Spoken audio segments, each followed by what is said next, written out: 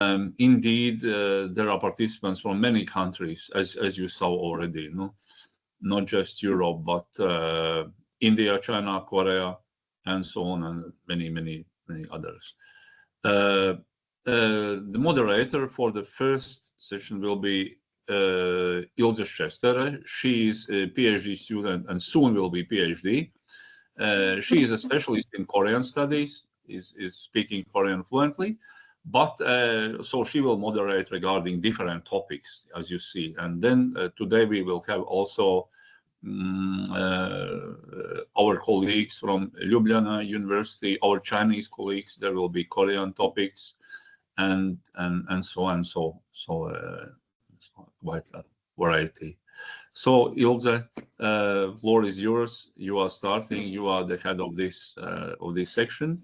Next section, I will be moderator for the next. Then Susan Hoshab, a specialist in Arabic studies, will be for the second or the third, and in the fourth section and in conclusion we will moderate all together because at the very end there will be also student participation. If I'm not present because of duties, it may be because there are a lot of duties in university. Don't worry. In case of emergency, you just call me, and I'm a kind of emergency security and whatever you imagine. So no worries at all. Ilze, so the floor is yours. And Okay, thank you very much for the introduction. So we are on the final third day of this conference, Grammar of Time, and this is the first section, which will also, as usual, will be covering lots of different various topics regarding time. So first presenter is not here, I assume. Professor Baltgalva is not here, so I will be presenting instead of her. I will read the text, and I apologize if I go slightly over time, but since she's not here to answer questions, then hopefully that should be okay. So each presenter has 15 minutes and then 5 minutes for questions. And there will be a timer on the screen so you can follow along. And when the time ends, there should be a signal, very quiet one. Yeah, but pay attention. Let me share Professor Baltgalva's presentation. Yes, should be visible now. Okay. And I will start the timer. Okay, so Professor Baltgalva's presentation is on expressing future, necessity, and desire in Tibetan, Sanskrit, and Latvian languages. So it is well known that people from the East have a completely different perception of time in comparison to Latvians or other Europeans. One of the best ways to understand the nation's mentality and the grammar of time in each culture is the research of languages, where abstract ideas and notions are expressed in concrete terms. Therefore, 3 languages are chosen for the comparison. Tibetan is treated as a representative of the Asian civilization, Latvian as a representative of the European civilization. Sanskrit belongs to the Indo-European language tree. However, geographically it has a closer link to Asian, Indian culture. Therefore, it forms a kind of bridge between both sides. I have added to the previously defined topic one word, future, because I will analyze not only necessity and desiderative modes, but cover also other verbal categories which express action or thought that has not happened yet. The main objective of the research is to define and solve problematic aspects of the translation of Tibetan verbs in Latvian language. The research is mainly based on a close-to-text study in order to find out the forms of the desiderative and necessative mood, as well as present and future tenses, which express actions and happenings that have not yet occurred, but are expected to happen in the future. So in the next slide, you can see as the text. I have chosen 2 classical texts where these forms are often used. The first is Introduction to the Bodhisattva's Way of Life. Another one is the poetic essay. You can see down here. Conversations with the Heart by Latvian writer Richard Rudzītis. This text was written in times of Soviet Union and religious movements and beliefs were opposed and suppressed. Yet it shows a close bond with the spiritual culture and ideals of Buddhism in terms of content. I will introduce the author and reasons for the choices later on. First of all, I analyzed Tibetan verbal categories because in Tibetan, the main of this text that we see on the screen is the main source of my research. Since 2 years ago, I have been studying and translating it from Tibetan language into Latvian, and I observed that it is written in the way of advices, what bodhisattvas wish or should do. For this kind of didactic treatise, the author applies a large variety of verbal forms. However, their reference to present, future, possibility, imperative, or wish is often very ambiguous. So it was rather problematic for me to make an exact translation into Latvian. Tibetologist Nicholas Turandre states that the plurifunctionality and polysemy of grammatical morphemes or markers conveying a tense, aspect, or modality still constitute a real issue for contemporary linguist theory. A tense conveys not only a temporal but also an aspect and a modal value. Although one of the values is dominant, other secondary values are also present and may interact in the grammatical semantics of the morpheme. The given text is also available in Sanskrit, and the Sanskrit grammatical structures are very similar to those in Latvian. Therefore, I decided to compare Tibetan text with the Sanskrit text version in order to get more precision. However, it must be mentioned that Sanskrit version may be of later origin than the existing Tibetan translation. The earliest Sanskrit manuscript of this dates back from the 14th century, but Tibetan translation was done in 8th and 10th centuries. And in 11th century, it was included in Tibetan Buddhist canon version that corresponds to the text available today. So now a short overview of verbal categories in all 3 languages. In Sanskrit, there are 6 tenses and 4 moods, which are listed here. Furthermore, there are also different kinds of participles, among them 3 potential participles, and the normalized verbs, and adjectives can also express something that is expected to happen in the future. In the Latvian language, you have 6 tense forms, 3 simple tenses, and 3 compound perfect constructions. Verbs can have infinitive, present, past, and future stems, and verbal category comprises 5 moods, the indicative, oblique, conditional, debitive, and imperative moods. For future can also be indicated by modal verbs or declinable and indeclinable present participles. Tibetan language has 4 modes, future, present, past, and imperative, so actually it is possible to indicate the future with the stem alone. However, there are also many auxiliary constructions because verbal form may also be associated with a specific aspect, complete, incomplete, perfective, imperfective, etc., and a modality, realis, irrealis, epistemic, etc. The auxiliary is often preceded by a normalizer or a connective and the main verb stem. Now let's move on to the first text. I have done a comparison of selected verses from the first 3 chapters because further on grammatical forms mostly repeat. Today, due to time limits, I will show only one example of my analysis. The Tibetan text has been compared with English translation by Alexander Berziņš, and Latvian translation by myself is also given below. In the Tibetan language, one can find some verbs which are used as independent predicates without any additional markers. However, most common are different auxiliary constructions, which are inflected for the present or future and are preceded by a copula and the main verb in respective form. Nicholas Turandre mentions 3 different frequent sources of such words: morphological derivation from a modal verb with the derivative or deontic meaning, such as want or must, derivation from motion verbs such as come or go, construction of copula to be or an existential verb to have used in combination with an infinitive form of the verb. However, the most common auxiliary for the future tense is in Tibetan is cha, future, or che, and can mean a real future action or a wish or obligation to do something. So you can see the example here with the English will never give up, and in Latvian nekad nedrīkst atmest, and in Tibetan it is highlighted as well. Other modal articles or tense markers often used indicate a specific form for the future, are gyur, go, shik, shok, ki, chung, etc. However, in Sanskrit and in Latvian, such additional particles are not often used for time tenses, although they may be used to indicate another mode of speech, for example, desire, possibility, or wish.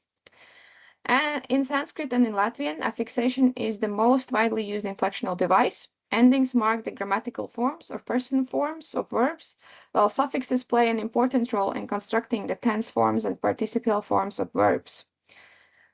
Further, you can see Sanskrit text along with the English and German translation. In the verse 1.8 point, the respective word is na vimotyam, not abandonable, gerundive, or future passive participle. Yeah, so you can see the translations of the highlighted phrase. In other Sanskrit verses, very often simple present tense to indicate the near future. Other forms are simple future, present imperative, desiderative, or optative, rhetorical questioning, etc. Then the second text, Sarunas ar sirdi by Rihards Rudzītis. So the Latvian text is closely related to Hindu and Buddhist ideas about the religious practices, cultivating oneself, purifying the heart and mind. Such concepts as karma, samsara, and others are often mentioned. Exactly because of these ideas, after the Second World War and occupation of Latvia, Rudzītis with his wife were exiled to Komi Republic and Kazakhstan. His works were prohibited and until the end of his life never published again. However, during exile, he continued to express his feelings and thoughts in the form of a diary. I have chosen these parts, which were written when the author was far away from home in exile, and conversations with his heart were of utmost importance. Other sincere talk was just impossible. There are several reasons for the choice of this work. It can be considered a Latvian classic, written in the very beginning of the development of Latvian literature. It is completely unknown in academic and literary circles outside Latvia and will be introduced here for the first time. This text is not yet published in print and is available only from the manuscript by the author. I used the digitalized version by Latvian Urich Society. Rudzītis was influenced by Indian and Buddhist ideas. Therefore, it contains similar religious ideas about their spiritual development. It's written in poetic, partly rhythmic style, just like Shaditeva's work. Represents a didactic approach where verb forms expressed in desiderative or imperative form are used. In the difference to the Santideva's text, it does not include many instructions about moral and ethical values, for example, patience, compassion, or daily routine of cultivating good qualities. It is more spiritual than religious and teaches how one should position the mind, how to free it from emotions, and how the real clear nature of the mind can be attained. A Latvian word sirds literally means heart and consequently deals more with disturbing emotions. However, in this case, the Latin word includes also characteristics of the mind. Therefore, maybe a better translation would be heart-mind. And here you can see an example from the text where imperative forms are highlighted with red, rhetorical questions with green, and other forms such as necessity, possibility with blue color. So as said in the beginning, the main objective of the research is to define and solve problematic aspects for the translation of Tibetan verbs and verbal particles in Latvian language. So in the last part of my report, I want to touch upon problematic issues and offer some solutions for them. In classical and Old Tibetan, there are 4 specific verbal stems. However, these forms reflect an archaic morphology and are limited to a few hundred verbs. Most words have only 3 or 2 forms, but some have only 1 form, which is used in all 4 cases. In Latvian, we make a very clear distinction among these types and modes, and the usage of the respective form is obligatory. One solution is to look for other verbs or time indicators in the context. If it is a sentence with several predicates, the form may be expressed in the equal part of the sentence. There may be other words that can help to find out the verbal form. Tibetan predicate can function independently without being related to the subject, but in Latvian, verb is dependent on the subject and must indicate the person and the number. A solution could be instead of future, one can use, for example, forms of necessity or desiderative, which can be expressed without a reference to the subject in Latvian too. Common solutions for these and other grammatical issues. A translator can decide according to the content of the text and his own understanding of the idea. Sanskrit text can be taken as reference in cases of the text translated from Sanskrit into Tibetan. However, there are several problems consulting Sanskrit texts too. Firstly, both text versions may differ, and the Sanskrit text does not necessarily represent an earlier source. There are even cases when Buddhist sutras are retranslated from Tibetan into Sanskrit again because the original is lost. Secondly, Sanskrit has a large variety of verbal forms and participles that are not existing in Latvian language. In this case, the problem will be doubled. Thirdly, Sanskrit often uses a statement or a question without predicate. Adjectives, nominalized forms of participles are used instead.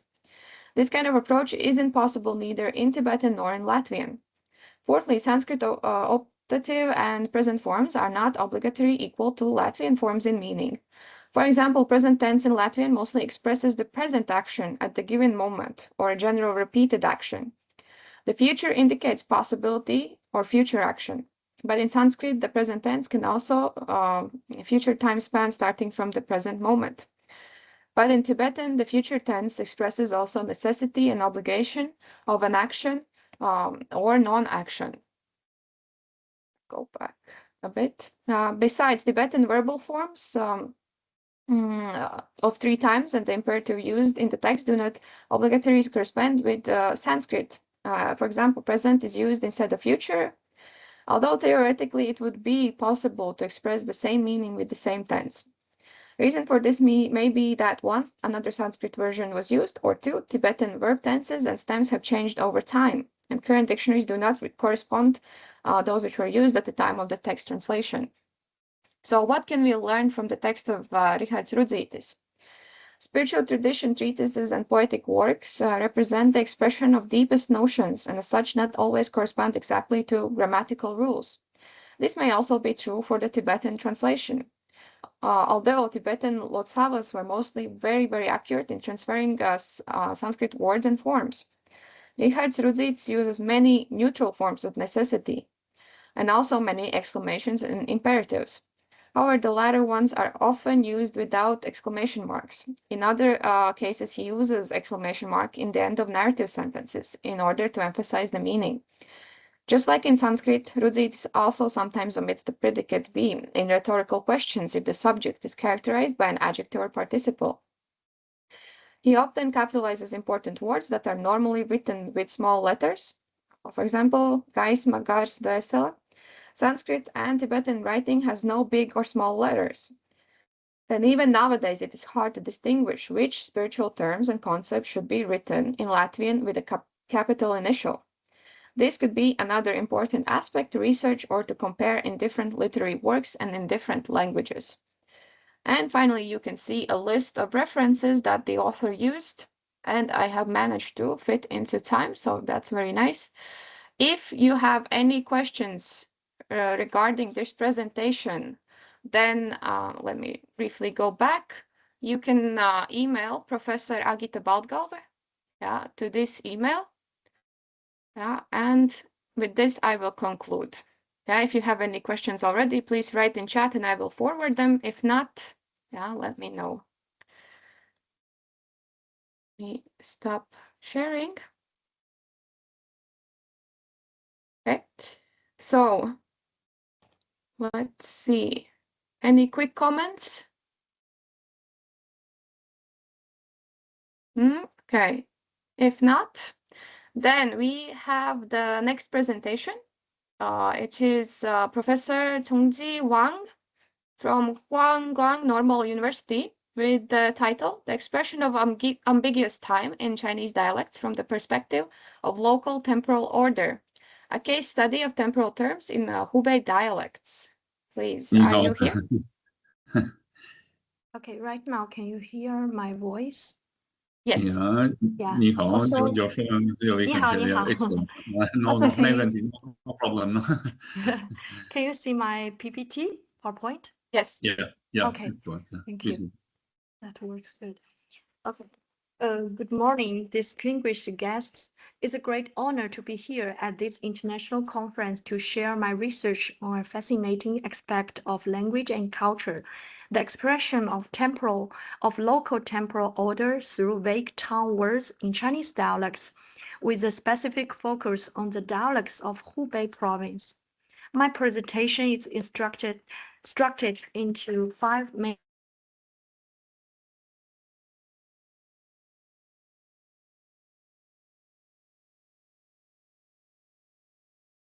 Oh, sorry, we cannot hear you. Yeah, just open your microphone. Probably microphone No, closed. I think it might be a connection issue. Microphone. Oh no, it's good now. Yeah. It's good Okay. now? Yeah. No. Yeah. Okay. Yeah. Okay. But because right now I'm at school, so I don't know whether it's good or not. Okay.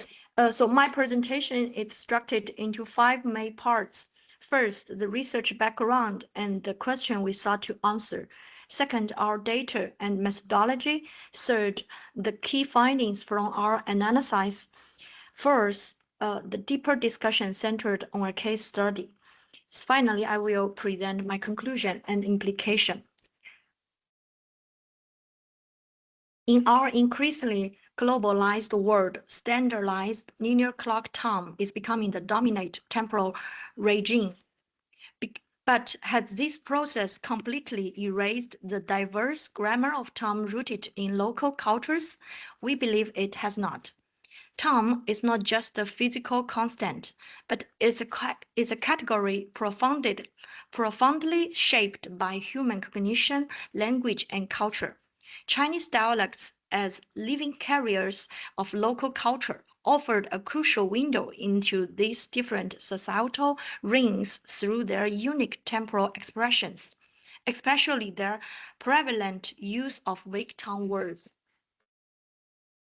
Previous scholars have laid important groundwork. They have defined temporal terms from semantic and grammatical dimensions, and crucially have focused on fuzzy or vague tongue words. They have analyzed their categories and cores, noting that vagueness arises from unclear boundaries, imprecise duration, and ambiguous frequency or sequence. The reasons for this are linked to natural rings, instrumental measurements, and relative standards. Our research builds directly upon this foundation. Our study ended to address 2 core questions. Which tongue words in Hubei dialects possess vague semantics, and what are these reasons behind this? Second, in what context are these dialectal tongue words still used, and what function do they serve? Our data primarily comes from the authoritative language source Hubei, language source of China, Hubei. As you can see, the Green Book. This was published in recent years. This collection includes field survey material from 50 cities and counties across Hubei's 3 main dialect areas: Xinan Mandarin, Jianghuai Mandarin, and Gan. I was personally involved in this project as a field worker for the Hong'an survey point. We supplemented this with data from other dialect surveys conducted by local renowned scholars, as you can see the book here. Methodologically, we employed a mixed method approach: literature review, comparative analysis or terms across dialect areas, and in-depth case study analysis.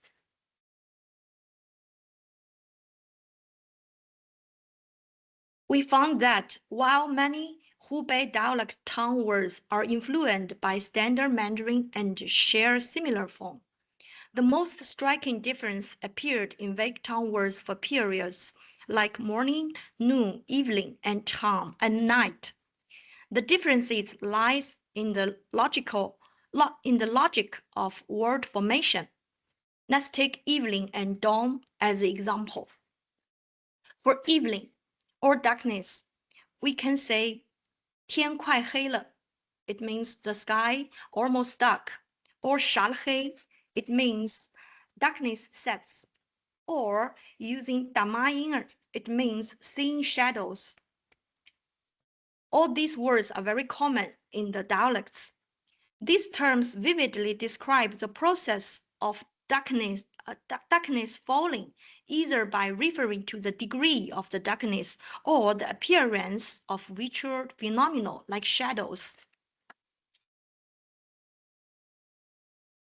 The same for the another words like dawn. Words like 麻风亮 or 麻麻亮.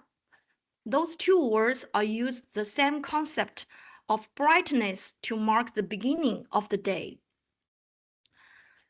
So this reflects a native perception-based logic for conceptualizing time. Furthermore, we observe differences in the use of metaphor, pronoun, and location words for other terms.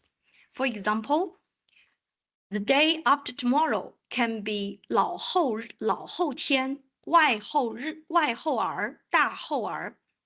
And the year end is often used 年尾. The 尾 means tail, 年根, the 根 it means root. These variations highlight the deeply metaphorical nature of these terms and underscore that their practical boundaries are inherently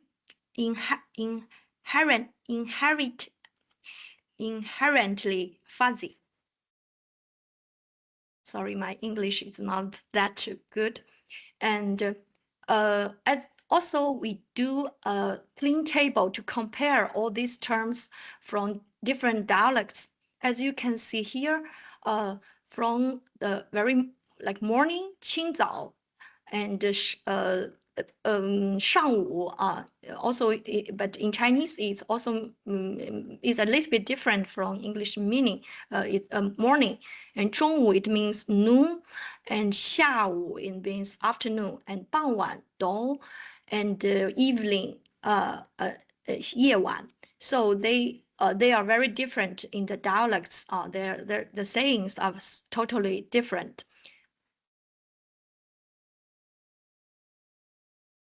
Our second finding is that these dialect tongue words are not relics. They are actively embedded in daily life, reflecting local cognitive pattern and cultural experience.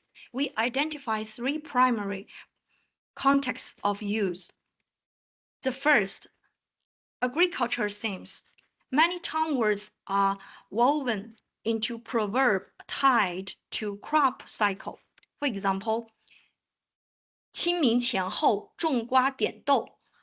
It means around 清明, plants melons and beans, using a solar term as a farming calendar.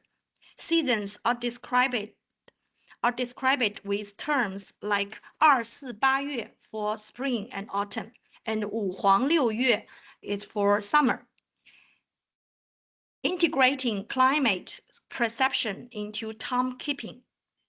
And there is a very special term, it's learned 双抢, referring to the frantic rice harvest and planting period in June and August, which is a collective memory of rural life in 1980s. So right now, 双抢, this word is not using anymore because of right now we don't need to plant in two different seasons. Though, but these words, people are still remember these words. Sorry. And the second context is about the dietary habits. Meal-related tongue words revealed local temporal order, like 过早, it's for breakfast. It's ubiquitous in Hubei. But more locally, we have another word. It means 过南, refers to a middle morning snack in Xishui dialects, which is a small city in Hubei. And 过夜, it means dinner in some area, and 过中 denotes a simple lunch in the Jianghan Plain. These terms reflect historical meal structures adapted to agriculture workloads. And the third part, all these town words are still used in our daily customs. Traditional festival and customs preserved unique town words, like the Dragon Boat Festival have variations like 小端阳, 大端阳, and 末端阳. And there is a very special festival. It's called the Close Sunny Festival on June 6th. It's known as 晒红绿. So at that day, people will bring their clothes and other stuff like to enjoy the sunshine. And the New Year's Eve customs are encapsulated in rings like 30夜的火, 除夕夜的灯. All these are means the fire on the New Year Eve and the lamp on the New Year Eve. These expressions root Tom in cultural rituals. This leads to our core arguments. Dialectal Tom words represent a form of knowledge rooted in local practice. They build a flexible, contextualized, and human temporal order. To illustrate this, let's delve into a case study of words 中时 in the Hong'an dialect, which I do this survey by myself. First, it's important to note that even standard Mandarin 中午 noon is somewhat vague. However, 中时 in Hong'an is profoundly different. It does not refer specifically to 12 o'clock or from 12 o'clock to 2 o'clock. Instead, it refers to the entire morning period from after breakfast until lunch. Why is this? We can explain this using the figure ground theory from cognitive linguistics. In the cognitive themes of Hong'an people, the entire morning block, the core working period in agrarian life, is highlighted as the figure that need naming. Specific clock time within it, like 10 or 11 a.m., recede into the ground as less important. This usage is deeply rooted in local context. Hong'an is a mountainous region with a history of agrarian poverty, while 中时 is an ancient word, originally means moon. Its meaning shifted in Hong'an. The traditional production mode followed a work at sunrise ring. Peasants ate breakfast at dawn, worked continuously in the field, and returned for lunch only when the sun was high. This was simply no practical need to segment this continuous labor unit further. Thus, 中时 became a comprehensive term word covering the entire work unit. This constitutes an event term system, where time is defined by activity. Directly in construct with the modern clock time system imposed by schools, offices, and institutions. This creates a significant tension. When the fuzzy event-based 中时 meets the precise demands of 8 a.m. or 12 p.m., cognitive adaptation is required. Younger generation, especially students, increasingly use Mandarin 上午 means morning and 中午 means noon, or their understanding of 中时 is becoming more precise. This case reveals the predicament of local temporal orders under modernization. On one hand, 忠实 embodies a wisdom of living in sync with nature, offering a cultural resource to reflect on modern time anxiety. On the other hand, it is undeniably endangered, becoming marginalized under the impression of standardized time. This dynamic process shows how different grammar of time collide, adapt, and evolved in a globalizing world. So,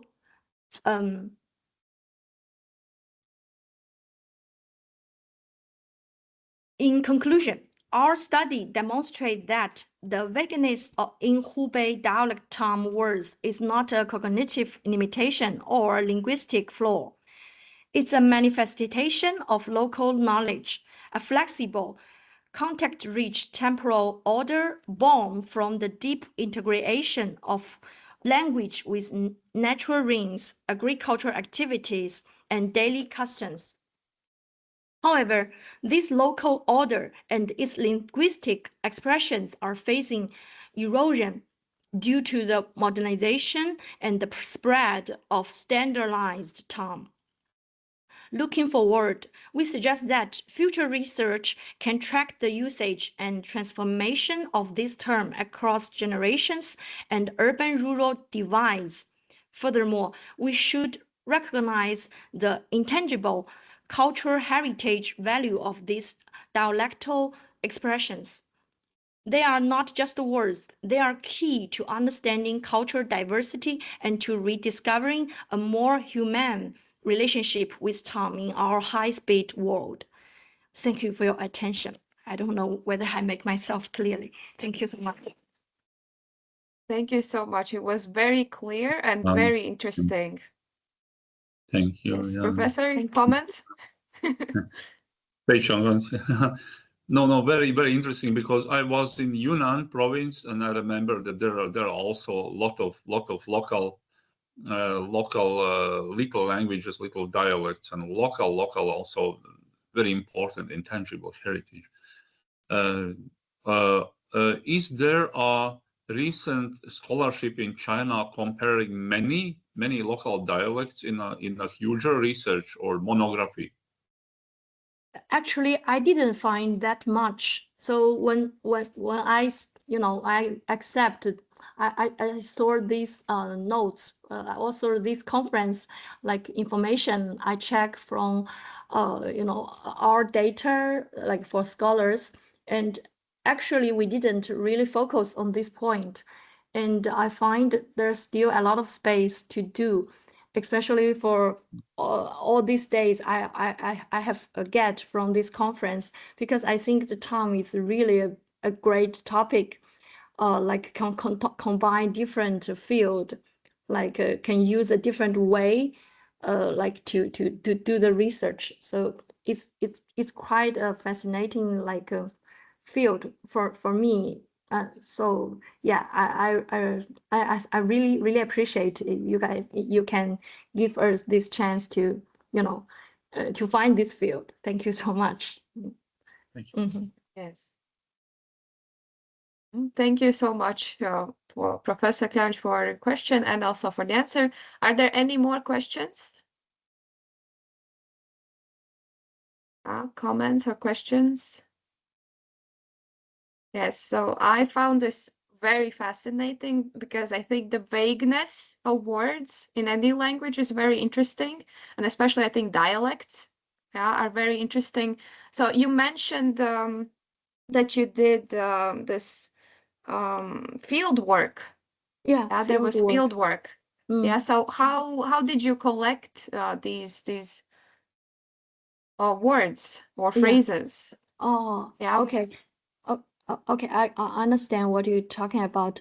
Actually, we have how do you say, we are already doing this dialect research for quite a long time, And right now, we already have a syllable. It's like created by very, very famous like scholars in maybe in 1980s. That's a very, and people are totally agree with their syllables. And what we can do is when we for example, for the time, we differentiate it into like season and festival and year and months and day or others. Like we analyze them into different categories.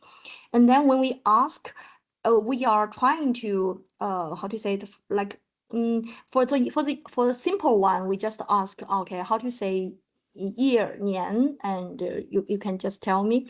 And sometimes when the people say like evening, so probably they will give us a lot of different kinds of way to give us the way to say the evening.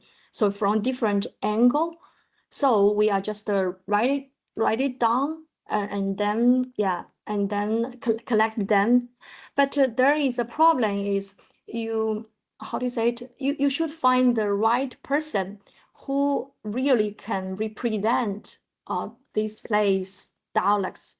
So for us, we are more prefer to find like a man who is already like 50 to 55 years old, something like that, the old man, and who already have some who have a little bit educated, but not that much. Because if you are educated like a professor or some have very higher like a degree, probably you are more like to use Mandarin to express yourself, or just to translate Mandarin way like into dialects pronunciation.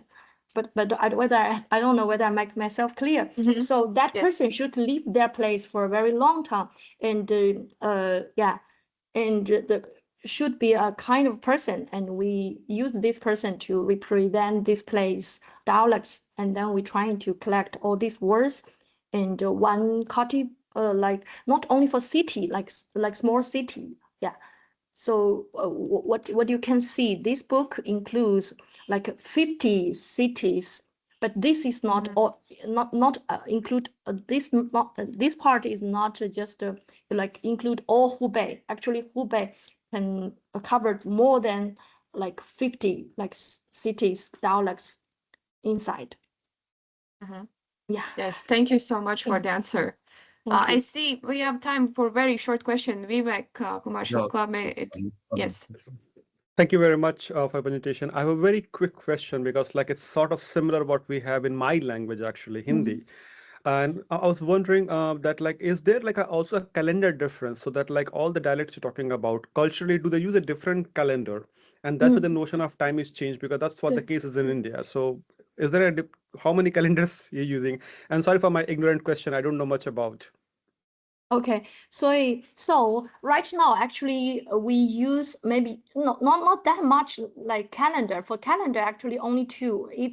One is gongli. Gongli is for the normal like calendar we all use, and another one is for lunar calendar. But the lunar calendar always used for very important festival, and also your birthday. You always like celebrate for your lunar calendar. But right now, the younger people actually they celebrate two different birthday. Like one is for Gongli and one is for lunar calendar. So right now it's kind of very flexible like use. For the old people, they still more like they're more prefer to use the lunar calendar, or always using the old time ancient way to do everything, especially for their eating like habits.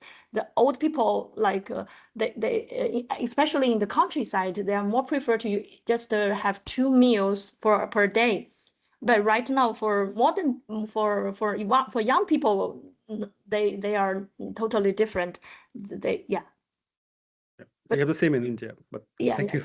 Thank you. Thank you. Thank you so much for the discussion and the questions. I think we can move on. Thank you for presenting. Okay, I will quit. Yes. Okay, next speaker is Professor Vivek Kumar Shukla, Associate Professor, Hindi School of Culture and Society, India and South Asia Studies, from Denmark. The presentation titled "The Idea of Time in Early Modern Hindi Poetry, Kabir Kali Yuga, School of Culture and Society." Yes, okay. So I think the first part, right? Are you ready to present? I see that your mic is not. Yeah. Yeah, I'll just start. I'll find my PowerPoint to just share it. Just one second. Then. Yes.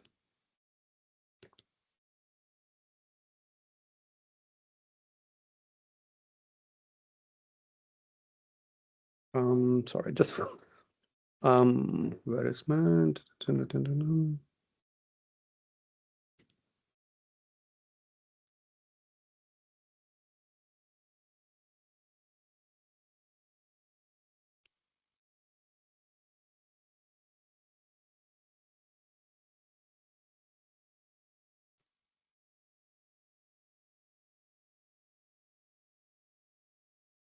I uploaded it before the presentation, but okay, now it's here. Good. All right. So thank you very much, and thank you very much for our professor for having me here.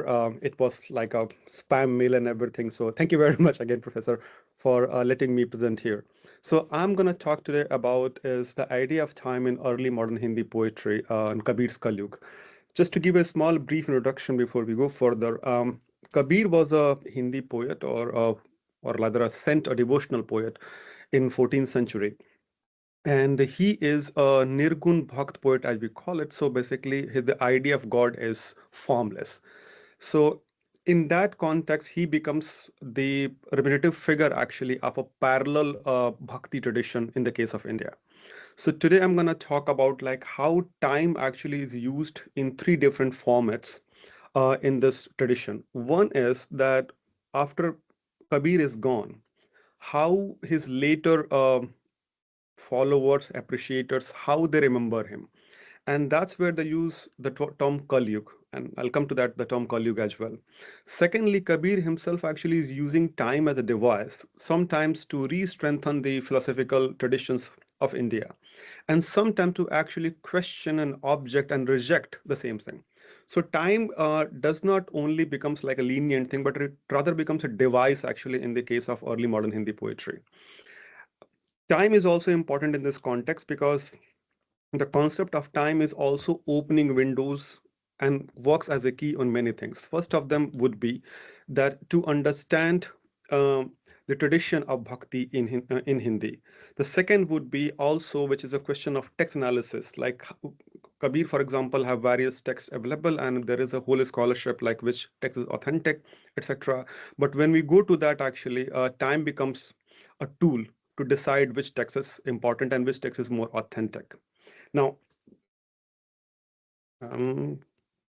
yes. So time in Indian tradition actually is not a linear tradition, but is rather more like a circular thing.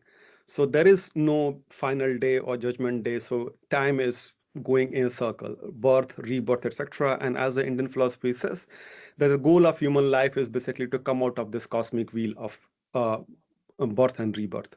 This is a quote of Rig Veda actually, because like when we look at the Rig Veda, one of the ancient texts in Sanskrit, it talks about that how time is a circular entity. And even though Rig Veda is not talking Kali Yuga as a notion, but it talks about time. The concept of Kali Yuga comes very late actually, primarily with the rise of Puranas in Sanskrit literature. Then later we see it's in Mahabharata and Manusmriti, which I'll briefly touch upon the point as well. Now, when we go to this time distribution, the Indian philosophical tradition believes, or the Puranic tradition believes, that there are 4 ages: Satyug, the age of truth, then Treta, the age of Ram, then Dwapar, the age of Krishna, and after Krishna's demise comes the age of Kali Yuga.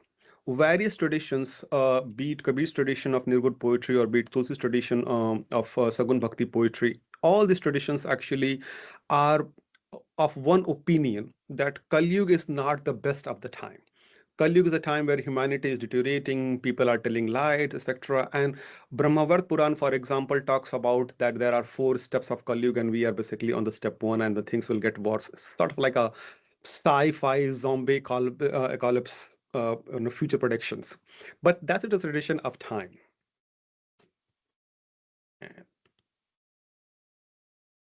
So Mahabharata, for example, it talks about that in Treta Yuga, anger becomes to rise. In Dwapar, it becomes still more. But in Kali Yuga, it is desire alone that dominates a mankind. That is to give a small example how Kali Yuga actually is seen in various texts. And as I said, like it first comes in its own format in Purans, and then later in Manusmriti and Mahabharata. Now, I have made a small list actually of just to give you a brief clue that like how Kali Yuga is perceived in various texts. For decline of dharma, fake gurus, oppressive rulers, materialism, immorality in society, short lifespan, loss of Vedic learning, bhakti as the only salvation. And this is the last point which I'll touch upon more actually. So the tradition says that like in Kali Yuga, bhakti or devotion is the only salvation, and it's a rough translation of the Sanskrit term moksha, basically meaning that like to come out of that like a birth and rebirth cycle. When it is happening actually, and then we take the same concept to Kali Yuga in non-Sanskrit traditions. So what happens is the tradition of bhakti poetry and poets, and this is about the text analysis I was talking about. Anand Das was a person who wrote a parchai, a tradition of various poets in 16th century. Now, Anand Das' arguments and his records actually are the most authentic we have so far in the scholarship. And Anand Das, when he is remembering his poets who had been him before, he uses Kali Yuga as a device. For him, why these poets are important is because they are the one who brought bhakti in Kali Yuga. So for example, he is remembering Namdev, and Namdev is a Marathi poet, and that's where time also opens into this interlingual, inter-regional bhakti tradition at the same time. So he says that in Kali Yuga, Namdev was the first one. He also had Krishna in his control. I mean, that's in the story, a legend rather. So Ananda Das, when he have to remember Namdev, he is using Kali Yuga as a device, and he is establishing him in the tradition what Brahmavat Puran was saying, that in Kali Yuga, bhakti will be the only rule to salvation. Similarly, Pipa was a king born somewhere like 1465 to 1475. There is a scholarly debate on it. But when he talks about Kabir, and this is one of the very early mentions of Kabir actually in written documentation, and he says, "Je Kali naam Kabir na hote." So had there been no name of God and no Kabir in Kali Yuga, the ordinary people, the Vedas and the dark age of Kali all together would have sunk devotional state to the bottom of the ocean. Now, why it is important? Because Pipa at one point is remembering Kabir, and to remember Kabir, his device actually is Kali Yuga or time. But at the same time, he is also going or rejecting the idea, which we'll talk about more, that lok, people, the Vedas, etc., will not help you to go ahead. What he is saying actually is that like if in Kali Yuga, forget Ved and forget lok, basically look inside, and that's what his philosophy is, and that's what the new philosophy is talking about. Now, when we come to Kabir and look at his time, Kabir uses time as a device to talk about various philosophical departures. He uses this sometimes to repeat and strengthen, but at the same time, he is also using it as a device actually to reject the existing idea of bhakti. And I have gathered some examples, more like thematic descriptions, to talk more about this. And I have taken 1 or 2 examples from each theme. And of course, like these are not all the themes because I had only 15 minutes, so I made it a bit short. Now, remembering is the key, as I call it. When we look at this bhakti poetry, devotional poetry in early modern Hindi, one thing which many traditions agree on, that in Kali Yuga, in our times, remembering the name of the God or Krishna or Ram, or depending like if you're Vaishnav, that is the key actually. Then everything else will go away, but we have to remember. So Kabir, when he is talking about his poetry, he uses time as death Kal. And he, for example, in this poem, he says that, why are you sleeping? The Lord of Death, the Yam, is standing on your head. And basically, you should spend this lifetime to appreciate or to sing the songs of Govind. Govind is reflected as a Nirgun god, not like as a Krishna or in a Sagun god. So here we see that Kabir is re-strengthening that Sumiran or remembering is the key, which Tulsi is also saying in his book Ramcharitmanas, that Tulsi Kalinam Adhara in Kali Yuga, the name, the remembering the name is the foundation. Okay. Now, the second theme we see actually in Kabir's poetry is longing for the lover. I mean, by lover, we mean the God. And Kabir again actually is using the metaphor of time, that like the whole world is so happy that they're eating and drinking and sleeping, while Kabir actually is the one, the sad one, who is awake and crying for his lover, love God. Now we see at the same time that Kabir is also again using time actually to establish or to express the love for the God. Interestingly, it is Nirgun Bhakti poetry who is doing a lot of it. Sagun Bhakti poetry is not that much on that line, except the Sakhi Sampradaya of the Vaishnavite tradition. And that's why we see that Kabir also have some Vaishnava influences. The faithful wife. And here, if we look at the Kabir's work, we see for the first time the word Kali Yuga appears actually. And then there are 4 or 5 poems. I have put one of them actually. And he says that like, I am the faithful wife to my God. I mean, to Ram, Krishna, Govind, he uses various names actually. The age of Kali Yuga is here and people have many friends and lovers. The one whose heart is connected to one sleeps peacefully. And in this, he is talking about that, like using the metaphor of domestic love. He's using that like you have to be faithful to your God and not like have many friends, but rather your heart should be connected to one. But even when saying this, he is using the metaphor of Kali Yuga and re-strengthening what the Bhagavad Puran was saying before, that in Kali Yuga, the human relations will decline and deteriorate and people will become more unfaithful. Another theme which Kabir uses more and more actually using time is songs to death. So he's using death as a metaphor, and sometimes he's using the lifespan of the time we have as a wake-up call. And sometimes he is using actually is that like, you don't need to bother about this material life because it's all going to be in vain. And sometimes to tell that like, wake up and know what is the purpose of this life. In this segment on songs to death, Kabir uses a lot many times that like you have to wake up this time. And this is where we see that how Nirgun Bhakti poetry and Kabir differentiates actually. While the traditional Bhakti tradition had been saying that like this is the life you have to wake up, but there are other things a bit more about the afterlife. While Kabir actually is saying that like no, life is very short, you need to be awake right now and death is gonna come to you. So forget about all this what you have, because like you will not come again in this world to see this. Now, Kali Yuga for Kabir. The way Kabir is describing Kali Yuga is 2 things. I mean, I have put like 2 as example. One, he's using Kali Yuga as a metaphor, as a device actually, just to make you know the sense of time, that the clock is ticking, as just ticking here, that not a single paisa will be lent without interest, and then it begins writing to the ledger of debt, that like whatever you have in this world is basically a debt, and that's why you need to be aware to be in the time. While at the same time, he is again going back to traditional belief of the Kali Yuga and telling that in Kali Yuga, people who are respected are greedy people. The comical jokers, he's maskara, he uses the word, that means that like people who are using a pretentious laugh to hide their things. So being pretentious, being greedy, etc., is appreciated. And it's such times that like the kind-hearted people are not respected. Again, Kabir is reinforcing the faith of the tradition. But in the same time, when Kabir is doing all of this, Kabir also uses time as a device actually to reject the idea. So the usual tradition or the Indian philosophical tradition believes that you have this life and there's a rebirth and then a rebirth, etc. And you should do good karma in your life. And after the death, you will be freed from this life and rebirth, birth and rebirth cycle. But the idea is that the fruit, the end result is always at the end. I mean, Gita talks the same thing, karmanyavadikaraste ma phaleshu kadachana. So this whole idea that like you should do good karmas in your life, but the result actually is going to become later.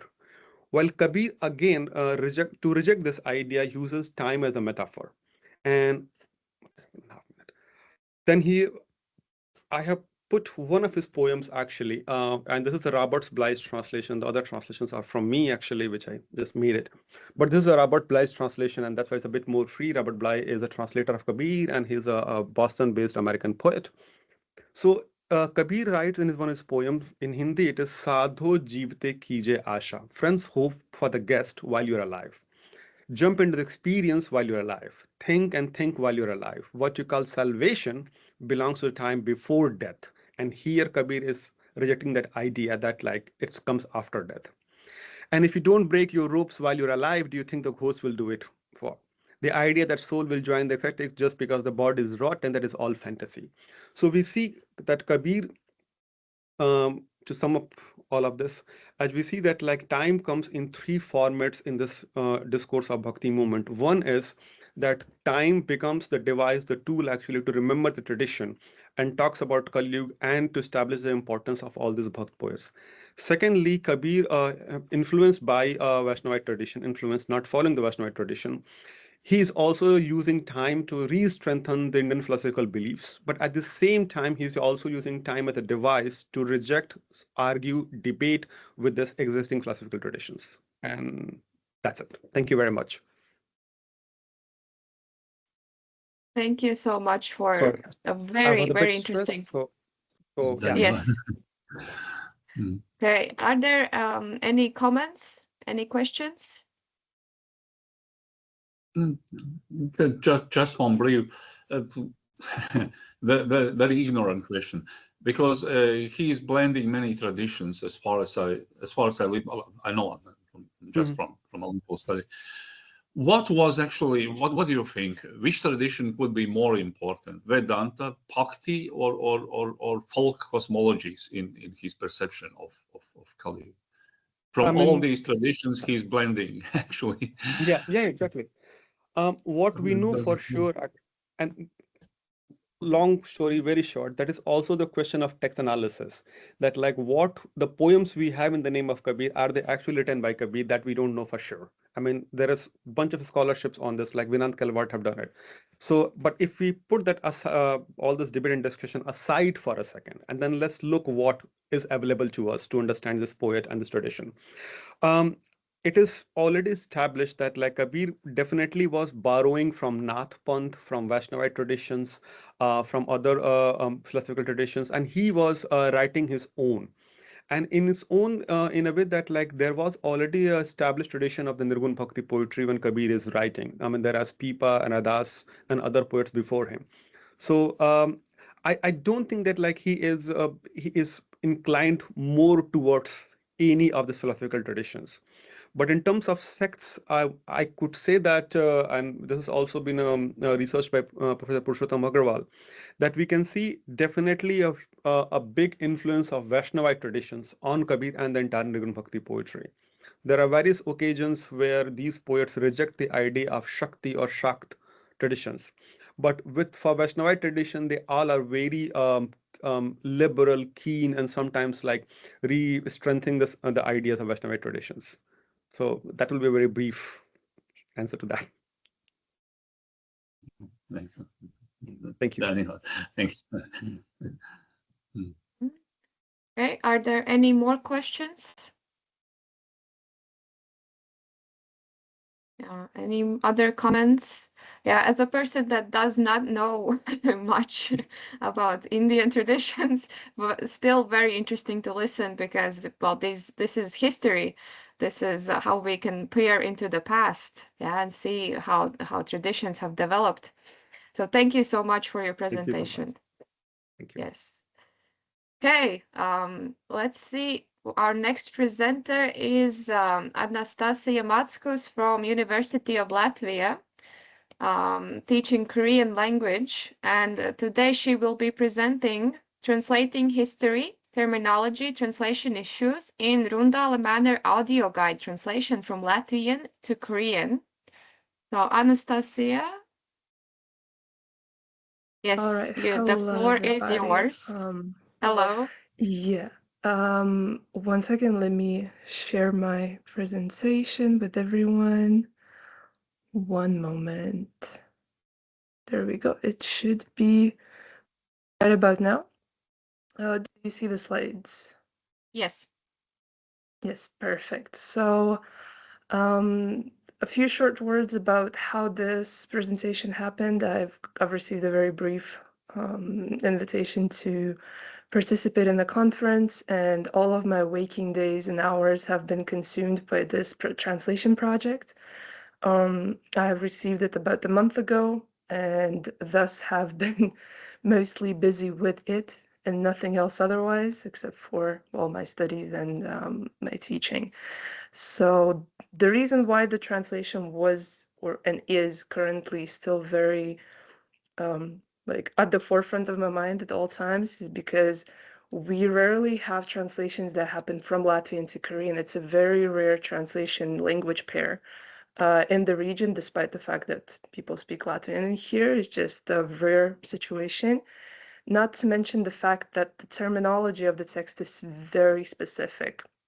So I'll introduce you first to the translation brief, just because it is something that I personally prefer to do before I start any sort of translation project. So here we have the text type, which is informative with a touch of audio media.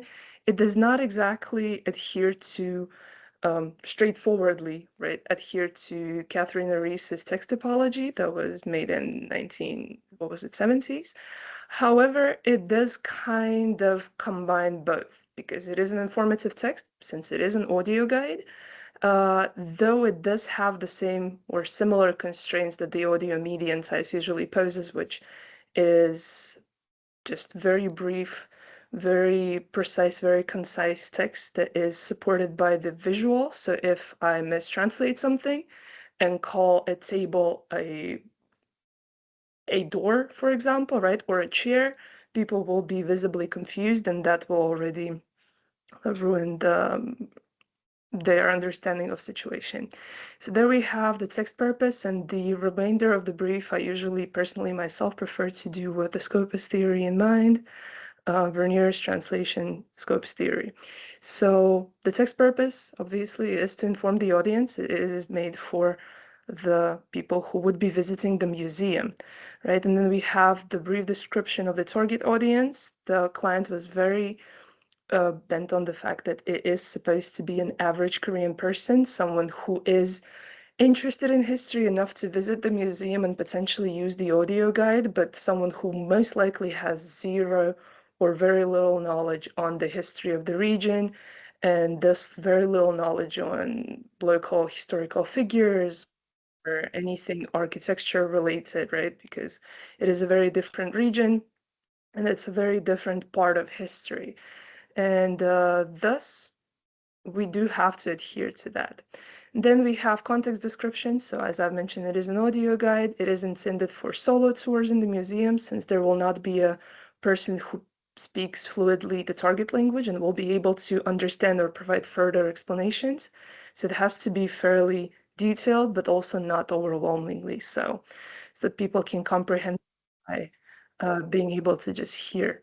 Then it is possible that it will be available in written form, hence there is an inclusion of hanja that I would add to my text just in case someone is curious, and it would make it easier for them to figure out which word I'm using, right? And then historical background is 17th, 18th century Europe. If we are more precise than it is, obviously, the history of Latvian region.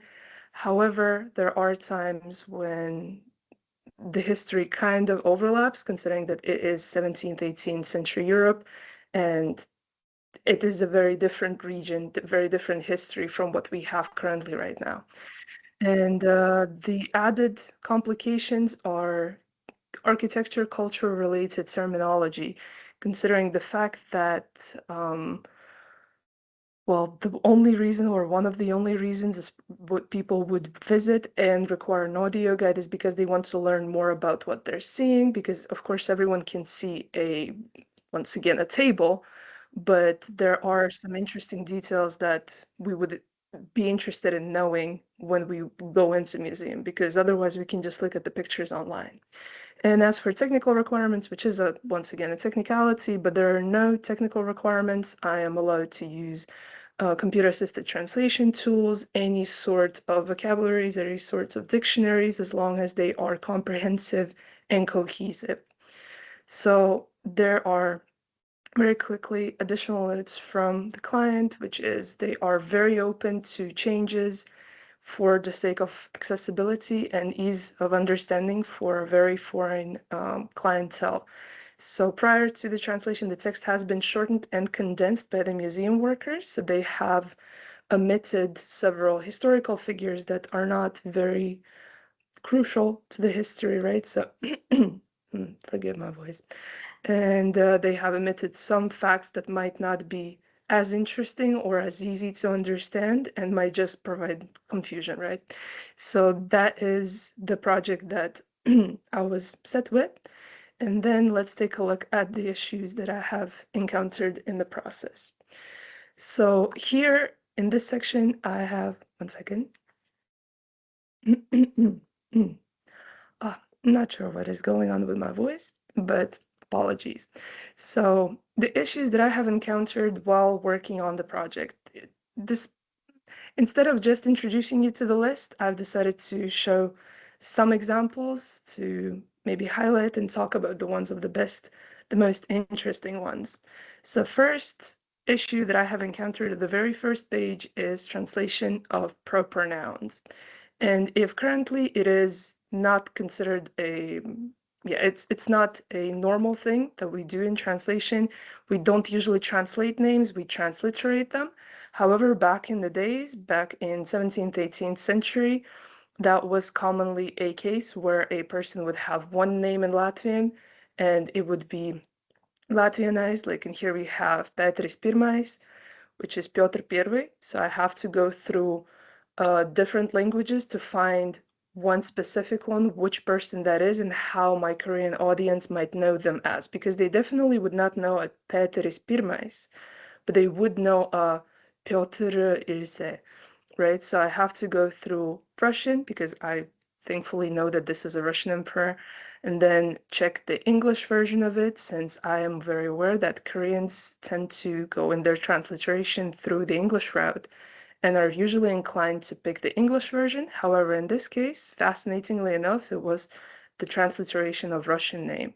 Same with the next person on the list. We see that it's an Anna Jovanovna, which in Russian, which is also a Russian, a person of Russian descent, she has two ways of writing her name. The following one is the one that resulted in the Korean transliteration of it. So I can't even take a single word and be, okay, I know who this person is. Let me just transliterate. I have to check every historical figure. And even here, most of them do not really have a Korean transliteration that is widely accepted and widely used, because once again, there is a massive lack of knowledge, right? Or just translated texts on this specific region and the historical figures of it. The first two, as they are related to Russian history, are very well mentioned in Korean sources. However, the following people and the final place, that is a manor or a castle in Zagan in Poland, these are not very well known. Thankfully, I have noticed a few blog texts that mention probably someone went on a tour to Riga, to Rundale, right, to Latvia, and then they have described their experience, what they have heard, and transliterated the names in a way that a Korean person would find them simpler. There is also a fun fact when it comes to the Dorothea and Wilhelmine. Since the name, both names are in German, So they're German names, which was a popular decision to give children German names at the time. Well, considering that most people have had German descent. Because of that, I was inclined to give them a transliteration from the German source. However, considering the fact that the clients instructed me to use the English transliteration, I had to go with this one, right, rather than the following two, just based on the fact that this is the client's wishes. And even though historically it would be more proper and correct to use the German transliteration, I'd have to go with the English versions.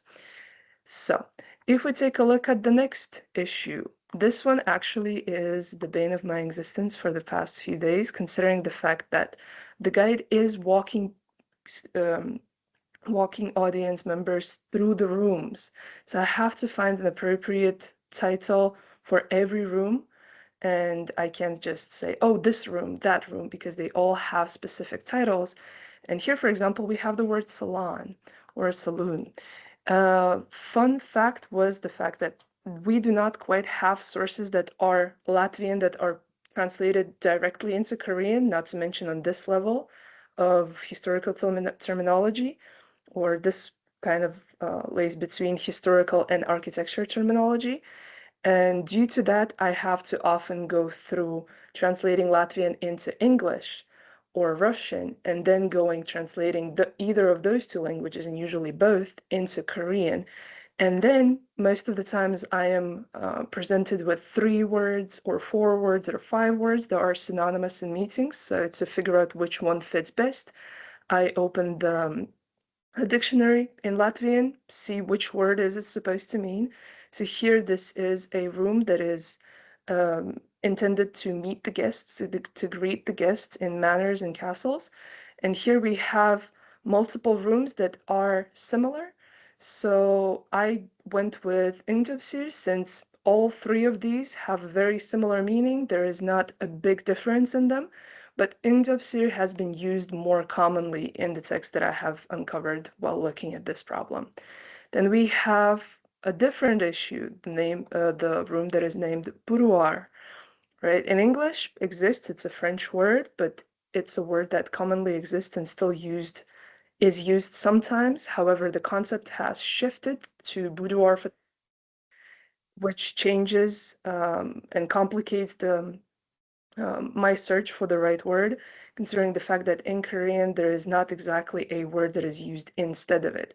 So sometimes I have to just transliterate the word and add a specifier of certs, right? So here we know that this is a room that is intended for women to greet. Usually in this context, it was a rich woman. She was a duchess, and the room was intended for her to meet her guests and mingle. And usually those are not far removed guests, those are close friends or family members. And so here we know that this is a room that is intended for women only, or used by wealthier women.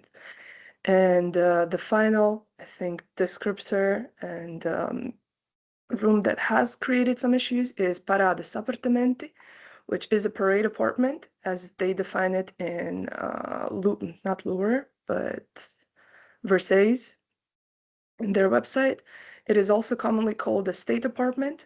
However, since Korea does not have a history of this sort of an apartment, this sort of a architectural structure to a building, especially for nobility back in the days, I did have to go with 의정실, even though it's technically supposed to be one room, but we put it in plural into the sentences. And here there is also a specifier of what is an enfilade or enfilade, as we have it in Latvian in here, which is a multiple rooms in direction in a straight line corridor. Both sides have rooms. So that is an enfilade, which I was only able to find once again due to a blog. So neither of these usually is available in any sort of a dictionary. The next problem we have is titles of paintings, which usually is fairly straightforward. However, considering the fact that at the time there were a lot of paintings revolving around a similar historical or biblical plot or scene, here we have Descent from the Cross, that technically the painting that we have in the manor is this one, painted by Federico Barocci. However, this is not a well-known painting of his, which makes sense considering the fact that this is a fairly small manor and there are no massively known and popular and famous works of art in there. However, they do have meaning. But the only way I was able to find and figure out how to call it by finding a similar or identically named painting by Rubin. And it is called The Descendants from the Cross. Korean sources offer 3 different types of a name. Went with the first one, just for that purpose. Similar situations happen after, with different paintings that also have people from Greek mythology that are not well known in Korea, so I have to find ways of working around that. And final bane of my existence at this time as a translator is everyday objects and furniture types that just didn't exist in Korea in the context. So we have one of my favorites that is Rakstamskapis, which is, as you see, a kind of a cabinet, a bureau of sorts, and it has a table that falls out. Not a piece of furniture that exists in Korea or existed in Korea back in the days when this would have been appropriate. So I have to find multiple different ways of describing it. Usually it's a description by picture. This is the exact piece of furniture that is located in Rundalis manor. So by describing it, I went with a 책상 서랍장, which is a table that also doubles as a cabinet. Right, so something similar, and I think that's going to be definitely the final thing, which is the massive difference between pleats, krasns, and kamins, which in Latvian are all things that we use to heat up spaces. So it's stoves, it is fireplaces, and then we have a third word that doesn't exist in English. In Korean, it is the same word that is nanlu. And then we have a specification, byungnallo. So this is the same nallo, the same heating device that is just placed closer to a wall or built into a wall. Meanwhile, pleats, krasns, and kamins in Latvian historical context were not necessarily built into a wall. So finding links between these vocabulary pieces, these parts of history has been very challenging, and in conclusion, there is a big necessity for a translator when working with historical or history adjacent texts to have a deep understanding not only of their own or source culture and history, but also the target culture and history, considering the fact that if the text has to be done for people who don't have a deep understanding of it, it has to be made very easy to understand, even with terms that are not in our everyday life. And this is, I think, the biggest, saddest moment when working with complicated language pairs like this, is the general lack of specialized terminology base for Latvian and Korean is devastating as is. And then having to go through a different language to be able to put things together is not only complicating the work, but it also is something that may result in more confusion, may result in less reliable translation, less comprehensive translation, which then requires more effort to be put into it to make it not only understandable, but cohesive, comprehensive, and somewhat faithful to the original. So that is where I am left. I am yet to submit the project. It is currently being polished off and finished off, and I know that this does not quite fit into the grammar of time. However, this is a very real remnant of time and very real proof of how time and our development through time moved different back in the days, and how we are still dealing with having to put these things together. Do you happen to have any questions? Yes, thank you so much, Anastasia. Okay, any questions from the audience? Thank you. No, there were just, you are talking about, let us say, Rundali is 18th century castle, and that time also the time concepts were different. Regarding even the furniture, it is used for a totally different perception of time and situation. It's nothing to do with today's, like, no mobile phones and so on, so on, so on, so on. And waking up 2 times in a night and so on. It's a totally different structure, actually. How do you translate the time concepts? Because otherwise it's usually not understandable at all if somebody is at least not reading the literature from the 18th or 19th century. And even the literature is no more understandable because the communication is totally different. I think in this aspect, what really helped me is the museum workers. So not only have they condensed the text a lot, so as I mentioned, they've omitted people or they've omitted fun facts that are not really helpful for understanding, but there are also a whole lot of explanation in the next sentence. Not only because it's necessary for foreign people, but also because, for example, I did not know what an enfilada was. I had to really look it up, and then I noticed that in the next sentence or in the next paragraph, we are walking through a corridor, and there are rooms. So I looked up, and I made sure that I can circle it back and kind of provide an extra explanation, which is fairly hard considering the fact that there is a very big need to keep the text as kind of fitting, as short as possible, because since the people are walking through, they're not going to wait for me for like half an hour explanation of what this specific thing is. So if possible, I try to either condense things. I do reach out to the museum workers to help them explain to me how the things work if I, as a Latvian person, do not understand and can't find it. In our tools, for example, the word sekretārs, which currently we use as a person who is a secretary. However, there is also a piece of furniture that is, in English, you could call it a bureau in a sense. So it is a word that, for example, if a Latvian person uses and they don't see it, that they would imagine a person being there. So even I would be confused if I didn't have the full context of the fact that I'm walking in a building. So adding the functions of the furniture pieces or of things like there was also a picture of smaržvāze, which is a perfume vase, which I didn't know that those existed in the first place. And then I had to look it up and see if maybe Koreans had it in their history. Maybe there was a piece of furniture that was used exactly for that purpose, to put perfume into it, and then it disperses as it ferments, as the herbs ferment within it.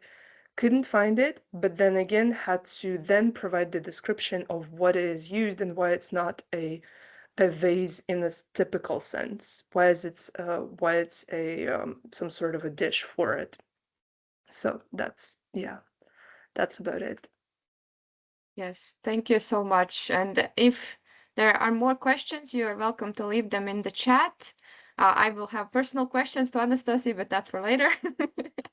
Thank you so much for the presentation. Very interesting aspect that we didn't get so far much in the conference, more of a like professional work side. Okay, so finally, we have the final presentation of this section, which is Rajesh Kumar, University of Ljubljana, with the title of the presentation, Literature as Cultural Pedagogy, Exploring Han in Korean Language Education. Please. The floor is yours. As the microphone, we can't hear you. Just to open the microphone on your screen to hear you. Good morning, everyone. I'll just try to present my PPT. Just give me a second. Okay, I think it's visible. Just a second. Oh, not yet. It's not visible. Okay, it says like I'm presenting. Just a minute. Maybe I have to present the whole screen then. Is it visible now? No, you will see on your first, very important, open it on your desktop completely. Yeah, it's open. Yeah, because yesterday we tried it. Then you see actually the segment, and you see exactly, just wait a little bit, and you will see exactly where your PowerPoint appears, and you click on that place. Okay, just a minute. If that's not working, just send it to us via email. And the moderator will open it for you. You should try clicking on share actually if you're not doing it. Just click on share and you will see the option to upload it actually. That generally works better. Yeah. Now it's saying I'm sharing a window, but I don't know. Maybe can I drop the PPT in the chat then? Yeah. Sure. Yeah. And the moderator will open. Yeah. Okay, thank you. Just give me a second. Also, it takes a little time. If you saw already window, probably on the right side from the window, there will be another little segment, and the PowerPoint appears there. And if you click on that, then it shares, then it's visible. Just you. It says I cannot send a message in the chat because I'm not a member of the chat. Then just send to my email or the conference email. You know, Can the email. Okay. Well, I will provide you in the chat the email of the moderator, and you just send to that email, and she will open it for you. Yeah, just a second. And so I'm sending you the email of the moderator, and just send your presentation there. So there it is. Ilze.Chestere yeah. I can't see any message in the chat yet. I send it to chat. Or how can we? Just a second. Do you have the conference email? Yeah, I have. Send it to the conference email. And I will forward to the moderator. Okay. Just give me a second. I'll just send it. No worries. Okay, yes, we still have time, so no rush. But like the first day we tried, it was working quite well. So I was like quite assured that it will work. Yeah, you can never predict what's gonna happen. And technologies.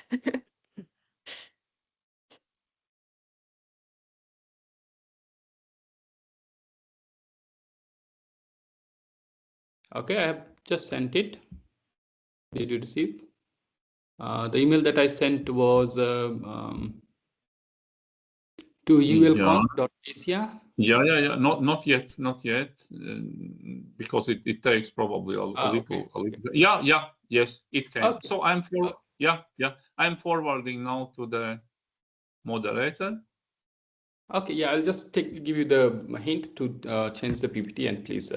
And so I'm sending. So Ilze, you will have it in a probably in some 24 hours. No. I'm kidding. Hopefully in a minute or some seconds. But as you know, the technology is very highly dangerous. Yeah. We never know anything. Ilze, how it is? Did you receive it? Check the no. I will check. Not yet. Check your university email. I forwarded to your. Otherwise, I can download it and forward from another place. If that conference email is not as fast, I will download it and send it.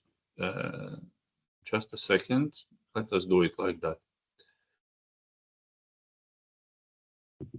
It's coming to you, but I'm doing a separate option at the same time. So no, yes. It was in the spam. I got it.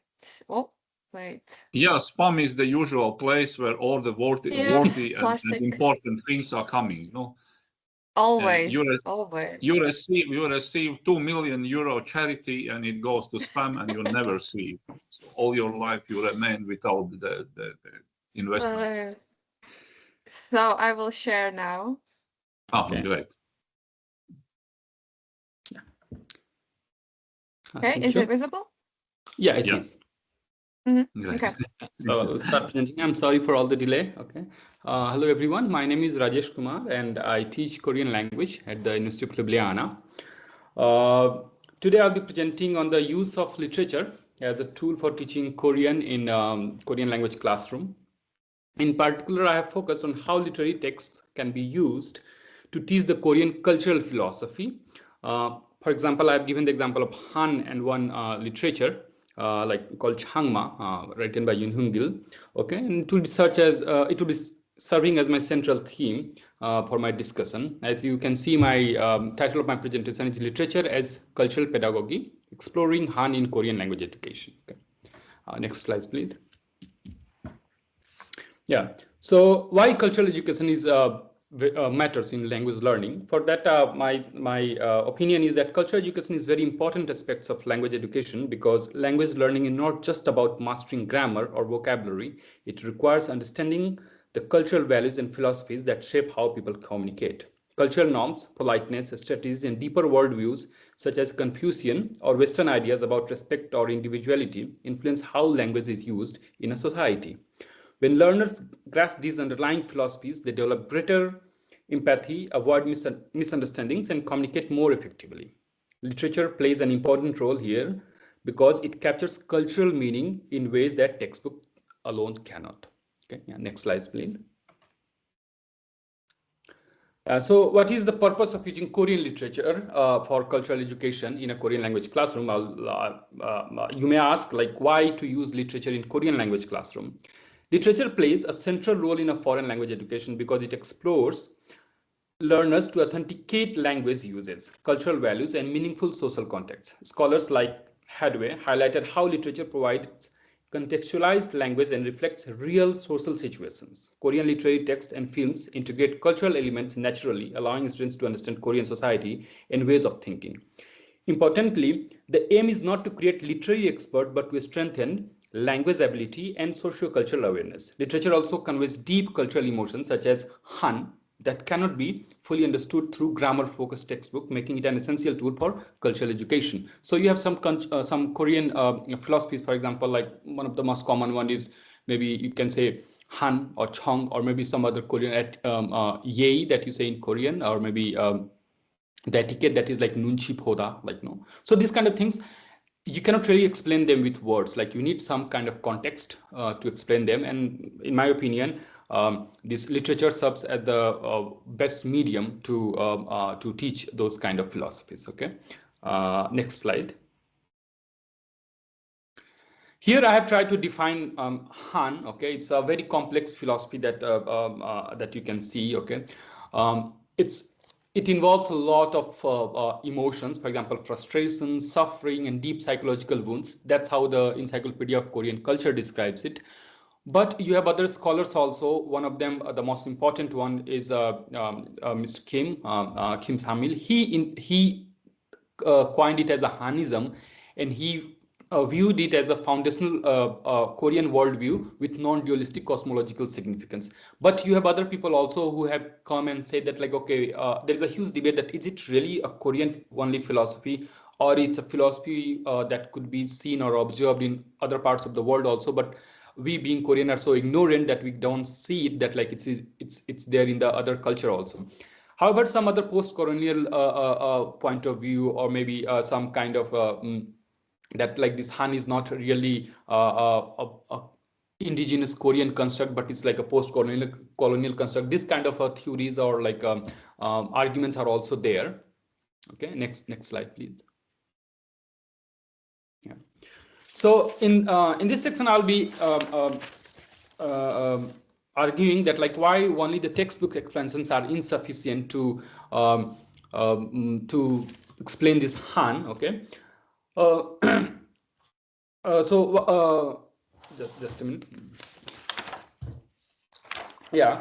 So why Han should be taught through literature? For this, I want to say this. There's like the one-line answer could be that the textbook definitions alone cannot explain Han because they strip away the cultural and historical experience that give it meaning.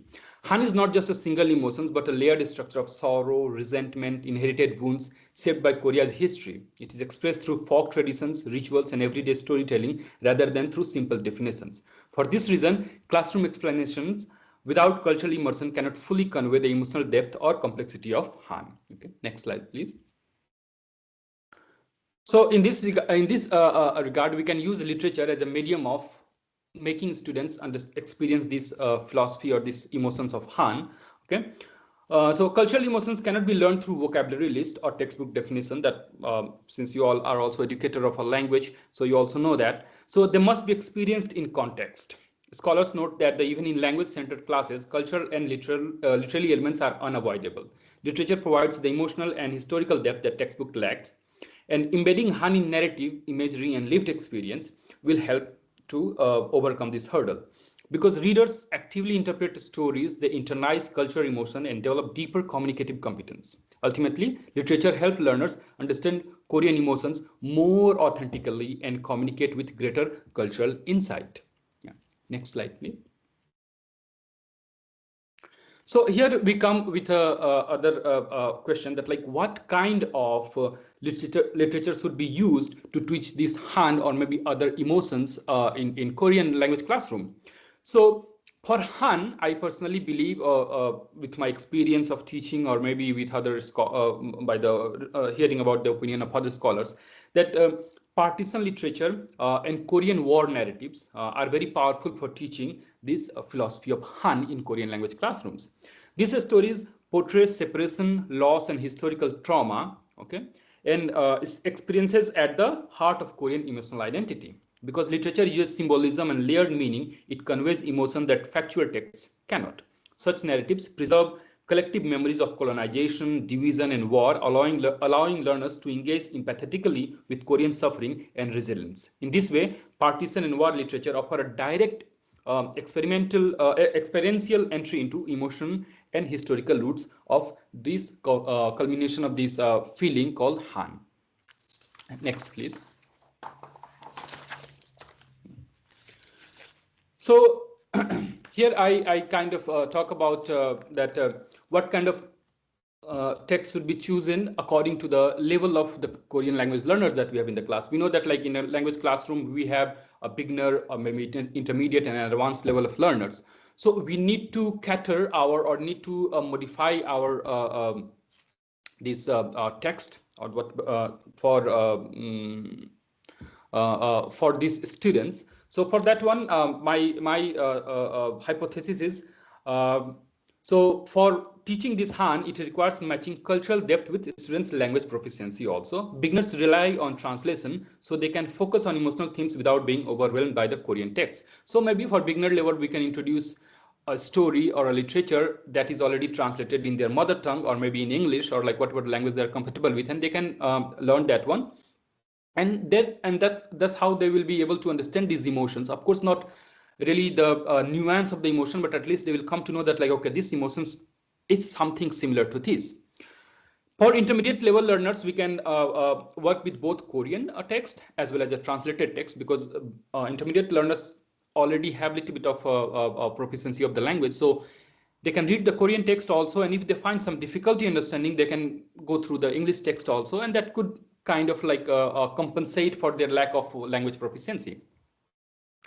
But if we and that's how intermediate learners can work with Korean translated version, which help them notice how emotional nuance and symbolism are expressed differently across languages. At the advanced level, a student can engage fully with Korean texts and deal with war, trauma, division, and philosophical reflections. Across all levels, the goal is to choose literature that support both linguistic development and cultural understanding also. So we have to, of course, even in the beginner level, we have to choose some text that had some kind of vocabularies that they know a little bit, not really fully, but so for that way we have to choose a text that is going to fulfill all these requirements that I just talked about. Okay. Next slide, please. Yeah. Also, cultural relevance and pedagogical consideration is very important in choosing the text. In choosing literature to teach Han, cultural relevance is just important as language difficulty, because Han is rooted in Korea's collective history and emotional experience. The text we select must reflect themes like division, war, suffering, and resilience. This is particularly, I'm talking for Han, okay, not for other philosophies. Scholars emphasize that cultural elements cannot be separated from literary education, so we must consider symbolism, emotional depth, and historical context, not just linguistic simplicity. By choosing texts that balance accessibility with cultural richness, we allow learners to engage meaningfully with Han beyond textbook definitions. Okay, next slide, please. Yeah, so for my argument, I have chosen this Changma, in English translated rainy spell. It's a very famous novel by Yoon Hyung-gul, okay, written in 1973. In this story, just give you a brief info about the story. In this story or novel, we can see how the Korean War fractures a single family, creating emotional wounds that reflect the larger divisions in Korean society. The grandfather's grief and resentment, the grandmother's grief and resentment shows how Han accumulates through loss and misunderstanding. There's a scene of snake where at the end of the story where the snake comes to the house and he runs away. Okay, interpreted through shamanistic beliefs, symbolizes unresolved resentment and provides a ritual moment of release. By then, the fading monsoon mirror, the easing of emotional tension. So all these kind of things that like this, because this Han is not only emotional also, but it also is defined through the setup, or maybe because, for example, I will say today it's a very snowy and very gloomy weather in Slovenia. So I can say this is also some kind of like Han. Okay, it's also some kind of Han. Okay, so that's how that's why I have chosen this novel, because it talks about a lot of things that like the cultural imagery as well as maybe language, as well as like very much having some kind of metaphorical reference, okay, to the Korean society as well as Korean people emotion. Okay, next slide, please. Yeah. So of course, like just reading only or maybe giving students to read this is not going to work. So we have to have some kind of like classroom strategies. Okay. So what I have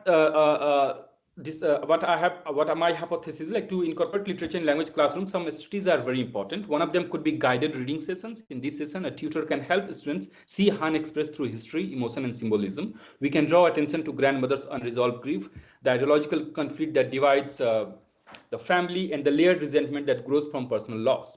The snake scene introduces shamanistic symbolism, showing how unresolved suffering takes spiritual form.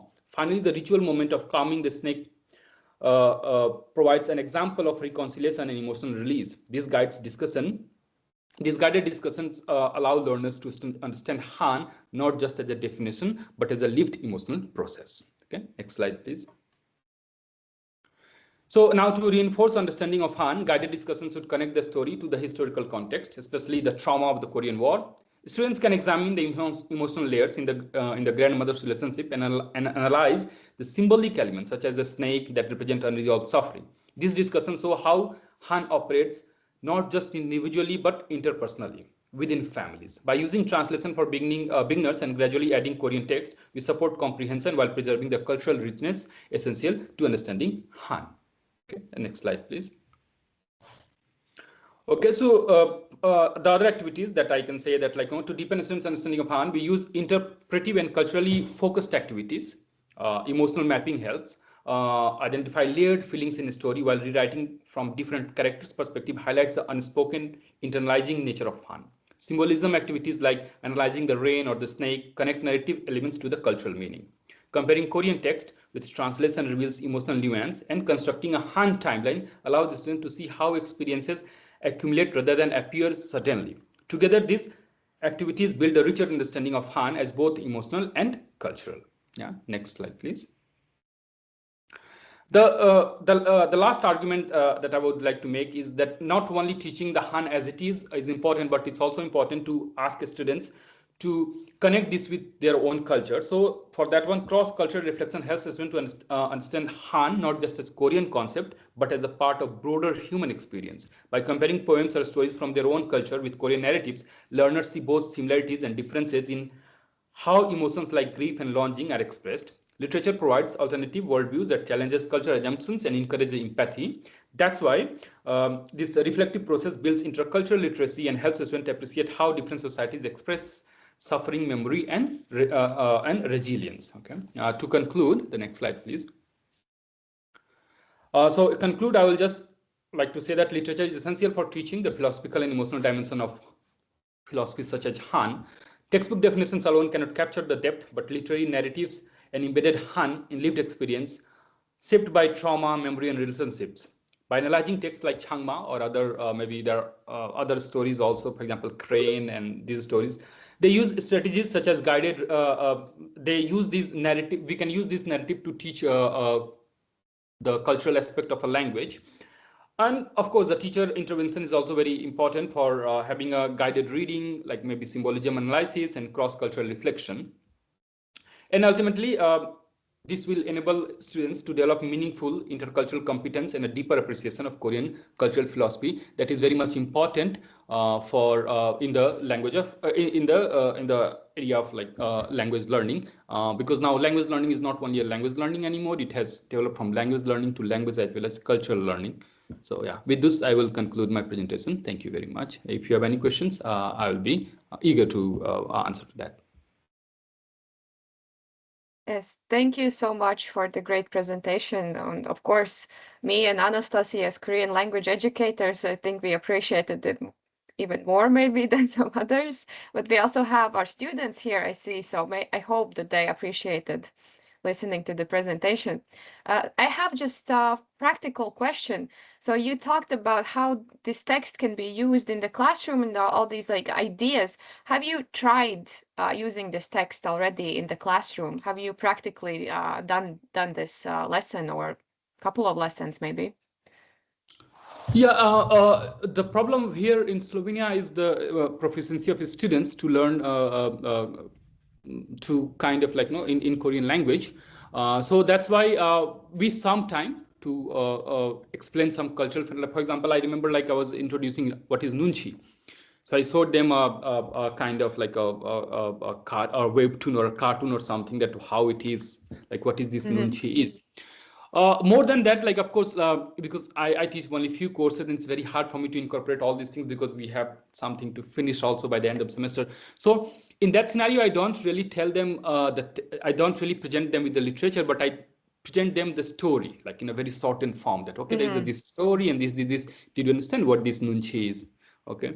Or like what is this, or maybe like for example, if I have to make them understand what is the difference between Pukropta and Changpiyada.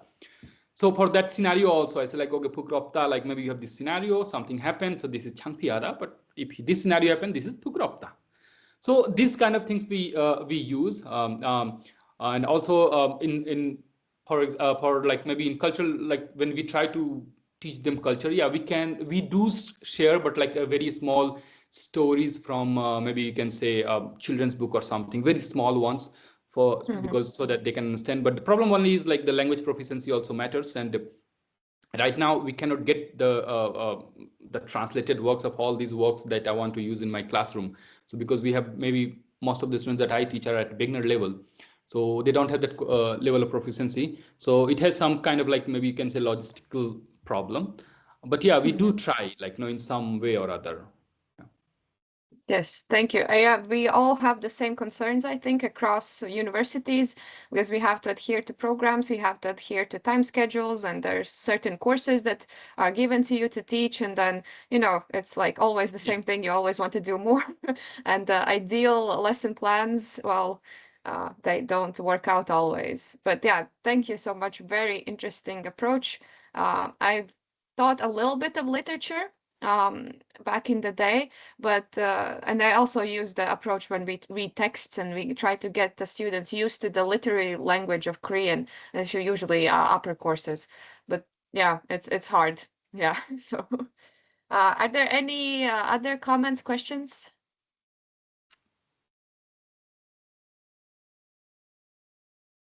Yes, Anastasia? I think I have one. It's not exactly a question, it's more of a comment, because we all see as literature as one of the like it's one of the reasons why we learn a language, right? It's good, of course, to talk to people, but there is so much untapped potential when it comes to just literature and the cultural expression on the paper. So I just wanted to share that one of the reasons, or one of the ways rather, how to maybe make students more interested or inclined to give Korean literature a go, because once again, not everyone is a reader. Not everyone likes to spend their free times reading, and most people or most students drop interest the moment they have to do it for university. So me and Ilta Samsenim already started a reading club. We only had one meeting, but we collaborate with National Library of Latvia, and they have some collection of work of Korean authors on Korea, by Korean people, in Korean sometimes. So any sort of a student can, or anyone who is interested really, can find a piece of literature that they would want to read themselves.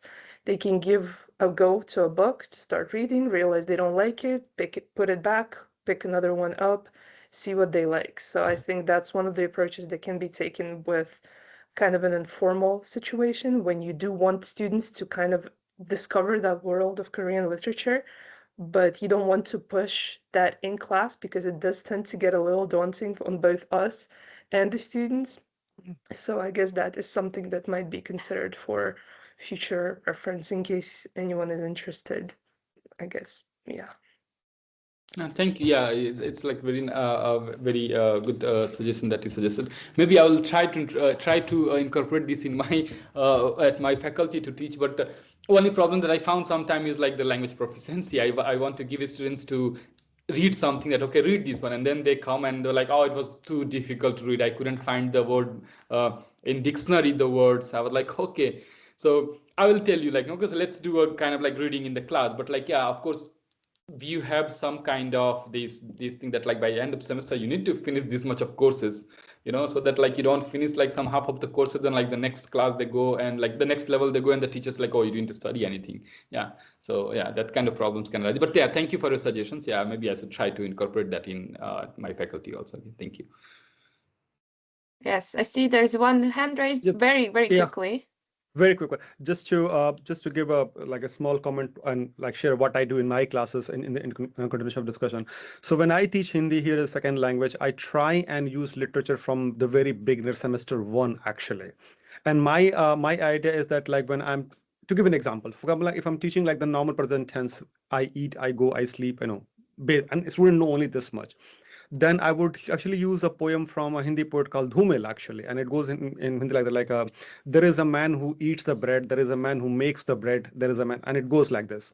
So I mean, it is not difficult actually to include literature from class 1. Sometimes you might need to change the words here and there, like for example, like, you know, some verbiums or some constructions, but it is possible. And actually, I have been doing this for many years in my first semester classes as well. So it's just like it's difficult to actually find a poem or a piece of literature which is exactly in that tense which you're teaching, but it's not impossible. Yes. Yeah, thank you so much for the comment. Yeah, I just have to cross check one thing from Professor Vivek. So you said Prem Kumar Dhumal's poetry, no? No, Sudama Pandey Dhumil actually. Dhumil, okay, Dhumil, okay, yeah, not Dhumil. Okay, yeah, thank you. The poem is एक आदमी रोटी खाता है, एक आदमी रोटी बेलता है, एक तीसरा आदमी भी है जो न रोटी खाता है न रोटी बेलता है, वो रोटी से खेलता है, मैं पूछता हूँ वो कौन है. Yeah, Dhumil. Yeah. Yes, Dhumil. Okay. Okay, thank you so much. I hope to keep in touch, yeah, with all of you eventually and collaborate on something, especially regarding language education. So with this, we conclude this section. We have only 3 minutes until the next one. My goodness, so the next section starts already at 12. That means that practically only 3 minutes. Almost. So the time is a relative thing. So sometimes disappears. Under certain time space pressure, there is no actually or almost 0 point. Okay, ladies and gentlemen, then in a very hurry. So I'm the moderator, yeah, for the second. Yes. So just we can, ladies and gentlemen, again, thank you so much for your attendance, and we will start with the first presenter in this section, Angelo James Comilio, undergraduate student from Philippines Normal University, Manila. And the presentation title is on psychophilosophy, a recursive praxis. So please, Angelo, if you're there, you're very welcome. And if you have, yeah, already we see the PowerPoint presentation is visible. Okay, thank you. So yeah, so good morning everyone, or good afternoon here in the Philippines. And yeah, thank you for the opportunity to present my work today. So my talk is titled on psychophilosophy, a recursive praxis, where I explore how subjectivity can be mapped or transformed and reinvented through a recursive geometric framework. And in the next 15 minutes, I hope I can outline how psychoanalytic framework, theoretical movement, and functional metaphysics converge in a singular formal topology. So I'm using what I call the hypertetrahedral grammar.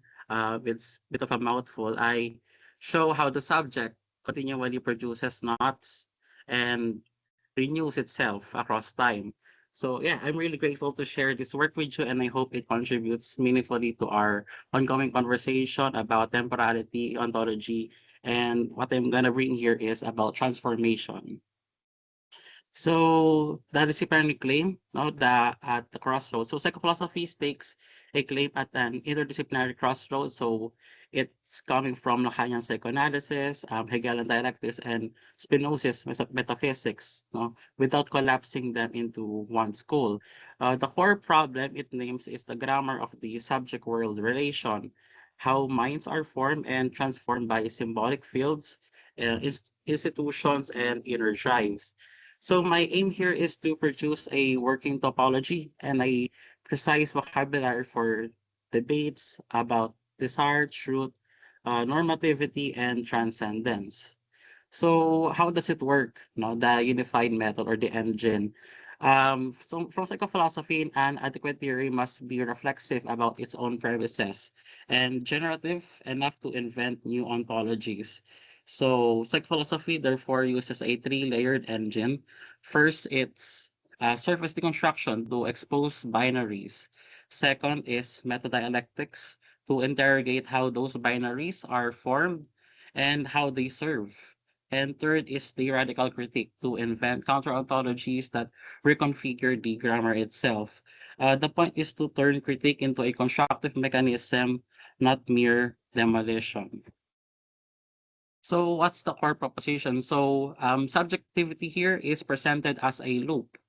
It is a endless self-modifying loop. It issues from what I call a paradoxical zero dimension. It's coming from nothing, but then nothing became something, and unfolds along four tensions: selfhood, desire, contradiction, and liberation. So it's really rooted in, maybe it was World Philosophy Day yesterday. So it's really a kind of an extreme kind of the unexamined life is not worth living. So psychophilosophy really puts that into a much deeper context. So understanding yourself, of your selfhood, of your desire, and contradiction between those desires, and then trying to find liberation from that. So each feeding into the next. So crucially, it's recursion, not simple repetition, because each output, each cycle becomes altered input for the next. So the loop learns, it takes from the context of the historicity of the person, and then generates a qualitative novelty rather than replacing identical patterns. So geometry's role. So in a more extended version of psychophilosophy, I had a paper on hypertetrahedron. So it's a kind of geometry that it's a operative syntax. The hypertetrahedron, a four simplex, to give it a figure, as you can see, and at the figures here at the slides, gives us the edges for primary binaries. It also has triangular faces where mediations and contradictions form, and an internal fourth cell or a kind of Brahman point that reflects the whole back into itself. So a prominent point where you really get the whole let's say temporality or this whole context of your selfhood, the desire, and how you contradicted those desires, how you confronted desires, and how you got a kind of liberation, a subjective liberation from that. So this structure lets us visualize how oppositions become mediated, so how volumes of contradiction gain ethical weight, and how a central node enables reflexive feedback to form an image of recursion. So here, the zero dimension. So the zero dimension practically just provides psychophilosophy its metaphysical layer, because because I tend to ask, where does selfhood comes from? No, if the self, let's say, is empty, no, where does the self come from? So the zero dimension names a performative ground. It's an active void that is neither mere absence nor presence. So I took inspiration from Brahman, or the Plato's Kora, Spinoza's substance, and Lacan's real, and a field that enables emergence yet resists capture.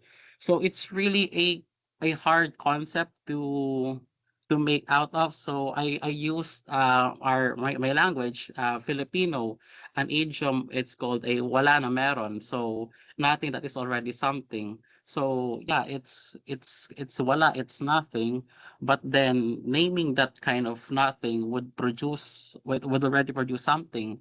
So it's kind of a performative or proto-recursive act. By naming nothing, we create both an object and an enunciating subject. That enunciating subject would become the selfhood that we need to examine. And then that creates issue from the first ray of selfhood. So the tension one, selfhood. So it is a minimal ontological vector. So the emergent I, that stakes a claim to individuation. So I am this person, I'm a philosopher, I'm a student. So there's a lot of I's within the selfhood. So it forms through misrecognition and symbolic inscription, the mirror stage, and the naming by the other.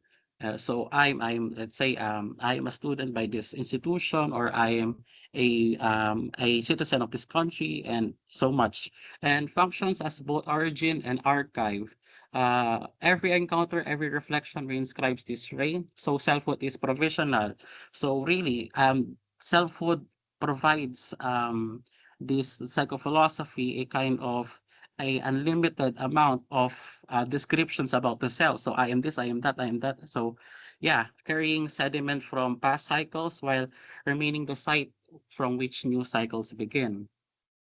Then afterwards, from selfhood comes forth desire. It is the two-dimensional extension of that ray, a planar field oriented by lack. So not mere appetite. Desire is a structural relation to an originary lack that organizes movement and preference.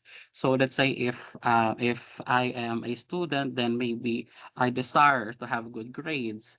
And then if I am a person who is from living in poverty, then I would desire trying to survive. So those kind of desires would collide with each other, because I need to pass my my requirements, but also trying to gain an income to support my family. So it's kind of contradiction later on. So its plasticity allows symbolic work, so ritual or pedagogy, to reconfigure it. And it is in the topology of desire that conditions for contradictions are first set. So here's got a contradiction. Contradiction is volumetric, the third dimension where competing vectors acquire thickness, depth, and ethical gravity. So earlier we talked about the desire. So contradiction really puts in the context the depth of the situation or the event. It's because from desire, it's just simply I desire this, I want that, I need this. But then with contradiction, it provides a kind of a paradox or a substance within like this. There's gonna be tension between those desires. So contradiction really provides that volumetric dimension. And here desire internal norms, or institutional norms, societal injunctions, not into a dense interior that resists surface remedy. So you cannot simply tell a kind of student that just focus on your studies and don't focus on trying to keep your family surviving. And that, so it would really resist surface remedies, and also it will precipitate truth events. So it will help the person to understand what their subjectivity really means, to find meaning in that kind of struggle. Then rather than say pathology, contradiction is generative. So yeah, from those, let's say, two negativities, it will generate something more meaningful for the person, I hope, and it supplies the friction by which novelty is produced and by which the subject attains ethical density. Then lastly is liberation. So we hope that from contradiction, these two opposites would come forth a kind of liberation or subjective liberation. It is a temporal knot because with liberation you have to think about your past, your present, and the future. Let's say from the past, the hopes of your family, and then from the future, if your family is gonna survive by the friction between the education and survival. So it's gonna be a temporal knot entangling the past, present, the future that folds volumetric contradiction into a dynamic movement. It is enacted, not granted. So we really have to enact the kind. It's not gonna be a very cognitive process. So you really have to live this kind of dynamic movement performed again through ritual, reflection, and reconfiguration. And it's both consummates a cycle and furnishes the condition for the next first ray. So liberation is ambivalent because without metacritique, it can ossify into new orthodoxy and thus seed further contradiction. Because with liberation, you can say I'm already liberated. I am already enlightened with my situation, but that already is ossifying yourself, ossifying the subjectivity into something static. That you say that you are an enlightened person, but really you have so much more desires to go through. So it's really not gonna be a static. So liberation insists that you must reflect more and more. So really, manipulate and reflexively work. Then the method and practice. So later, earlier we talked about the engine. So surface deconstruction. So how does this framework work? So surface deconstruction is the first incision. So really thesis, antithesis, and synthesis. So really need to see these primary oppositions of selfhood versus the other, desire versus lack, and trace their, I guess, rhetorical and institutional and affective supports. How your internal logic supports that kind of understanding of yourself, or how institutional norms support that kind of belief, or let's say antagonizing the ego of yourself. So you really have to diagnose that, to see clearly what's happening in your subjectivity. By making the topology of contradiction visible, we turn the hypertetrahedron into a working instrument that shows where edges cross and which vertices are undetermined. The step restrains premature invention until the skeleton is exposed. So really need to see the whole lot of your subjectivity.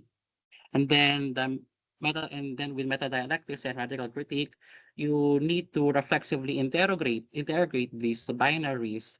So in which power relations sustain them, maybe in a sense, in a personal sense, maybe in having a queer relation and also having is kind of religious faith. So you need to interrogate why, what's the origin, or how do I feel with being queer, but also how do I feel with my faith. So you really have to interrogate yourself, to negotiate, to really talk about, or reflexively talk about those binaries. Then layer 3 would be radical critique. It moves from exposure to invention. Now you have to really invent an authentic self from that opposition of subjectivity.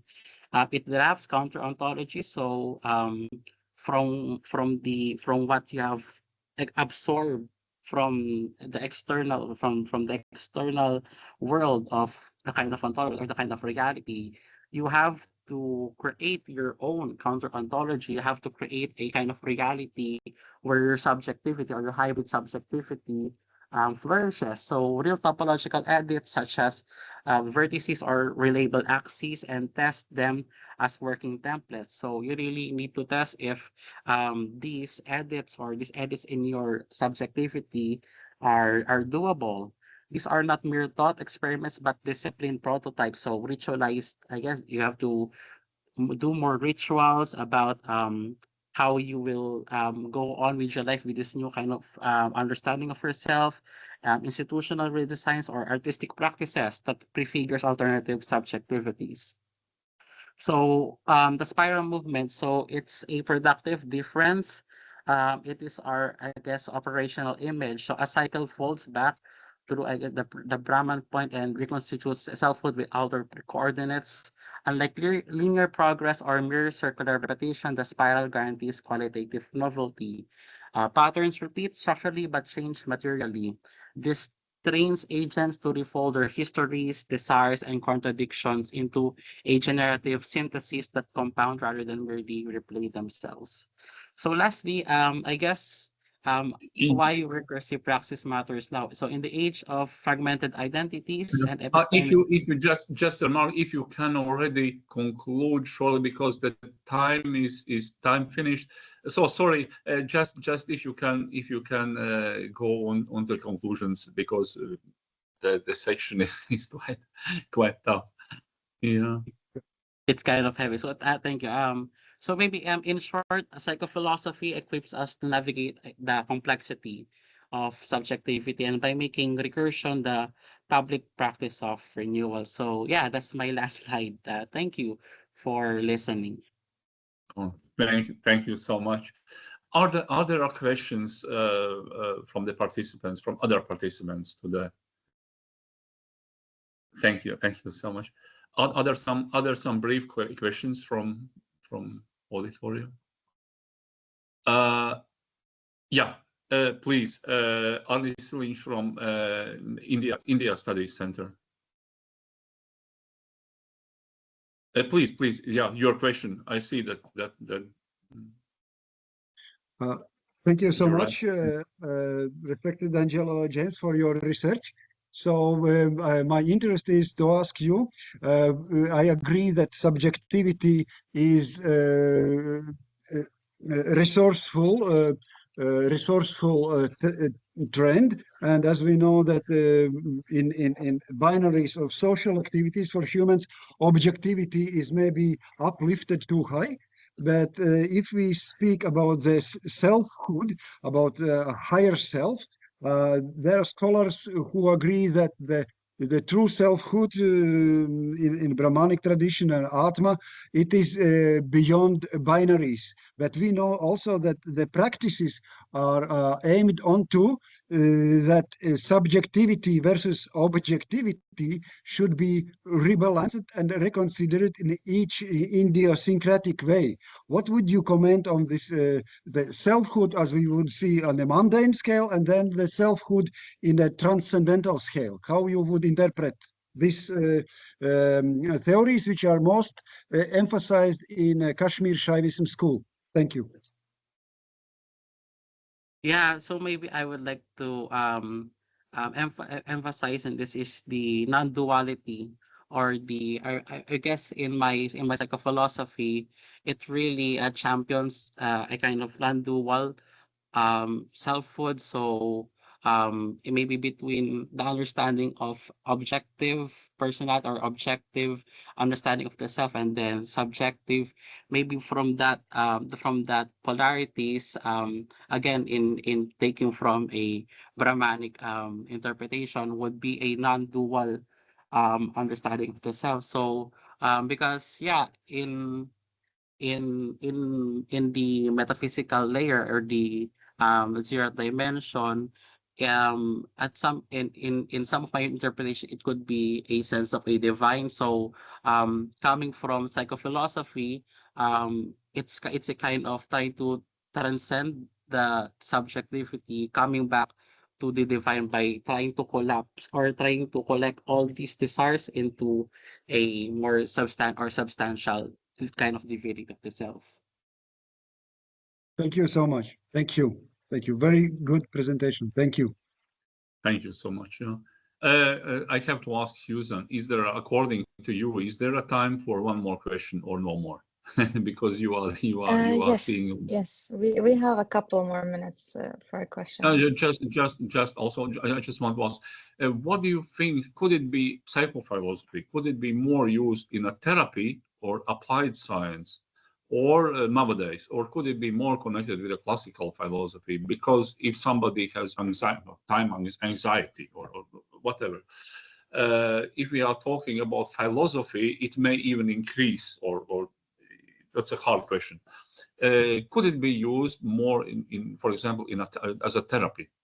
And yeah, I think in therapy it would be hard for clients, because it's really putting the unexamined life that we're living to this most hardcore. So maybe philosophers could use this method by really examining the binaries of their life and then trying to generate something novel out of it. So it's not maybe for let's say common folks or people who are not really used with the philosophical rigor. So I guess philosophers who really want to examine their life could use psychophilosophy by understanding their desires, their selfhood, and the contradiction and all. thank you so much. Yeah, thank you. If there are no more other questions, we can go over to the next presenter.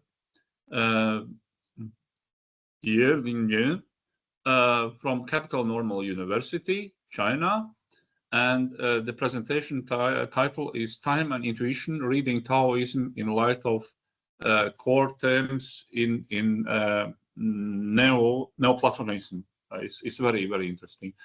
So are you there, and can we? 呀，你好。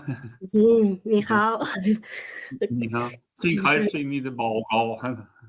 Okay. I will try. Go share. Yeah, visible. Very, very, very clear. Yeah. Very clear. Can you see my PPT? Yeah, yeah. Okay. I cannot find. Just. So the PowerPoint is visible. Maybe we see clearly, no? Now it disappeared, but it was there already. Just yeah. Yeah. Okay. Very good. Very good. Okay. Can you see me? Yeah. Yeah. Yeah. Okay. Now I begin.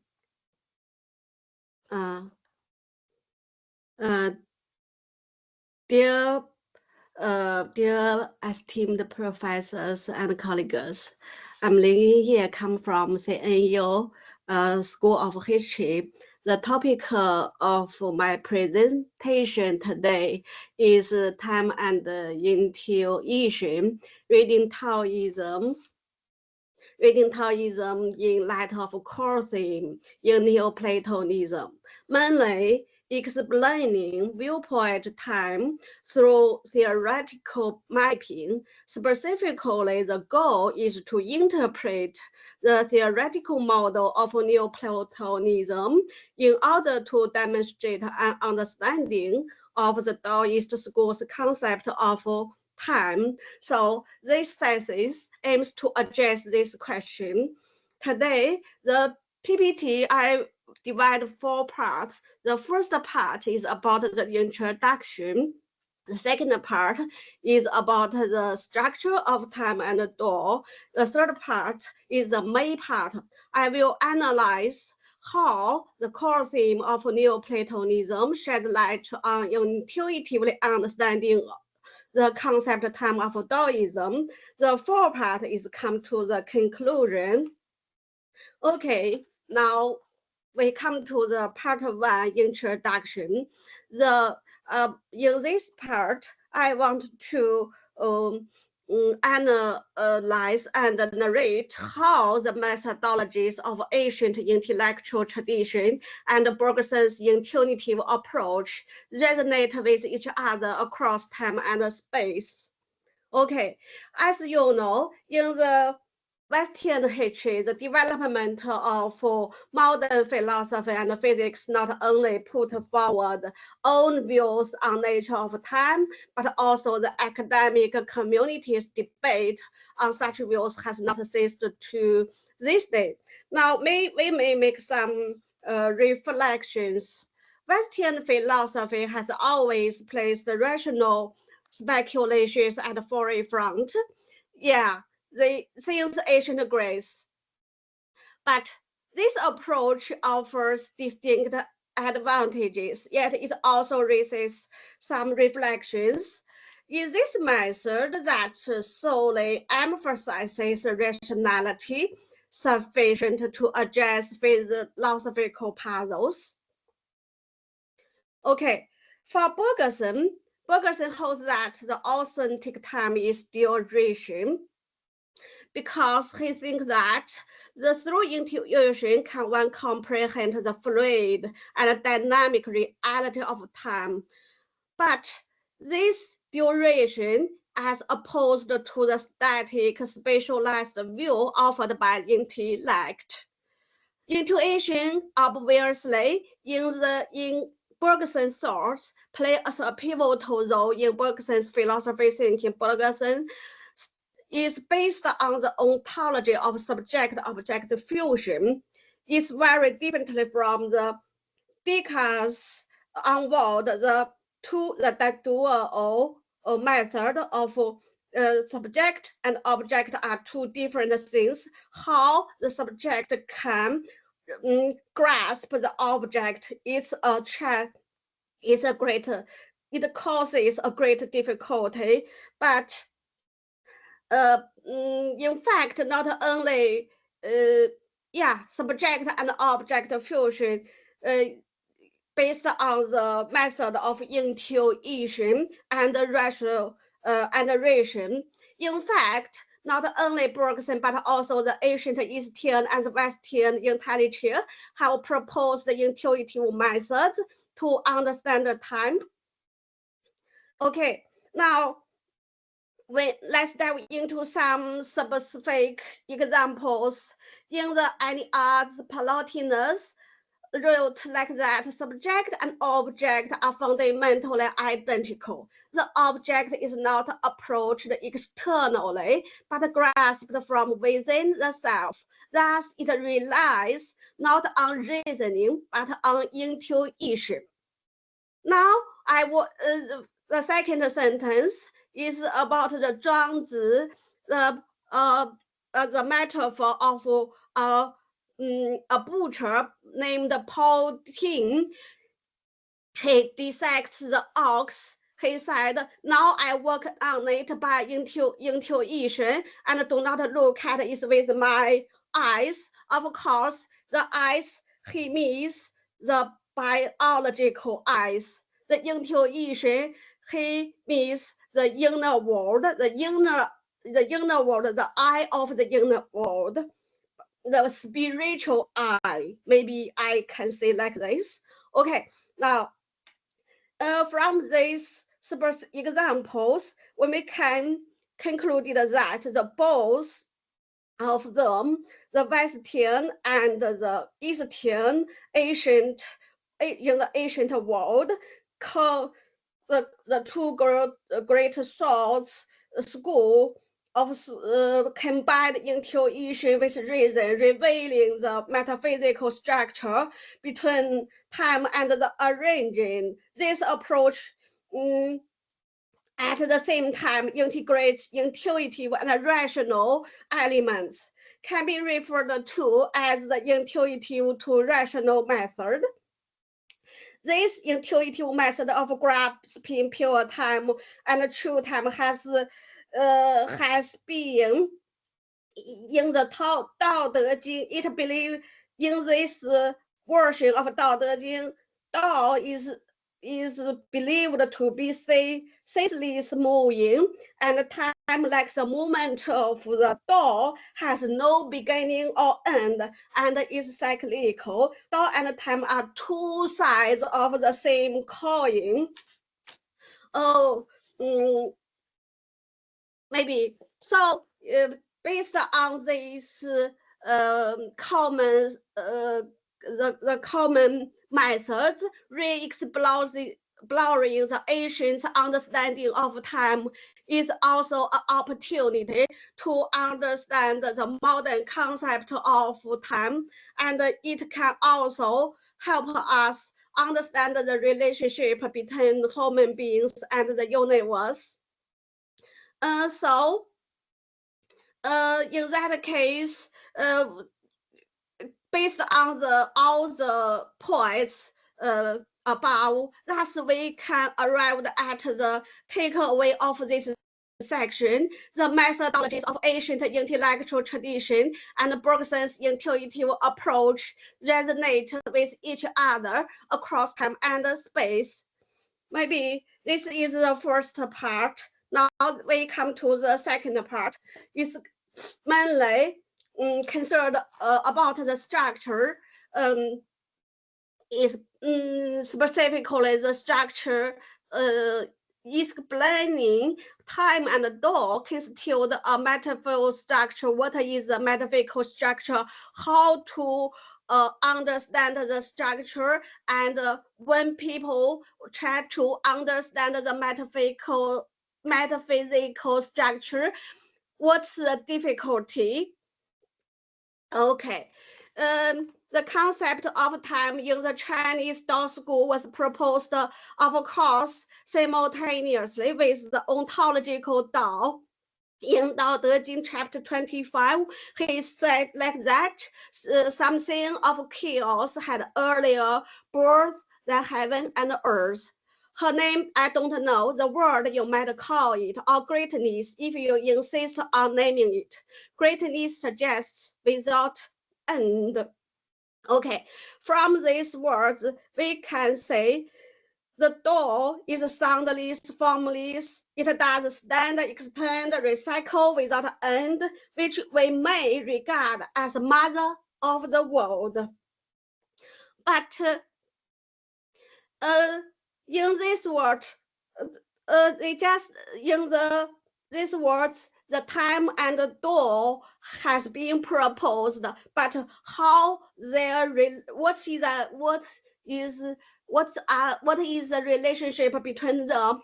So, in fact, the symbolic approach is employed to describe the relationship between them. The framework is numerically schematized as follows. The Dao produced one produced two produced three produced all things. In numbers has a symbolic approach describe this metaphysical structure.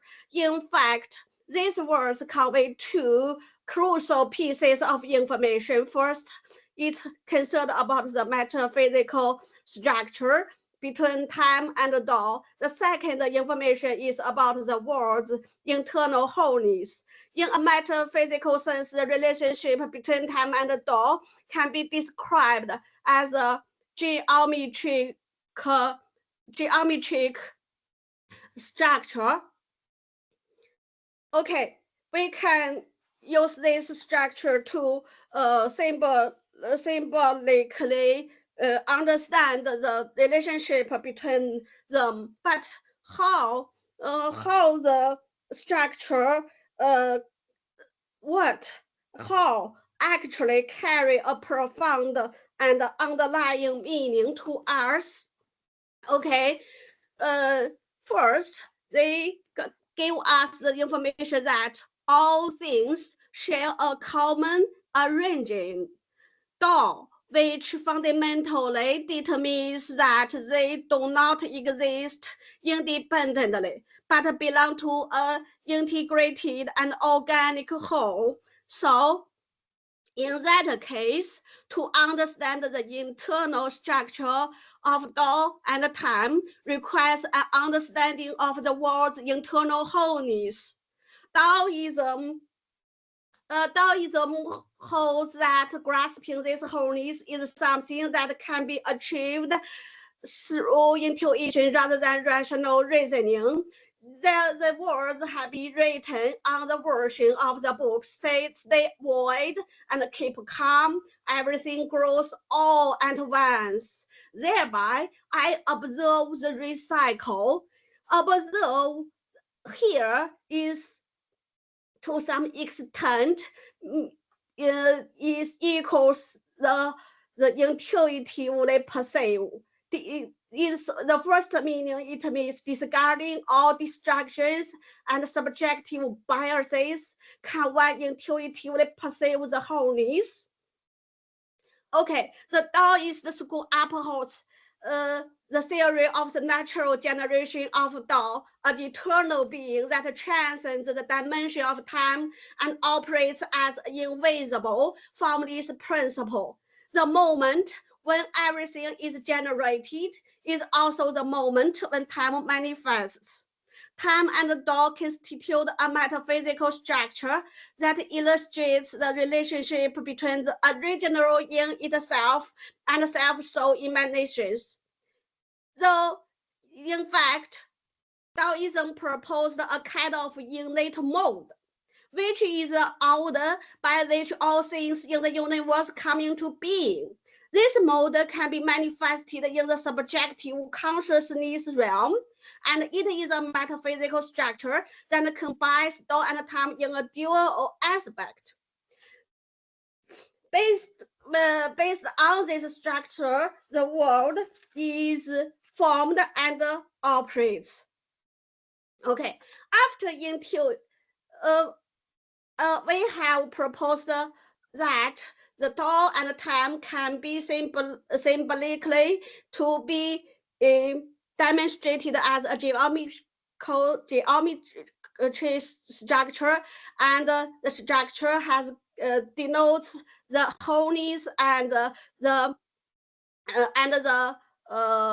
metaphysical structure. But in this case, after intuitively grasping the fundamental principle Tao, the subject can perceive the whole, perceive this mode and different levels, both physically and mentally. This wholeness was manifested.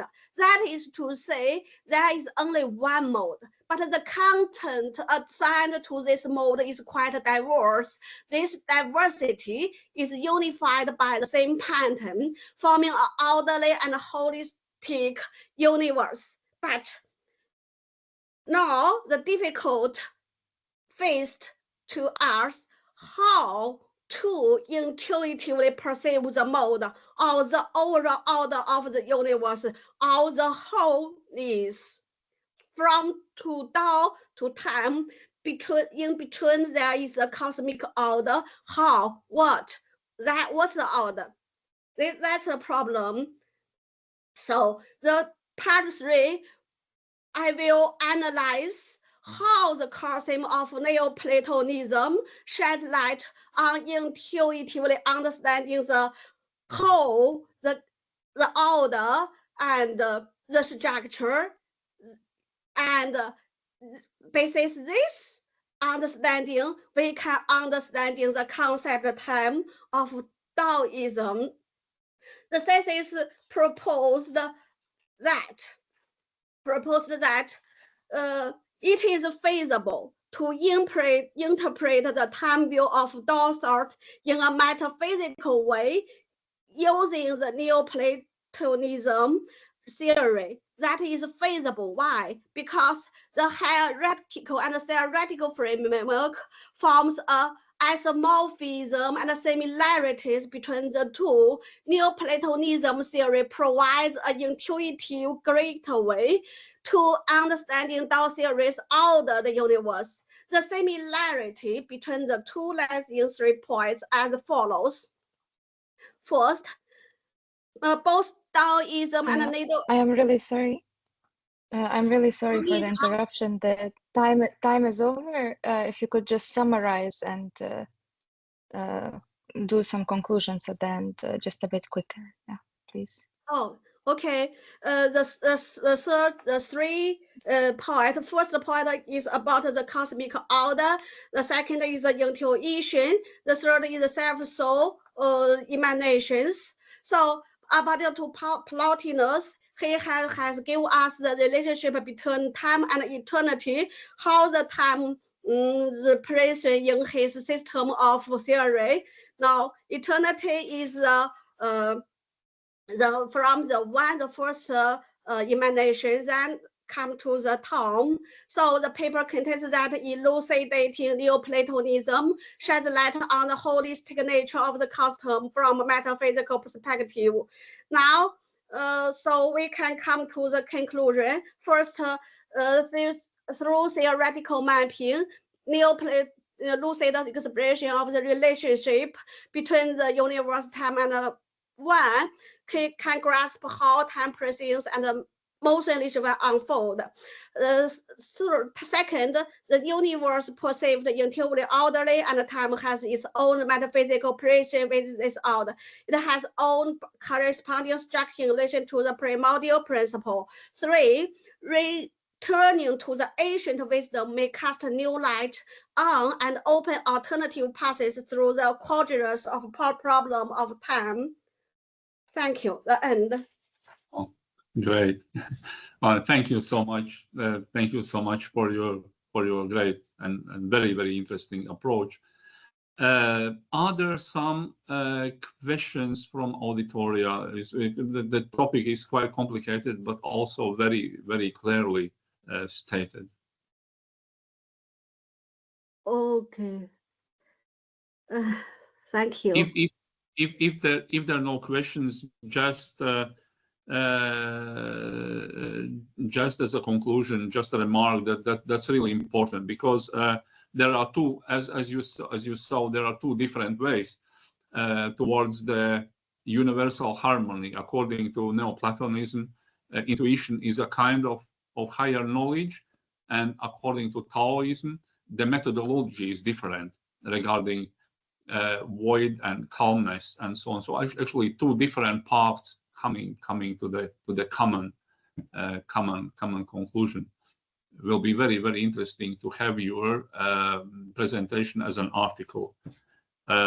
Just I want to thank you more. So really, 非常感谢您参加这个研讨会. Thank you so much for participating, and probably we are going over to next presenter, which is who is Zhang Yingyao from I'm checking the university, Renmin University of China, and presentation title is Reconceptualizing Time Through Reality, Marx's Philosophical Break from Young Hegelians. You're very welcome. The presentation, yeah, is Zhang Yingyao present or? Hello, Professor Kaspars, Professor Lee. Hello. You're very, very welcome, because I know the discussion, for example, that discussion was going recently in Germany. Yes. Exactly. So it's actual topic is not so known in Eastern Europe, but in Middle and Western Europe, the topic is actually very, very actualized. So please, floor is yours. Okay, well, so may I start here? Good afternoon, ladies and gentlemen. I'm Zhang Yao, a PhD candidate from Renmin University of China. It's my great honor to be here. And today my topic is reconceptualizing time through reality, Marx's philosophy break from young Hegelian. Yeah. So let's start with a basic question. Why does time matter in the young Hegelians debate? For German philosophies in the late 18th century to early 19th century, history was about the unfolding of reasons through humanity activity across time. So when the young Hegelians moved from religious critique to historical debate, time became central. Today, we revisiting their arguments, especially how they understand time, remain highly important. In this presentation, I'm trying to answer the following question. First is, what about the intellectual movement of young Hegelians debate on time and history? And the second, how do we understand the philosophical shift in 19th century Europe, especially the difference between Hegel's and Marx's dialectics? And third, how can tracing the origins of Marx's philosophical time help us to address modern issues like temporal justice? So let's start to go back to the 1840s and the intellectual battlefield in Germany. That won't be too long, but it is really important. The young Hegelians emerged after Hegel's death and were at it for less than 2 decades. They focus on criticizing religions, politics, and philosophy, hoping to achieve Germany's modernization through intellectual emancipation. But they were far from unified. Their disagreements are sharp and their ideas diverse. And here we can see 3 of them. From 1841 to 1845, they held 4 major rounds debate on history. And within this debate, we found intriguing reflection on time. Stirner saw time as the rhythm of individual self-development. Feuerbach saw times as a mediation that dispelled contradiction, but he did not clearly formulate a systematic understanding of time. He divided history into 2 stages based on alienation and restoration of human nature. Bauer treated criticism as a kind of temporal turning point. What united them, however, was something Marx found really deeply problematic. In the German ideology, Marx confronted all 3. He saw the debates as what he ironically called the Leibniz's religious council, where they found only with phrases, sentence with sentences, trapped into idea abstractions. For them, time was just the self-unfolding of pure thought, not rooted in real human activity. So instead of it, Marx tried to turn to real individuals and their material activities.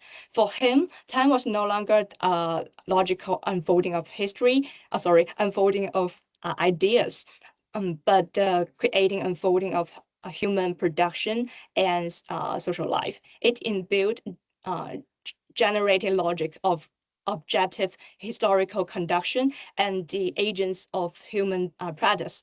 Time became humanized and socialized. Yes, indeed, it was Bauer that provided a chance for Marx to rethink the relation between the young Hegelians and himself. Marx responded to Bauer's inaccurate accusation as the original topic in the very beginning, but there is largely a matter of timing definition. So at what point did Marx truly break from the young Hegelians? It was through his critique of Feuerbach that Marx made his decisive move. Feuerbach saw human essence as something abstract and universe like reason, will, and love existing priority to real life. Marx rejected. He argued that human essence is not fixed or abstract. It's shaped by social relation. So our essence change as we transfer our condition of life. This shift makes Marx real philosophical break, and his new start point is here. So finally, let's look at how historical materialism gives time a concrete, reality and revolutionary meaning.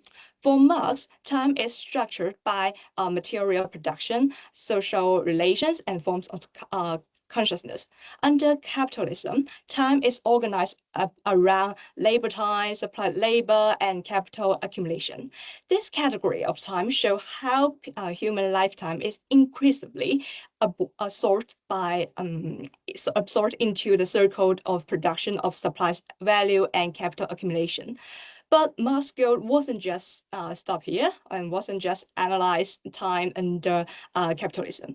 It was to reclaim human time. So he sought a form of time oriented toward freedom, not exploitation. So importantly, Marx's vision of freedom isn't just based on abstract idea, abstract logic. It arises from real social contradictions and possibility within capitalist society itself. In conclusion, I believe Marx's effort to rethink time from a historical and non-transcendental standpoint remained an unfinished project, and that is one continue to challenge us, inspire us today, especially as we face with the new contradiction of production and new forms of temporal injustice. And so that's all about my presentation today, and thank you for your attention. If you have any question or would like to discuss further, please feel free to contact me via email at any time. Thank you. Thank you so much.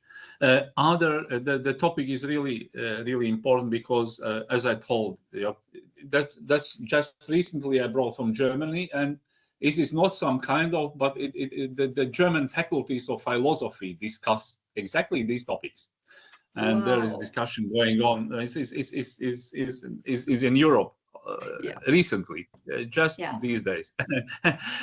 Are there some questions from auditoria? If not, I would ask, because from the point of it's important also regarding science, because at that time, of course, all the science, including physics and biology and so on, they were very related with that debate, and especially also regarding time position. What I wanted to ask you, there is a thing that actually the young Hegelians, they also understand time not in a linear sense, and also not a predeterminate, or not a mechanical. They understand it in a dialectical way as much as Marx. But of course, Marx checks or sees the time as empirically grounded, not metaphysical. That's really the break, and it's very, very interesting. But my question is rather still at that time in among the intellectuals and also materialists, they were using or trying to divide the history in different stages: feudalism, capitalism, socialism. And nowadays, if we are starting from dialectical approach, and in our multi-phased, totally changing society, is it useful a kind of creation of divisions at all? Or can we escape from that, from dialectical point of view? Because also Marxism, as every intellectual trend, is changing all the time. What do you think? Because the dialectical approach is still very valuable.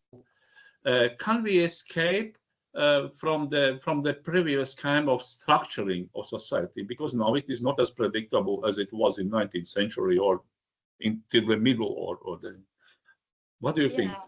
Yeah, thank you for your question. That is really important, and I think I will answer from two parts. And the first part is how do we understand the relation between Hegel's and Marx's dialectics? And that exactly is I'm still working on this question nowadays. the relation between the speculation. Sorry, I forgot how to spell speculation. You told that correctly. Speculative and creative cannot be understood as a simple opposition. In most early writing, he has indeed engaged with sorry, the word speculative. Sorry, okay, speculative philosophy, especially the Hegelian system. But as Norman Leaf Remainers must also misread Hegel at some certain moments, particularly in his first attempt to appropriate Hegelian categories. So it is important to know that Marx approached Hegel through two pathways. First is through a dialectic reading Hegel, and the second is through his debate with the young Hegelians. So Hegel was not, Hegel is not Marx's direct teacher personally, but rather than intellectual horizon of time. So when we examine the Marx shift toward historical materialism, we need to respect the historical distance and avoid a linear thinking between the two. And the second part I would like to share is my approach. My will to Marx's dialectic of time. The relation between the dialectic of time and nowadays. So I think that is still important part, and I have focused on the Pushton's ideas that capitalism time has historical specific structure, but my argument focused more on Marx's early philosophical break rather than the natural critic of value, and author some intellectuals enrich our understanding of ecological and logical dimension, but I'm trying to lies on the reconstruction, the historical precondition that allows to make our to rethink the issue today. Thank you. Thank you so much. Yeah, the question of predicting the events as from the methodological point of view is enormously important. The dialectical method could be used but in a very, very flexible sense. Using the previous intellectual debate as a methodology. That's true. Yeah. Yes, as a methodology, it can be used in many sciences. Yes, methodology. Yes, that's still in, let's say, using at least the methodological part, combining with the empirical conditions, as we call, which means, and even the intellectuals that time, even Marx himself is using abstract terms because that's our thinking. How do we do? But the dialectics means that we are combining abstraction with the reality, always checking the empirical is true. It's combining two things, which was great exposed in your presentation. Thank you once more. Thank you. Time just now, time finished. We are using so that discussion is not as well known in Latvia. Even in Soviet Union, it was not well known, because in Soviet Union, Marxism, although Soviet Union proposed itself as a Marxist country, Marx was not appreciated, and there were works of Karl Marx that were even prohibited to read in Soviet Union, because they were rather fixing to state a kind of state capitalism, not Marxism, as a living theory. And nowadays, and in Western Europe, it was also partly marginalized because of different debate, but now it is time when that discussion, very, very forgotten discussion, is coming up in Europe, and as I see in China and in a globalized community. And sure, it will be very, very important in the very, very short time. Thank you for having me. Thank you. I agree with you. Thank you. Whatever, thank you so much. But now we have to go over to the next presenter, Miao Yijin. And I think that Zhu Mingjie also as a second author or just Miss Miao Yijin will present alone. I don't know. I know that Professor Miao Yijin is from South China Agricultural University, and which is a huge university dealing also with humanities and many science. And the presentation title is The Time Confusion of Freedom in Social Acceleration and Civilizational Breakthrough. So please, floor is yours. Thank you, Professor. Good afternoon, everyone. Thank you very much to the organizers for giving me the opportunity to speak today. My presentation is titled Temporal Confusion of Freedom in an Accelerated Society and the Possibility of a Civilizational Breakthrough. The first part, why talk about time when we talk about freedom? We are all familiar with the ideals of the free and all-round development of human beings, but in the context, the contemporary digital capitalism, this very often becomes a very concrete question. To what extent can an individual actually dispose of their own time according to their own will?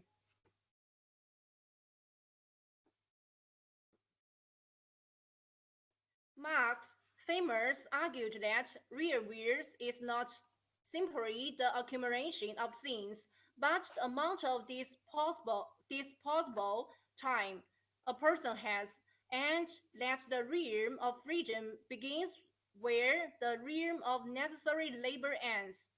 In this sense, whether a society is civilized or progressive cannot be measured not only by productivity or GDP, it must also be measured by whether ordinary people have more and a better quality free time.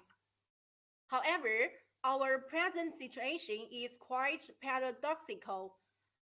On paper, compared with the earlier individual other human beings to enjoy more leisure time, yet in lived experience, many people feel that time is increasingly scarce.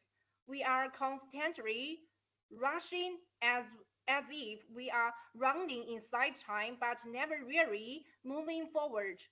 This is related to what the German sociologist Mārča Auziņa called social acceleration. According to Auziņa, the core feature of modernity is not just more, but faster. Faster technologies, faster social change, and faster everyday life rhythms. These three forms of acceleration reinforce everyone, each other, and produce a structure accelerated society.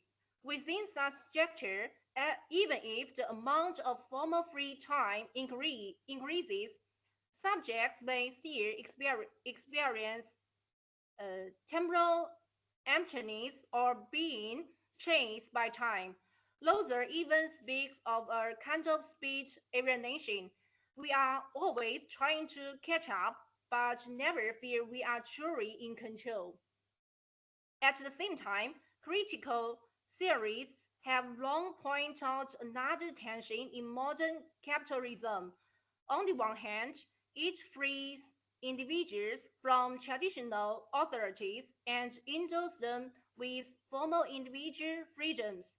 On the other hand, through market bureaucracy and technological systems, it continuously commodifies, correctifies, and rationalizes human lifetime. Flomer, in Escape from Freedom, already warned that when people feel isolated and powerless, they may prefer to give up freedom in exchange for security, transferring their agency to some external authority, including, we might add today, the authority of efficiency, success, or the algorithm. In the era of digital capitalism, platform economies and big data algorithm push this further. Time is no longer just exploited, it's also systematically programmed. So-called free time is occupied by consumerism, filled with invisible labor and constantly fragmented by the need to be online and responsive. So the central question I want to ask is this: in a socially accelerated, deeply technologies context, is human freedom really expanding, or is it in some subtle way being compressed and colonized? And if so, is there any possibility of a civilizational breakthrough that would allow us to construct the temporality of freedom?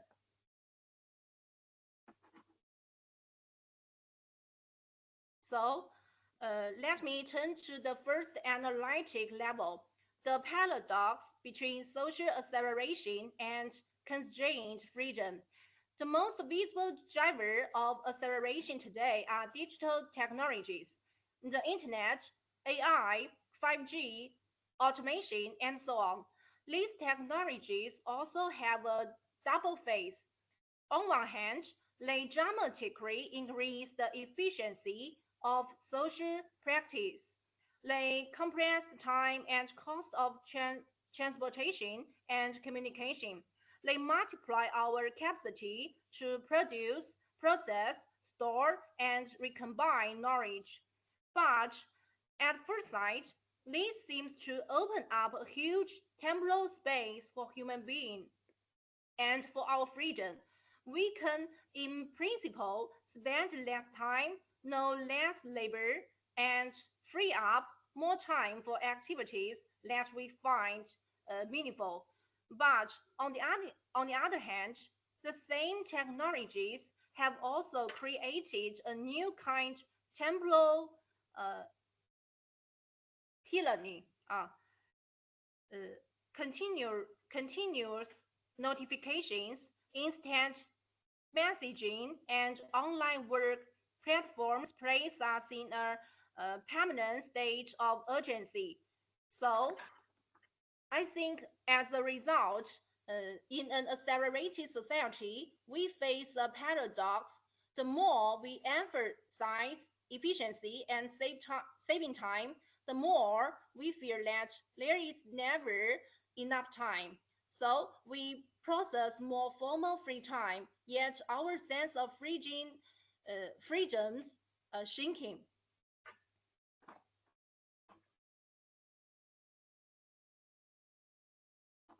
Sorry. Okay. The second level concerns how the capitalism culture of efficiency leads to a colonization of time. In Marx's analysis of surplus value, the core mechanism of capital accumulation lies in compressing necessary labor time and expanding surplus labor time.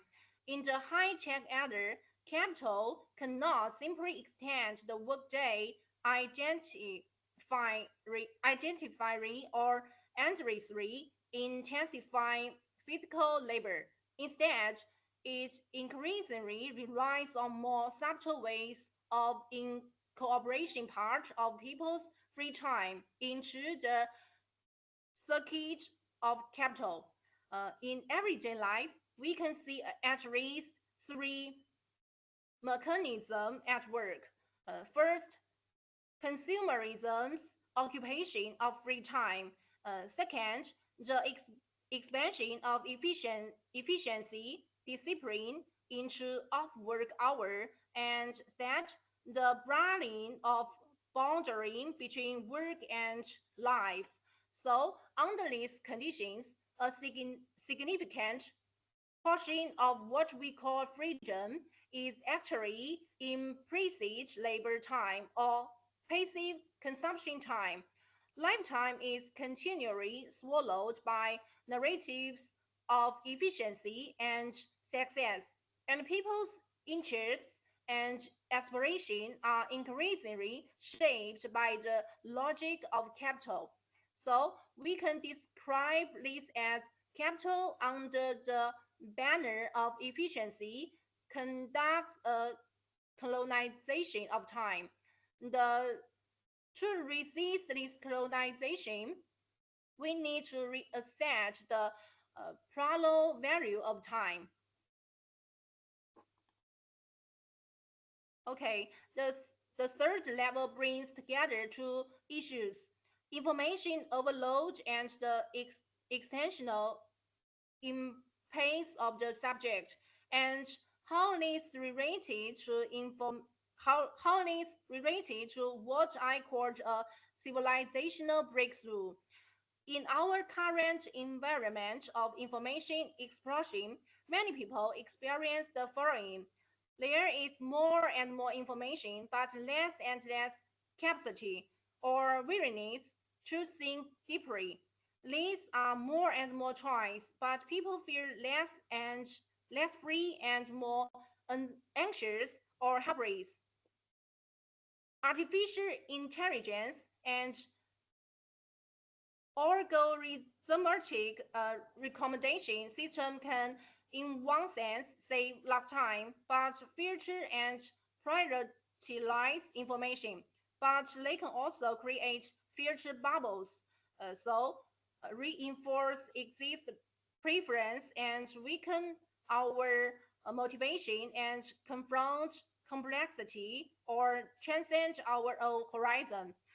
Under such overload and acceleration, people often experience too much information to digest, lead to dependence on ready-made conclusion provided by others. Too many choices make it hard to bear the consequence of decision and thus encouraging conformity or outsourcing responsibility to algorithm.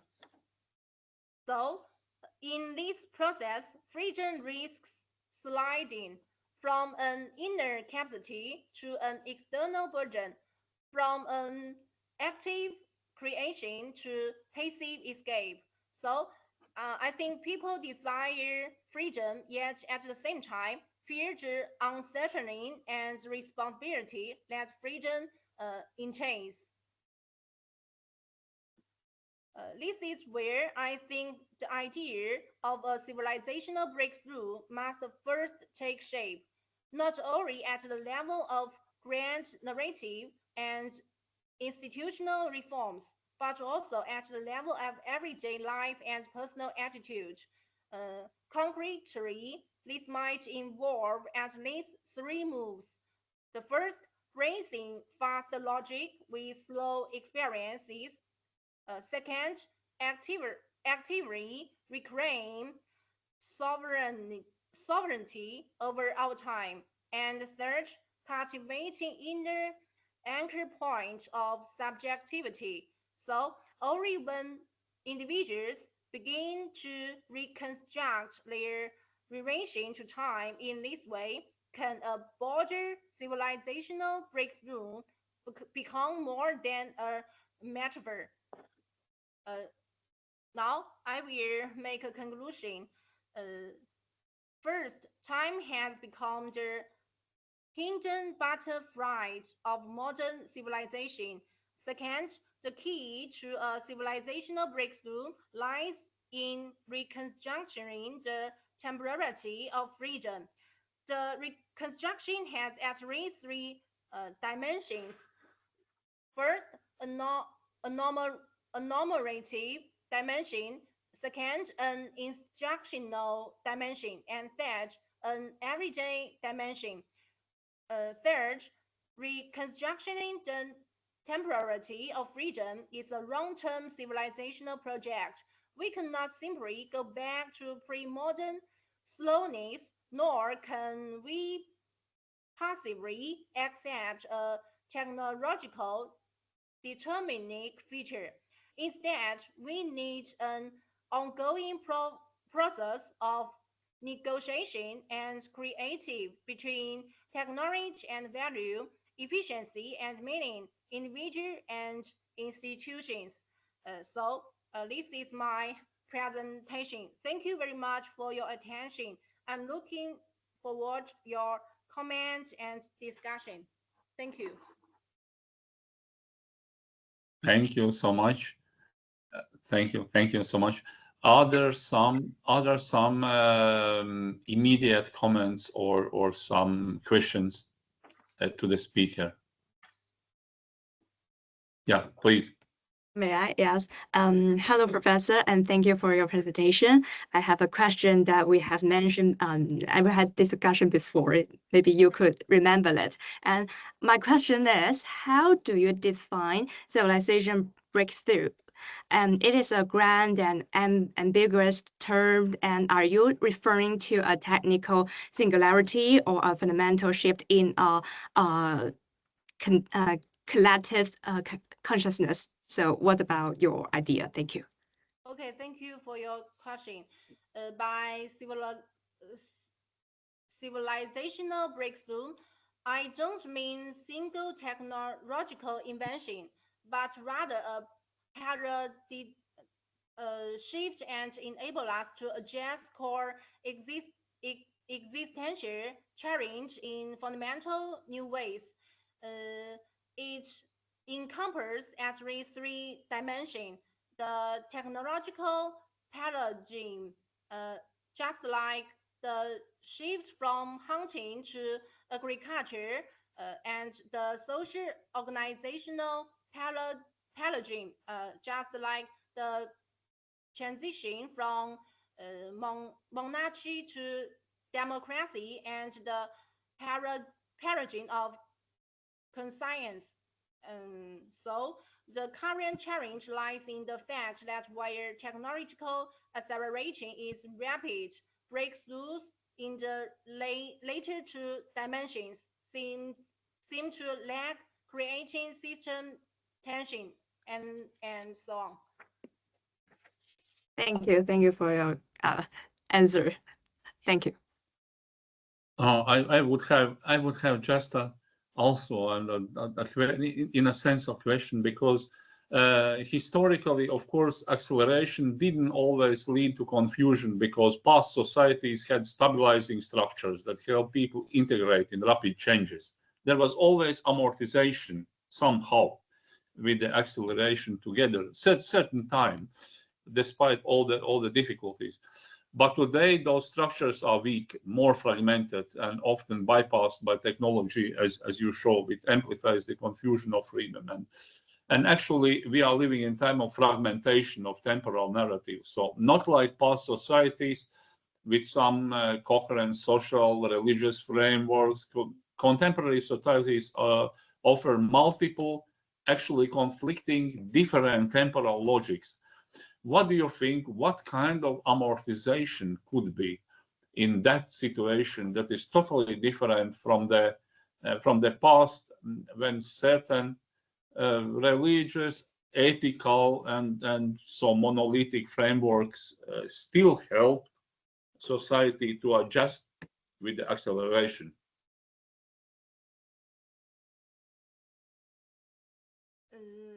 I agree that technology has brought tremendous instrumental freedom, greater efficiency, and more choice. However, I want to distinguish between efficiency and freedom.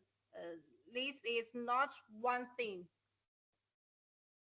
No, I understand clearly, of course, because also the rapidity of inventions or all kind of bypass of the acceleration is killing any way to escape in a sense of time using for even for recreation. That's true.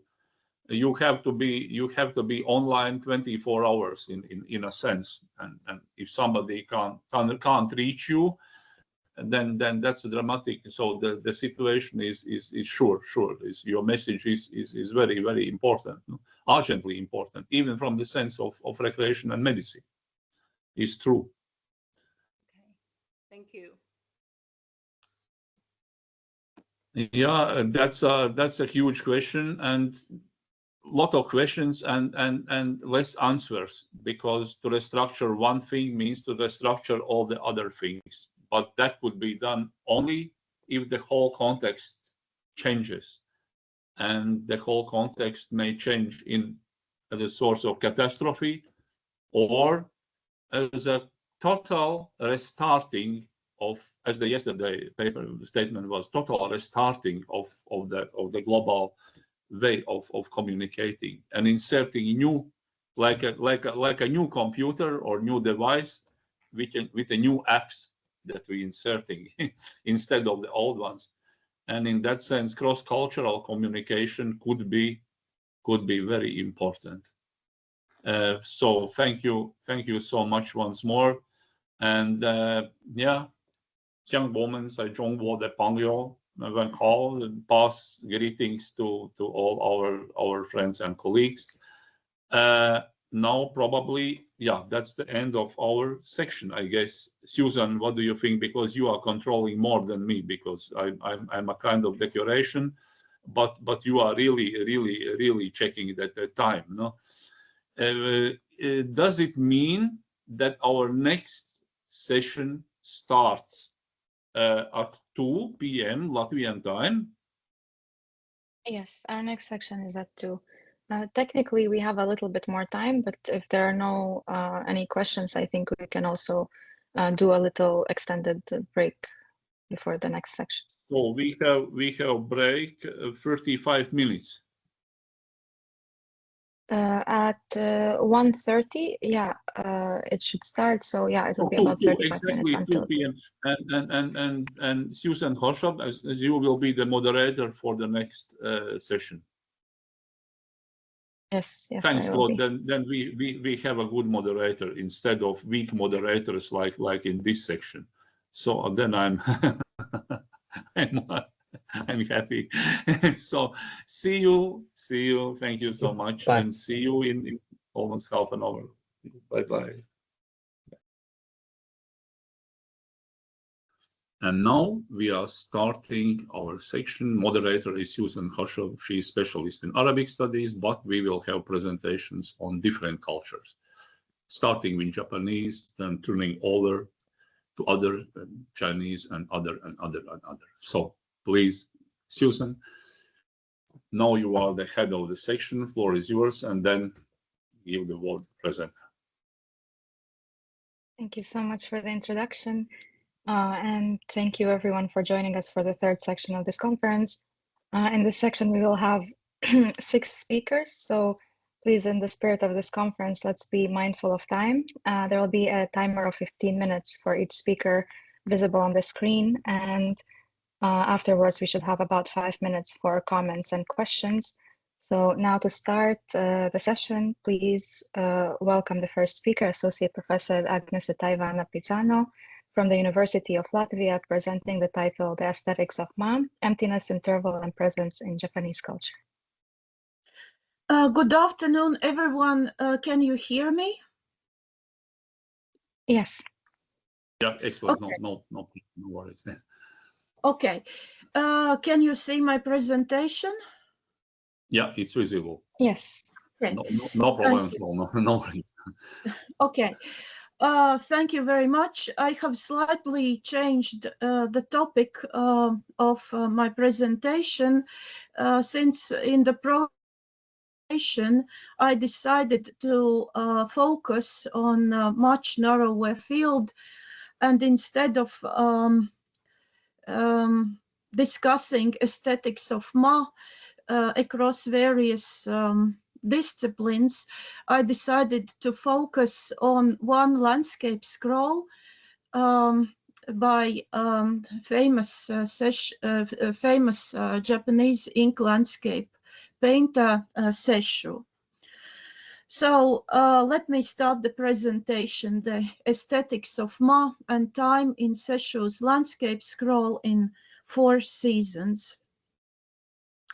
Sesshu Toyo, a Zen monk and Japan's greatest master of ink painting, created the monumental long landscape scroll in 4 seasons in 1486, and it unfolds across more than 15 meters. Sesshu Toyo scroll depicts the 4 seasons in sequence. So this part is the beginning, but it also incorporates various motifs drawn from Chinese traditions, including scenes inspired by the celebrated West Lake and the poetic cycle of the 8 views of Xiao and Xiang, as well as elements derived from Sesshu's sketches done during his travel in China and other motifs. So this long scroll starts from the upper right corner, and this is the spring scene, and we see 2 travelers, a master and his disciple, starting their journey. As it appears,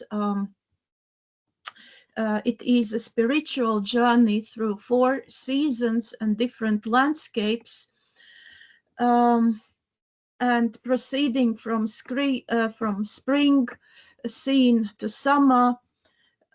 Summer is in the middle part, then we arrive to the autumn scene, which is here we see in the left below corner. And here is the continuation of this 15 meters long scroll. They continue their journey through various sceneries and arrive from autumn to winter, and finally this is the end of the scroll, which features a flowering plum tree, a new beginning of a new seasonal cycle. So all these motifs were widely admired in East Asian painting and poetry, serving as vehicles for meditations on exile, impermanence, and atmosphere. Sesshu's long scroll of landscapes enacts time through sequential unfolding. Unlike framed paintings, scrolls demand active participation. The viewer must unroll the work, gradually experiencing landscapes as they emerge. This embodied act of viewing transforms the scroll into a temporal medium where time is not only depicted but enacted. While Sesshu's scroll integrates multiple traditions, this presentation will concentrate on 2 central frameworks: the 4 seasons topic, which provide the macro cycle of time, and the Xiao and Xiang motifs such as evening bell from mist-shrouded temple, returning sails of a distant shore, autumn market scene, and evening glow on the fishing village, which punctuate the scroll with microcycles of daily, social, and atmospheric temporality. And a little bit about concept of ma, which is common in East Asian cultures. Ma is not simply empty space, but the interval that gives rhythm and meaning. Seshu uses mist, rivers, and blank expanses to create breathing spaces between episodes. These pauses function like temporal ellipses. The viewer moves from one scene to another as if walking through time. In Zen aesthetics, Ma is both spatial and temporal, embodying silence, pause, and impermanence. And now we will travel through 4 seasons, and we'll start at spring and analyze Seshu's methods of time. So spring is emergence and openness. Visual motives, light ink washes budding trees, flowering plum tree at the beginning of the scroll. Relation to Ma, wide blank spaces suggest openness and potential, echoing the pause before growth. Expression of time, spring embodies beginnings, renewal, and the cyclical rhythm of life. Meaning, time here is expansive and anticipatory, a reminder through constant renewal. Next, let's continue with summer. Summer is fullness and activity. Visual motives, dense foliage, vast stretches of water, boats, buildings with widely opened windows, open river banks, figures escaping heat in a cooling cave, engaged in meditation. Here we see the cave scheme. Relation to Ma, vast intervals of emptiness with fuller compositions, suggesting the comprehension of time in activity. Expression of time, summer embodies fullness, vitality, and human engagement with nature. Meaning, time is experienced as intensity, yet Seshu pauses remind us that fullness is temporally. Autumn, decline and social rhythm, visual motives, crisp trees, rice fields after the harvest, trees with red fruit, harvest markets, fading light. Relation to Ma, misty expanses, separate clusters of human activity, emphasizing impermanence. Expression of time, autumn embodies social temporality, markets, harvest, communal exchange, yet framed by decline. Meaning, time is communal but fleeting, a reminder that human rhythms dissolve into silence. Winter, stillness and emptiness, visual motives, bare trees, snow-covered peaks, stark emptiness and darkness of the sky, flowering plum tree in the end of the scroll, a new beginning of a cycle. Relation to Ma, vast blank spaces dominate, embodying silence and pause. Expression of time, winter embodies closure, stillness, and the end of cycles. Meaning, time is contemplative, a return to aligning with Zen notions of impermanence and renewal. And next, let's analyze the motives of 8 views of Xiao and Xiang. One of the scenes is evening bell from a mist-shrouded temple.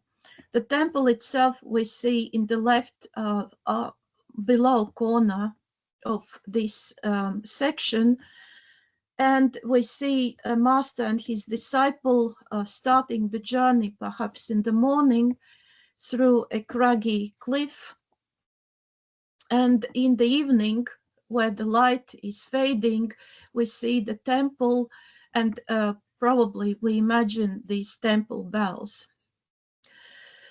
Sung Di, the northern Sung official credited with creating the 8 views, conceived evening bell from a mist-shrouded temple as a poetic image of exile and melancholy. His interpretation emphasized the resonance of the temple bell through mist and twilight, a sound that symbolized both distance from home and the passage of time. The bell's echo, fading into obscurity, became a metaphor for impermanence and longing. While Sung Di's poetry has been lost, later Southern Sung poets elaborated on this topic. Wan Hung wrote, "The mountain temple half hidden in clouds, evening bell disperses into the empty valley." Anonymous Southern Sung poet wrote, "Through layers of mist the bell resounds, its echo lingering beyond the river's haze." Mu Si, Chan monk painter, inscribed poems describing the bell's resonance fading into silence, aligning with Zen notions of impermanence. Seshu's interpretation includes that he does not depict the bell directly. Instead, he renders vast misty expanses and temple structures half veiled in ink wash, creating a visual equivalent of the poetic atmosphere. Time is expressed through absence.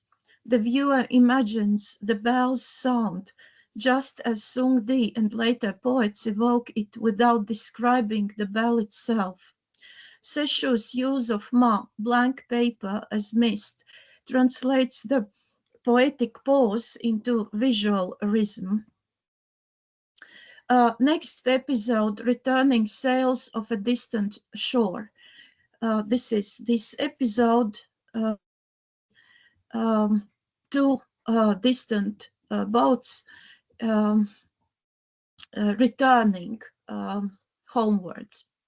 Poetic background: the motif symbolizes the end of labor, the return home, and the passage of time marked by evening light. Fan Cheng-da wrote on this topic. The sails return against the waning glow. Fishermen's songs drift across the autumn tide. Wan Hong wrote, while sails scatter like geese across the horizon, returning boats vanish into the village mist. Wu Kuan wrote, evening tide carries the boats ashore, nets heavy, voices rise in laughter.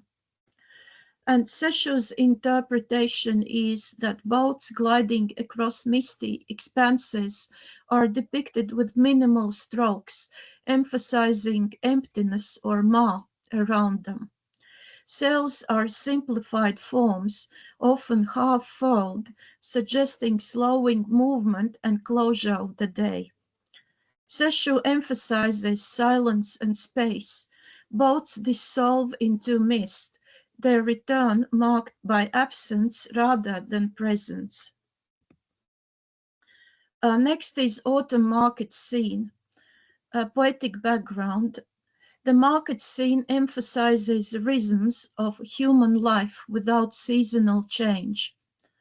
Fan Cheng-da from Southern Sung, smoke from cooking fires mingles with crisp air.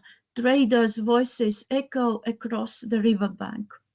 Lu Yo wrote on the topic. The crowd disperses as daylight wanes, leaving only the scent of grain and the chill of dusk. Wu Kuan, a Ming poet, wrote, voices rise in laughter.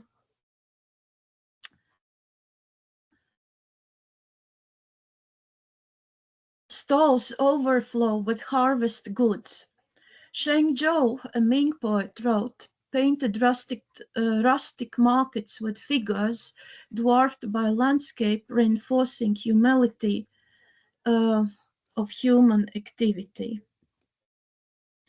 And Seshu's interpretation was small human figures and market stalls appear, but are dwarfed by mountains and rivers. Large blank expanses of mist separate clusters of activity, emphasizing intervals of silence around human bustle. The market scene marks autumn as a social season, but Seshu renders it with restraint. Activity dissolves into emptiness, suggesting evening glow on the fishing village. Poetic background, the motif captures the fleeting beauty of sunset, a liminal movement between day and night. Fan Chengda of Northern Sung wrote, the river mouth reddens with the sinking sun, fishermen return, their songs fading with the light. Lu Yo wrote, evening glow spreads across the village roofs, autumn chill descends as shadows lengthen. Shen Zhou, the Ming poet, the red light lingers on the water, dissolving into mist. And Wu Kuan, the glow of dusk paints the sail's crimson nets, heavy laughter rises before nightfall. And Seshu's interpretation, Seshu uses layered ink washes to suggest fading light, with mountains and water dissolving into mist. Unlike Ming painters who used red, Seshu relies on monochrome ink, emphasizing emptiness and tonal rhythm. The glow is implied through atmosphere, inviting the viewer to imagine the transition. Apologies for the Yes. interruption. The time is up. If I could please ask you to summarize and conclude, so there's time for brief comments or questions. Yeah, so Seshu's art must also be understood within the broader framework of Japanese aesthetics, is particularly wabi-sabi and yugen. Beyond mass, Seshu's landscapes dissolve into emptiness, embodying impermanence. Seshu's vision aligns with Dogen's Uji. This philosophy also connects Seshu painting to Zen garden design, such as the dry rock garden at Ryoanji in Kyoto. And also Seshu's brushwork itself conveys time. His painting angular strokes contrast with soft washes, creating tension between immediacy and timelessness. This gestural quality links Seshu's painting to Zen calligraphy, where each brushstroke is a temporal event, a record of the artist's embodied movement in the present moment. And so expression of time in the long landscape scroll includes sequential unfolding. The scroll enacts duration. As the viewer unrolls it, landscapes emerge gradually, mirroring lived seasonal rhythm. Each season embodies a temporal mood. Intervals, blank paper spaces function as pauses, creating rhythm and silence. These gaps embody temporal suspension akin to pauses in Zen meditation. And philosophical resonance, the scroll embodies Dogen's Uji of time being. Each season is complete yet inseparably part of the continuum. And conclusion, Seshu's long landscape scroll is a meditation on time and impermanence, deeply rooted in Chinese poetic traditions and Zen aesthetics. 4 seasons provide the macro cycle of time: emergence, fullness, decline, stillness, each expressed through Ma as openness, compression, separation, and emptiness. Xiao and Xiang motifs provide microcycles, daily rhythms, morning, evening, social rhythms, atmospheric transitions, mist and glow. and Seshu's innovation by combining seasonal cycles with poetic episodes, Seshu creates a layered temporality where emptiness ma becomes the medium of time. And as epilogue, there are contemporary resonances. Seshu's aesthetics continue to shape Japanese culture today. The principles of wabi-sabi and yugen are evident in the tea ceremony. Japanese architecture, minimalist spaces emphasize emptiness and rhythm, echoing Seshu's use of blank paper. Contemporary designers such as Tadao Ando have drawn on Zen aesthetics using light, shadow, and void to create temporal experiences in concrete and glass. Similarly, Japanese minimalism in design and lifestyle reflects Seshu's vision. Impermanence, simplicity, and subtlety are celebrated as sources of beauty. Just as Seshu's brushstrokes dissolve into emptiness, modern interiors embrace uncluttered spaces where time and silence can be felt. His ink landscapes thus remain a living philosophy, shaping not only art, but the very way Japanese culture experiences time. Thank you. That is all. Thank you so much for the presentation on the use of ma in the long landscape scrolls of Seshu and its interpretations. We kind of don't have much time anymore, except if something very quick, a quick question or comment, and then we can move on to the next speaker. No, it was, thank you for the excellent presentation.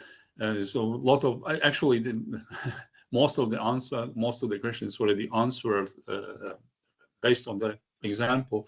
Just very, very oversimplified question. What could be the difference from the original Gen in Chinese, which means the two signs, door, gate, and sun passing through the gate, and what could be the Japanese ma? What could be the transformation after? What could be the main point of difference? This is very oversimplified question. if it could be said in two words, but probably not. Thank you for the very good question, but I think I need to think, and we do not have time to answer it very quickly. It's a very tricky question, in fact. I'm sorry, but just it appeared, you know. I'm sorry for all oversimplifications but just as a curiosity. Yeah, this light coming through the doorway, Japanese connected with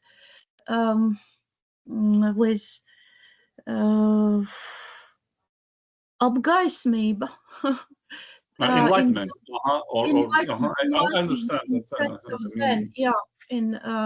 Connected with, closely connected with Zen Buddhism, and Zen Buddhism itself concentrating on meditation, simplicity, and very sharp discipline, also shaped Japanese culture towards minimalism, ascetic treatment of living space, and discipline in arts like tea ceremony and so on. Thank you so much. Thank you so much, Professor. And any further questions can, of course, be sent to the conference email, and will be forwarded accordingly. But for now, we will move on to the next speaker. We have Jie Jilin and Li Hua from South China Normal University, presenting a study on the evolution of the concept of Jiansheng in modern times. Please, the floor is yours. Can you hear my voice? Yeah, excellent. Yes, yeah. Very well. No worries. Okay. Yeah, very, very good. Okay, hello everyone. My name is Xie Jielin. I am from South China Normal University. It is a great honor to be here to share my research with you today entitled Study on the Evolution of the Concept of Xianshen in Modern Times. This talk will be divided into the 7 main parts. And now let's start with the first section, the introduction. The purpose of our study is to deepen our understanding of social transformation by examining the semantic changes of the address term 先生. Address terms are not merely polite expression. They possess both social and epochal attributes, and their evolution represents a dynamic historical progress. The term 先生 has carried rich connotation throughout Chinese history. Having undergone long-term evolution from ancient to modern times, it has retained its fundamental meaning while experiencing modifications, contractions, and expansions. Many semantic items have either disappeared or emerged as historical context changed. Changes in address terms often reflect shifts in social structure and ideologies. The historical trajectory of 先生 concept evolution reveals the underlying mechanism of interaction between linguistic symbols and social structures. In the current context of coexisting multilingualism and multiculturalism, the parallel use of 先生, 女士, and 男士 continuously give rise to semantic conflicts. These terms not only carry linguistic traditions but also reflect the contradiction of values in current society. The innovation of this study lies in its integration of linguistic analysis with literary works. By examining the actual usage of 先生 in texts such as dramas and novels, we attempt to understand how people understood and employed this address term in particular historical period. Of course, I must also point out the limitation of this study. The current analysis mainly focuses on central cities like Beijing and Shanghai and has not yet explored the linguistic practice in non-central cities in depth. This aspect will be expanded in future research.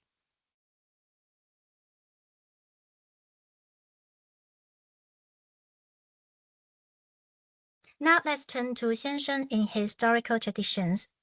先生 is one of the most enduring address terms with multiple meaning in the Chinese language. In ancient time, it could refer to one's father, elder siblings, firstborn child, or husband. It is worth mentioning that 先生 could refer to both female and males in some usage, and as social term, it could refer to elderly and learned person, teacher, retired official, literati and scholars, and specialized professionals like Taoist priests, courtesans, diviners, singers, doctors, fortune tellers, clerks, and managers.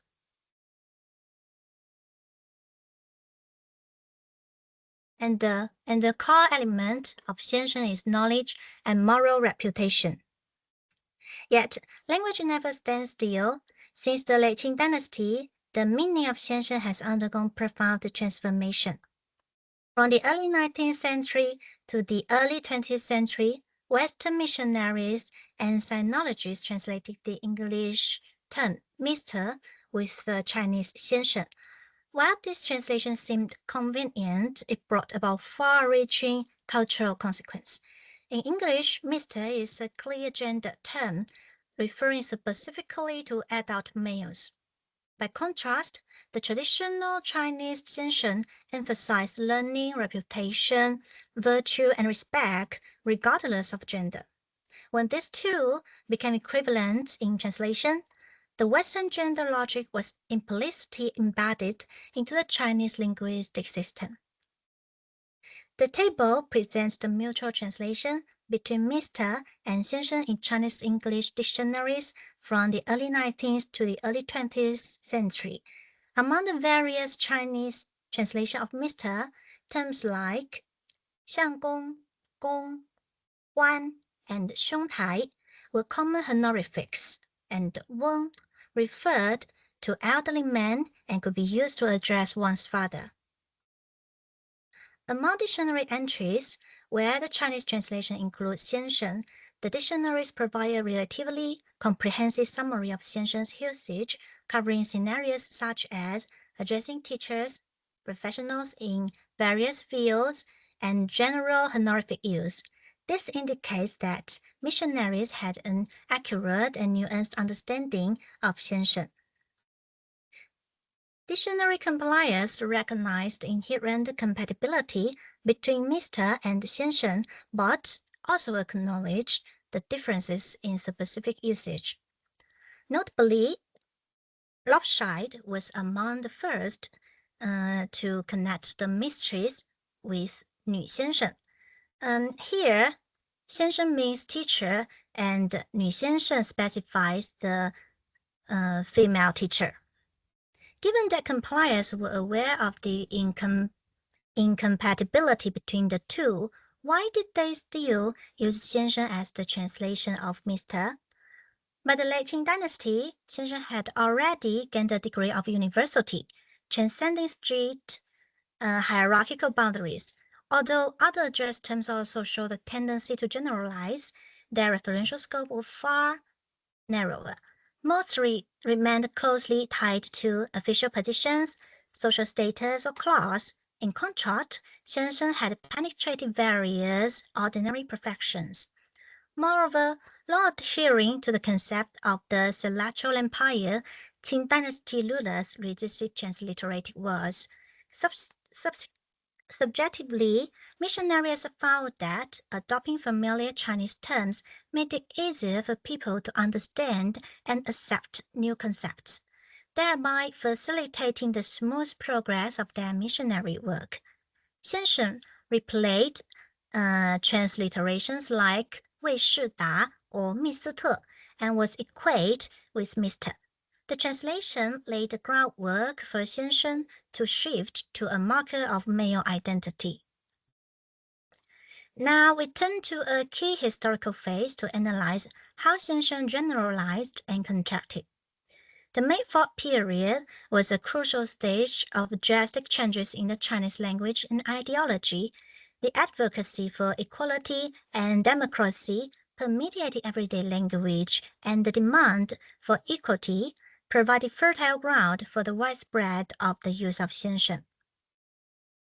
The reform of address term provided policy support for the expansion and popularization of the concept. In 1912, the Nanjing Provisional Government issued an order abolishing feudal address terms such as 老爷 and 大人, replacing them with terms embodied in equality such as 先生 and 君. In 1934, a new general order further stipulating that 先生 should be used as a universal address for all people without official positions, stating that both 太太 and 小姐 could also be addressed as 先生. At this time, the referential scope of the concept broadened in terms of age, identity, and gender, and this usage was officially recognized. Yet paradoxically, as the term gained universality, its gender-neutral quality faded. Under the influence of westernized discourse and the increasing prevalence of Mr., 先生 became masculinized again. Literary work vividly record the shift of 先生. Consider the following literary examples. The excerpts demonstrate the impact that conflicts arising from semantic changes in 先生pose to language habits. Semantic ambiguity is a byproduct of the conceptual transformation. Wasting effort presents the contradiction between 先生 as a teacher and as a general address term. Moonlit Night on Spring River illustrate a situation where 先生broke through identity restrictions, using 先生 to address so-called vulgar soldiers created a sense of distortion. And in With the Board of Terrain, in the connection of the character Aunt One, Xianshen has already been equated with man and is used as a general address term for ordinary men. Originally, Xianshen emphasized hierarchy rather than gender, but now this has been completely reversed. It has become more focused on gender while pursuing equality. The incompleteness of this transformation relates to the inadequate implementation of address term reforms during this period, and ultimately Western discourse power overwhelmed the legitimacy of government-mandated norms. And after the founding of the People's Republic of China in 1949, 同志 became the mainstream address term in society. It emphasized class equality, embodying collective identity under socialist political ideology. During this period, Xianshen almost disappeared from public contexts, with only limited use in United Front work or diplomatic occasions. However, after the reform and opening up policy, the title of market economy and globalization reactivated the term Xianshen. Influenced by the culture of Hong Kong, Macau, and Taiwan, as well as international business etiquette, Xianshen was revitalized, but its semantics had shifted. This revival did not restore the original gender-neutral meaning of Xianshen. Instead, it further consolidated its status as an exclusive honorific for men. We mapped the post-1949 evolution of Xianshen. Next, we'll re-examine the term through a female perspective to uncover gendered insights that enrich our historical and developmental analysis. In traditional Confucian society, women were occasionally addressed as Xianshen, especially in roles such as female teachers, female doctors. However, such cases were extremely rare. In traditional China, mainstream respectful titles for women were often associated with marital status, age, or chastity, and thus confining them to the private domestic sphere. Titles such as 小姐, 夫人, 太太, 老夫人, and 烈女 underscored women's dependent social status as appendages to men. And the character 女 was often added before 先生 to form 女先生, indicating distinctions. According to Markner's theory in linguistics, as an unmarked term, 先生 defaults to referring to men. And emergency of the 女先生 indicates that women must to be distinguished through additional marking. The 1934 regulation on address terms abolished gender restriction, symbolizing the transition of 先生 from a marked term to an unmarked term. It also marked the awakening of female consciousness and the rise of the concept of equality. For a brief historical moment, knowledge and moral reputation were no longer exclusive to men. However, the clear gender implication of Mr. led to the compression of the semantic space that originally belonged to women within the 先生 concept.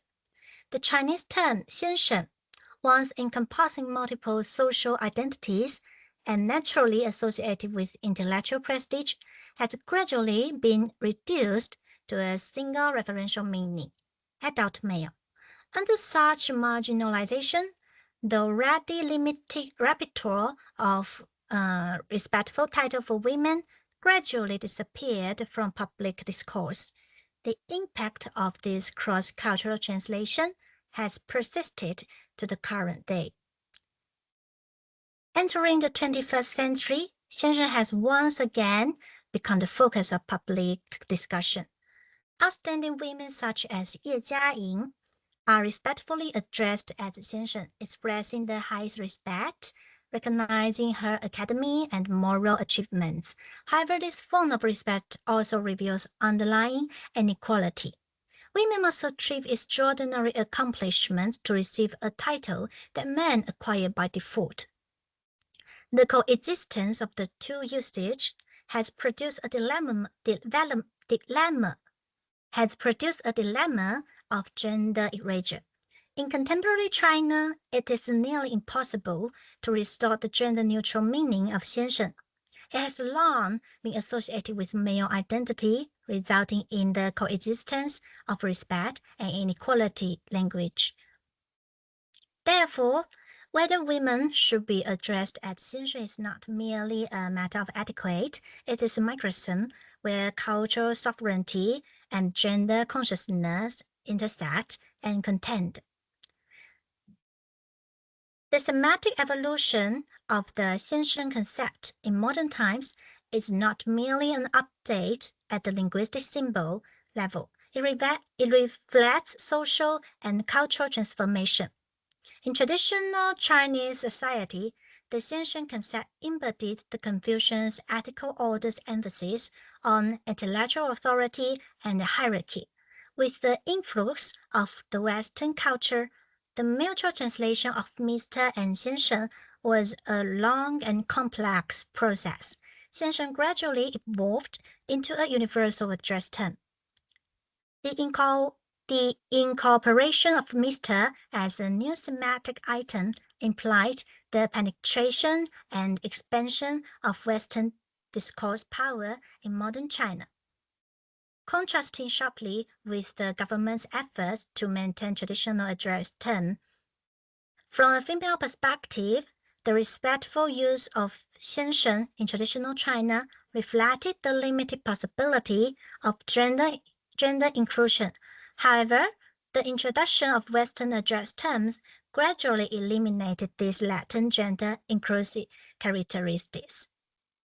The term 先生 reminds us every word carries cultural memory. When we choose how to address others, we are also choosing which history and values to inherit.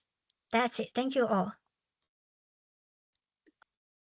Thank you so much for the very informative presentation. It was very interesting to see how translation can affect or even modify the norms in the source language and culture, and of course the resulting implications on women's achievements. Are there any questions or comments?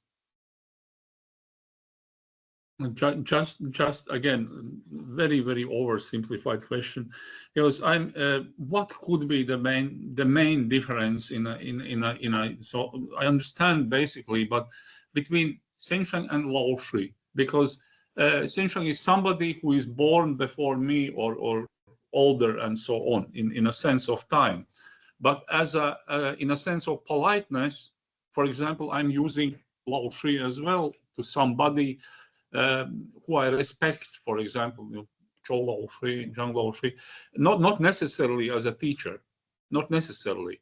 How could it be combined, or whether it is proper to use or exchange both meanings with each other or not?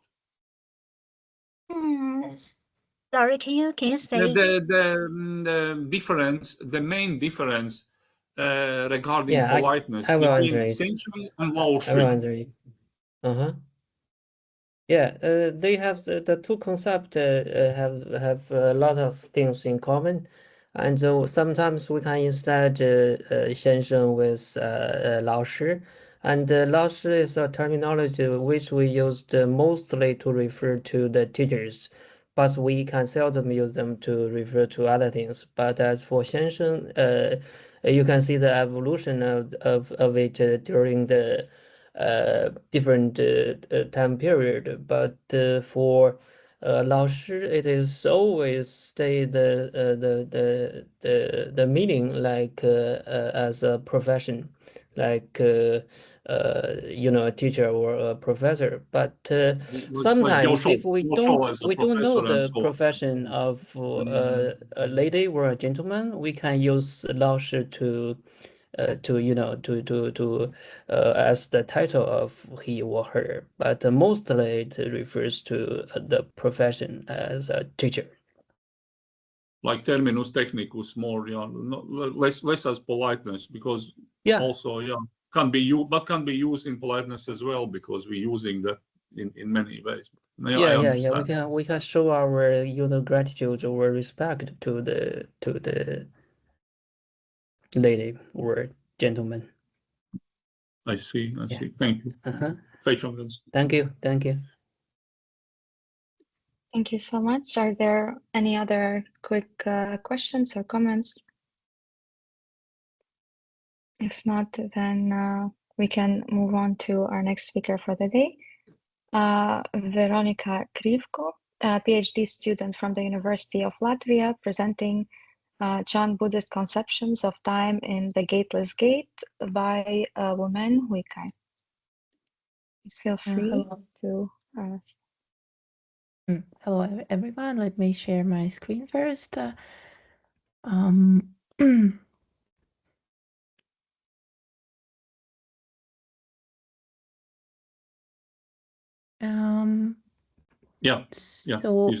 you see it, right? Yes. Okay. So hello, everyone. Again, my name is Veronika, and I'm a PhD student at Latvijas Universitāte. Today, I will be presenting a study titled Chan-Buddhist Conceptions of Time in the Gateless Gate. In Chinese, is called Womanguan by the author Woman Huikai. And in this talk, I aim to explore how the notion of time is expressed, implied, and at times intentionally destabilized in these influential collections of gong'ans, or we can also name them spiritual riddles. The Gateless Gate is not usually discussed in terms of temporality, yet its language of immediacy, sudden awakening, and paradoxical negation offers a rich field for understanding how Chan-Buddhist practice reframes our experience of time. So let me begin first with a brief introduction on the text at the center of this study. So the Gateless Gate, or Womanguan, is a collection of 48 cases compiled in 1228, so in the 13th century, by the Chan master Woman Huikai. And the work quickly became one of the most influential Gong'an ontologies in the Chan Buddhism and later Zen Buddhism traditions. What distinguishes the Gateless Gate is its unique combination of sharp paradoxical dialogues and authors' own concise commentaries. The text emphasizes direct experience over some doctrinal explanation, and it consistently points toward the possibility of a sudden awakening, an insight that arises not through a gradual cultivation, but in a single transformative moment. And before I move on, let me clarify one important term. In English language, we can usually see the term koan, following the Japanese reading koan. However, this genre originated in China, where it is called gong'an. The word literally means a public case, and the Chan masters, let me say, borrowed this legal term to describe dialogues with their students used as key teaching cases. So while koan is the familiar term, the Gateless Gate is in fact a Chinese collection of gong'ans. Calling them spiritual riddles is more of a metaphor. It is also useful to situate this text within its proper tradition. The Gateless Gate belongs to Chan Buddhism, the Chinese tradition that later developed into Zen in Japan. Although the two are historically connected, they are not identical. And since the Gateless Gate was compiled in 13th century in China by Woman Huikai, it should be understood as a work of Chan-Buddhism, even though it later became also foundational in Zen tradition. Of course, both traditions share a similar goal: to free mind from delusion and attain enlightenment. To understand how time functions in these texts, it is useful to recall several key ideas from Buddhist and specifically Chan Buddhism thought. So first is impermanence, which is called anitya in Sanskrit, and in Chinese is called wuchang, which is fundamental. So all phenomena arise and pass away without enduring substance. And this frames time not as stable flow, but as a sequence of constantly shifting events. Second, many Buddhist traditions describe reality as composed of instantaneous moments known as ksana in Sanskrit and chana in Chinese. And this perspective undermines the idea of continuous linear time. Third, Chan Buddhist teaching often rejects conceptual distinctions altogether, including those between past, present, and future. Instead, it presents a non-linear, non-dual view of temporality, in which awakening is accessible only when the mind stops grasping at temporal categories. And finally, Chan practice places a strong emphasis on the present mind and on dongwu, or sudden awakening. And this notion redefines time as something that can be pierced or transcended in a single moment of insight. So let us see how does the gateless gate present suddenness, non-conceptual time, and present moment practice. The first dimension of temporality that emerges in the gateless gate is suddenness, or dongwu, which I mentioned before. Across many gong'ans, or spiritual riddles, awakening is presented not as a gradual process, but as something that happens in a single decisive moment. A clear illustrations come from case 1, which is called Zhao Zhou's dog. I think this is the most, let me say, popular riddle in the Western world. So I will first read it in English and then analyze. So a monk asked Chan Master Zhao Zhou, "Does even a dog have Buddha nature?" Master Zhao Zhou answered, "No." In Chinese, it's called Wu. So this exchange takes less than a second. The teaching occurs in the impact of the answer, not in any subsequent explanation. The temporal structure of insight is compressed into a single moment, a moment without any duration. The author underscores this in his commentary, insisting that one word can overturn a lifetime of conceptual thinking, and suddenness here is not speed. It is a rupture in time. The riddle collapses the expectation of a gradual path and forces the practitioner into the immediacy of the present. The second temporal dimension is non-conceptuality. This dissolution of temporal categories such as before, after, past, and future. And the text actively destabilizes these categories. A central example comes from case 2, which is called Bai Zhang's fox. This case is quite long, so I inserted only some parts of it, which is more important for us to analyze today. So I will first read it again. One day, a student asked me, "Does an enlightened person fall into samsara, the realm of cause and effect?" I answered, "No, they are not subject to cause and effect."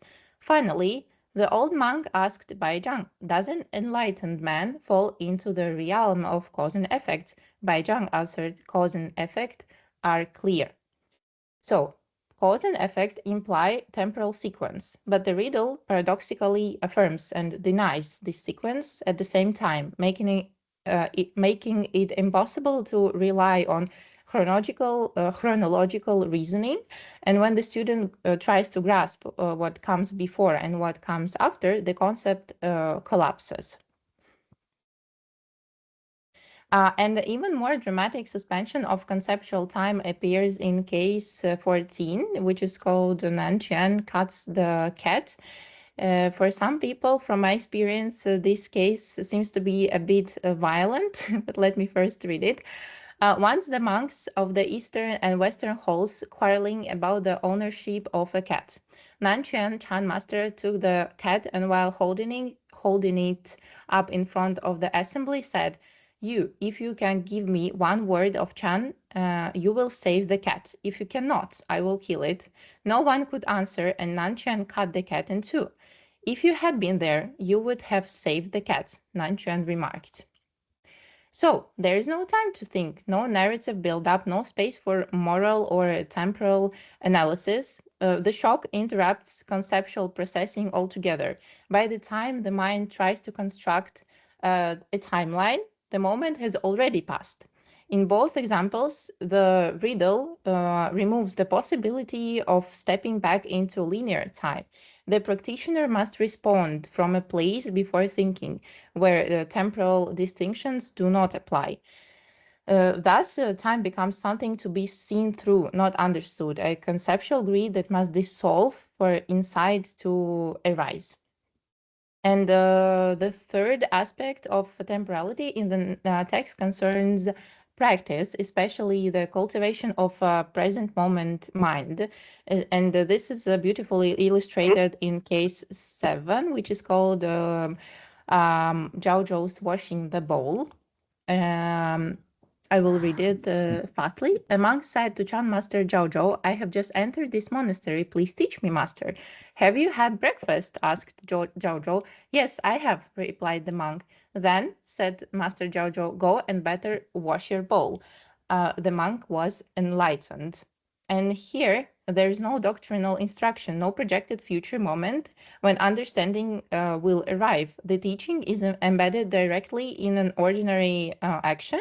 So the author's command emphasizes that awakening is realized precisely in immediate activity when the mind is fully present. So across this riddle, the author repeatedly brings the practitioner back to this moment, the only place where awakening can occur. Temporal fragmentation, dividing time into past, present, and future, becomes a hindrance. And when the mind remains fully present, time is experienced as immediacy. Thus, the Gateless Gate treats time not as an abstract idea, but as a discipline of practice. The moment of action and the moment of realization coincide. Taken together, these 3 dimensions of temporality, suddenness, non-conceptuality, and the present moment awareness reveal that the Gateless Gate presents a practical understanding of time. Unlike philosophical treatises that analyze temporal categories, woman Huikai uses riddles to reshape the practitioner's lived experience of time. And what distinguishes woman's approach is that temporality becomes part of the pedagogy itself, and suddenness interrupts linear thinking.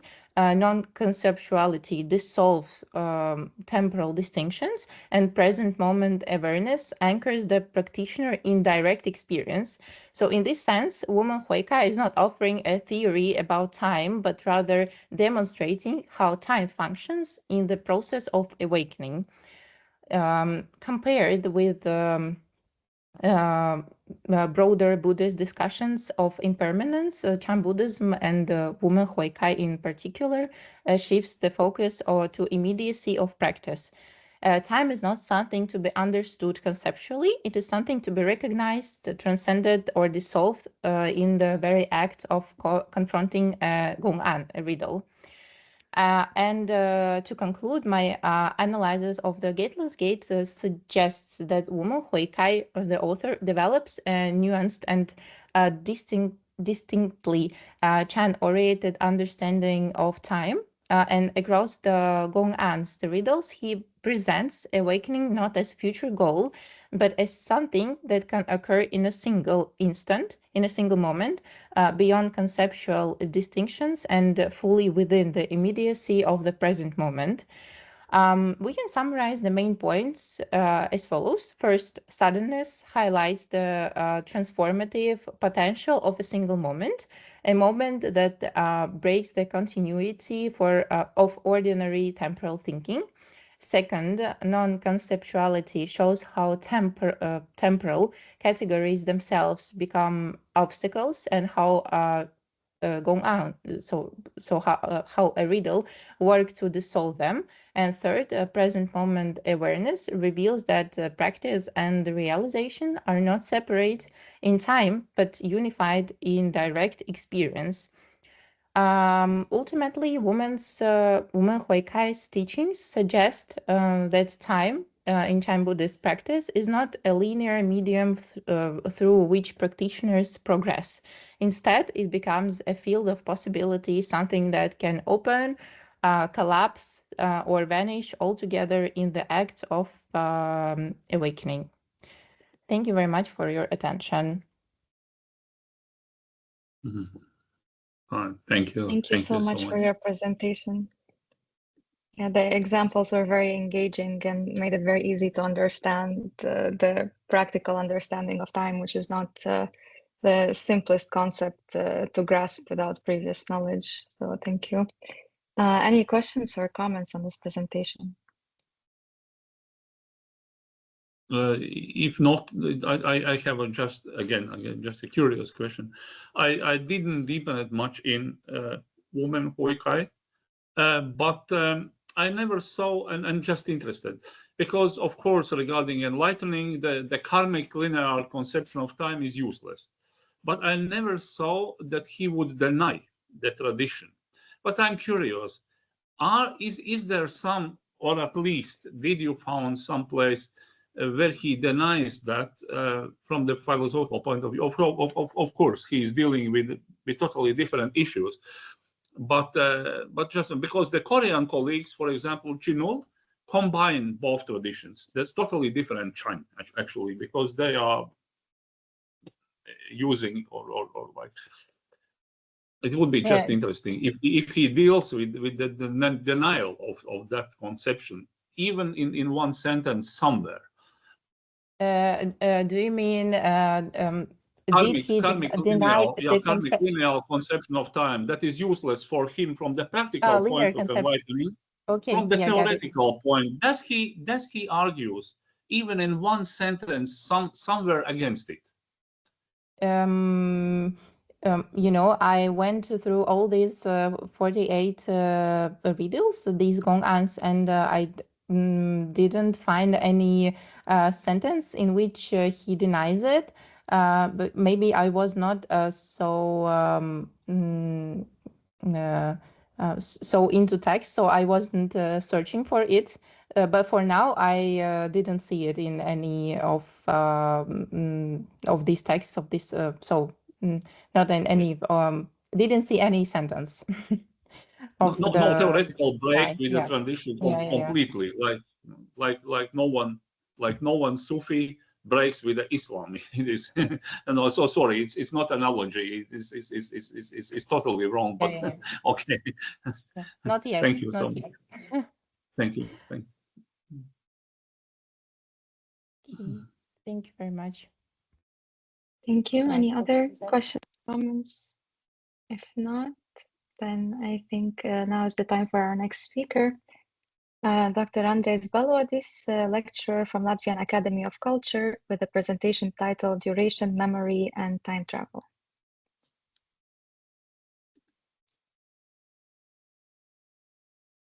Yeah, good afternoon. Can you hear me? Yeah, excellent. Yes, we can hear.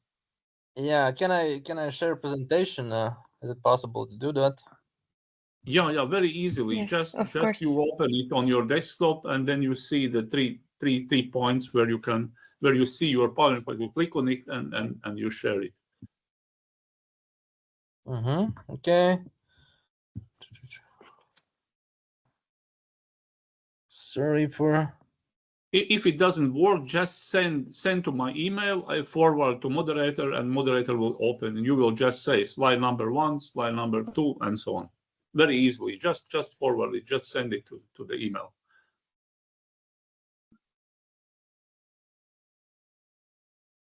No worries. We will open it. Okay, so I'm just haven't done for a while. COVID is over. I can share a screen, right? This is the idea, but I cannot find. I have opened my presentation, but I cannot find it. If it is complicated, just send it to my email. Send it to my email as attachment, and we will open it. We will open it. I will forward to the administrator, and we will open it. And then you will see it in front of you, and you will tell slide number 1, slide number 2, and so. Don't worry. Don't worry at all. I'm already trying to send you.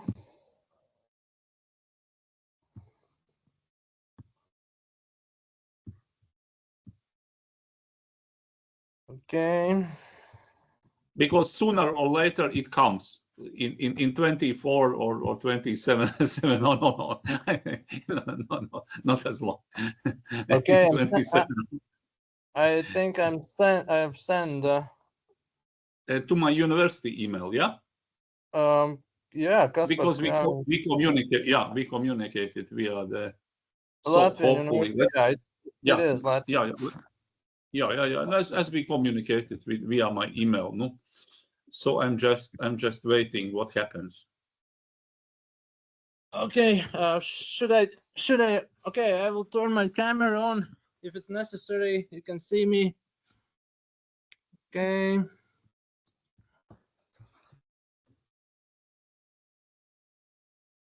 Yeah, it came. I'm forwarding now to the moderator, and moderator will show your presentation immediately. So no worries.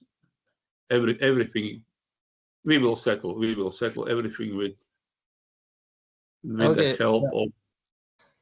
So apologize for a little delay from my part. Okay, so I'm a philosopher representing Latvian Cultural Academy, and I will talk about some theoretical issues regarding time, and particularly my sphere of interest, that's namely French philosopher Henri Bergson.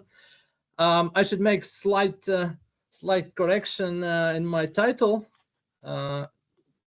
It should stand like duration, memory, and mental time travel. Not time travel, but mental time travel. So regarding traveling in time in mind rather in physical reality. So is it possible to put the presentation on? So I send Susan. You can check, Susan. You can check on your in your email. I send it successfully, so you can just share it. Yeah. Know when it becomes there it is. Yeah. Great. Yeah, thank you very much. So I'm very honored to speak in this event. Thank you, organizers, for inviting me, and I would like to express as well, and today present the issue. Maybe a lot of things are not known in Latvia for this at this moment, but I'm studied Henri Bergson for quite a time, and trying to find a space and place for Henri Bergson in contemporary nowadays philosophy, and therefore I chose the topic about mental time travel. Yeah, you could maybe go to this next slide, please. In my presentation in this limited time, I would like to first show the connection between time, memory, and the concept of mental time travel. Then I very briefly outline the idea of Bergsonian conception of time and its connection to philosophy of memory, to his philosophy of memory, and the philosophy of memory as a branch of studies. Then quickly illuminating the mental time travel theory, the main tenets, main premises. And then in the second part, last part of my talk, I would like to integrate or to show how it's possible to think about Bergsonian theory of memory that's basically based on his conception of time, idea of duration, or in French, durée. How this Bergsonian theory of memory fits into contemporary discussions on memory.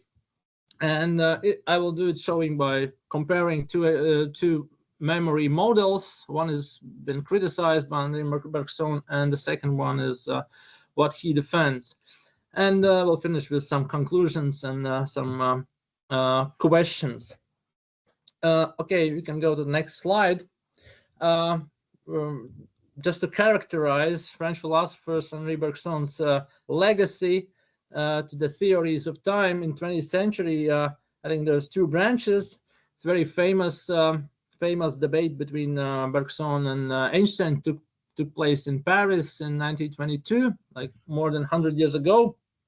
And this debate was unanimously won by Einstein, as community of scientists thought, and that was the one reason why Bergsonian theory of time probably got overshadowed or neglected during the 20th century. Philosophy of science that usually regards the topic of time and space as philosophical concepts almost entirely neglected Bergsonian legacy. We can say maybe in the late 20th century, early 21st century, some interest in Bergson has revived.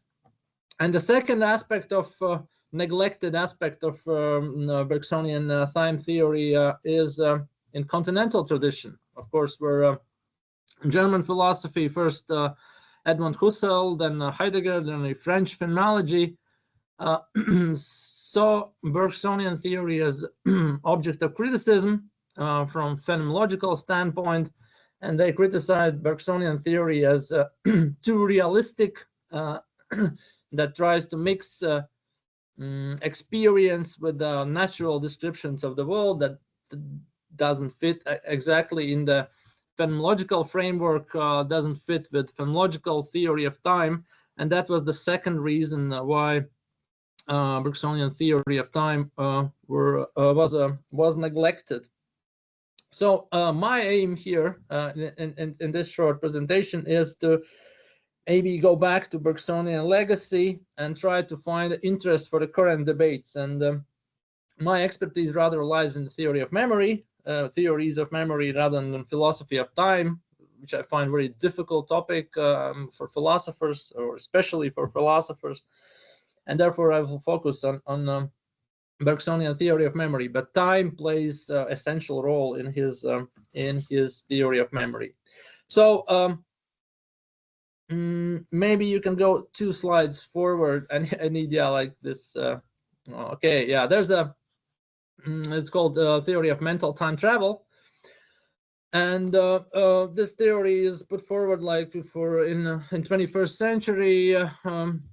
Several authors, but I refer in this case to Cook and Michelian work, Mental Time Travel, Episodic Memory, and Our Knowledge of the Personal Past.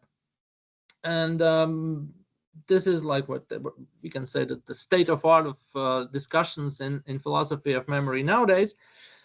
And Michelian distinguishes classical theories of memory, to which he contrasts his own. And classical theories of memory posits like three basic ideas. That first, the memory is always of the past, so the time dimension is involved. The memory is always on the past, which is Aristotelian theory. Then we have David Hume from 18th century.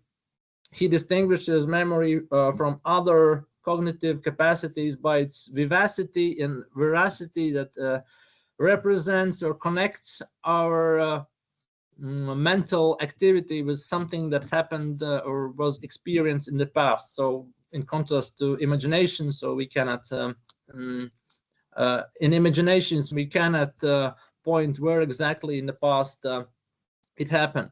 And the third theory is from 20th century, very influential theory by Deutscher, that sometimes called causal theory of memory, that past events are causally connected with our remembering of them. So the Michelian, with this mental time travel theory, presents alternative view, and his view consists of the idea that we can decouple the past and present in memory, so the memory does not need anything from the past. So he says that we focus on episodic memory.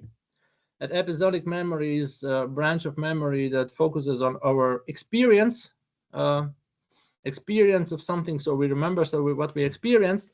And this kind of episodic memory is, according to Michelian, the same or very similar to episodic future thinking or episodic foresight or episodic imagination. So the same brain mechanisms or same brain processes are involved, the same cognitive and psychological mechanisms are involved. So it's very difficult to distinguish what is when we talk about memory or imagination, or sometimes even when we remember, we actually imagine. So this is the main point. And I will try to situate Bergsonian theory of memory into this framework. Sometimes Michelian's theory is called simulationism. So that when we remember past, actually we simulate it. So this is a thesis, and sometimes it's referred as simulationism. So we can go back maybe for the previous slide. I will quickly characterize Bergsonian general theory of time or duration and its connection to memory, and why duration is so essential place there. So just a few points regarding Bergsonian theory of duration. So the first, the time or experience of time, duration, that Bergson identifies experience of duration with consciousness. So it's completely opposed to space, whether it would be real space or mathematical space. For example, line. Bergson would say it's wrong to imagine time as a line consisting of separate discrete points. So those points are mutually related and fused together. So the idea of time expresses continuity, that is indivisible. So our experience is indivisible. Our experience of time is qualitative, so it shouldn't be somehow separated in discrete elements, like one sensation and second sensation following, or perception or memory. It is qualitative. It is multiplicity, and yeah, it's the difficult part. It's not mathematical multiplicity, but it's qualitative multiplicity. And experience of time is heterogeneous. That means, like, it's not like space. You can divide different fragments of space and interchange them, but the elements or parts of the time are heterogeneous, irreducible to one another. And of course, Bergsonian theory faced some criticism, internal criticism by Bergson himself. His later works, he asked the question, we can ask the question with him, what is conserved within duration if everything changes over time? So what is conserved? What is duration's relation to its own past? And of course, there comes need for the some sort of theory of memory. Later on, Bergson has a great work, Matter and Memory. He discusses those topics. So we can go forward, I guess. Yeah, next. Yeah, I already told about episodic memory or episodic remembering. Actually, both Bergson and Michelian focuses on episodic memory, and episodic memory is generally memory that interests philosophers. You can see that the taxonomy here shows that actually memory, when we refer to memory, we refer usually to declarative memory, so either episodic, that related to our personal past, or semantic, that about knowledge about the facts, that it's not personal. So for example, I've been in Rome, but I shouldn't, it's not necessarily I have been in Rome to know that Rome is the capital of Italy, so it's semantic. Okay, I think we can move on to the next slide. Yeah, and I would present for the purpose of shortness two models of memory that somehow is discussed by Bergson himself. And the model on the left side, digital model, is that could be kind of criticized or called permanent model, that something that happens in the past is conserved in memory, is conserved in immutable, inchangeable form. And then there is a dynamic model that represents memory as something that our past changes together with our present. So according to digital model, you can use a computer analogy here, like a system clock. Something has happened in the system, and it's been registered, and it's always, and that space and that time, this event N always is before event P. So you cannot change the sequence if you look at the past events. So N always before P, P always after N, and the relationship between N and P are permanent and unchangeable. And in this model, we can see the time as a line of successive events, and memory just registers those events. So the sequence of memory, for example, remembering something happening yesterday, would require that I consequently remember those events in linear sequence.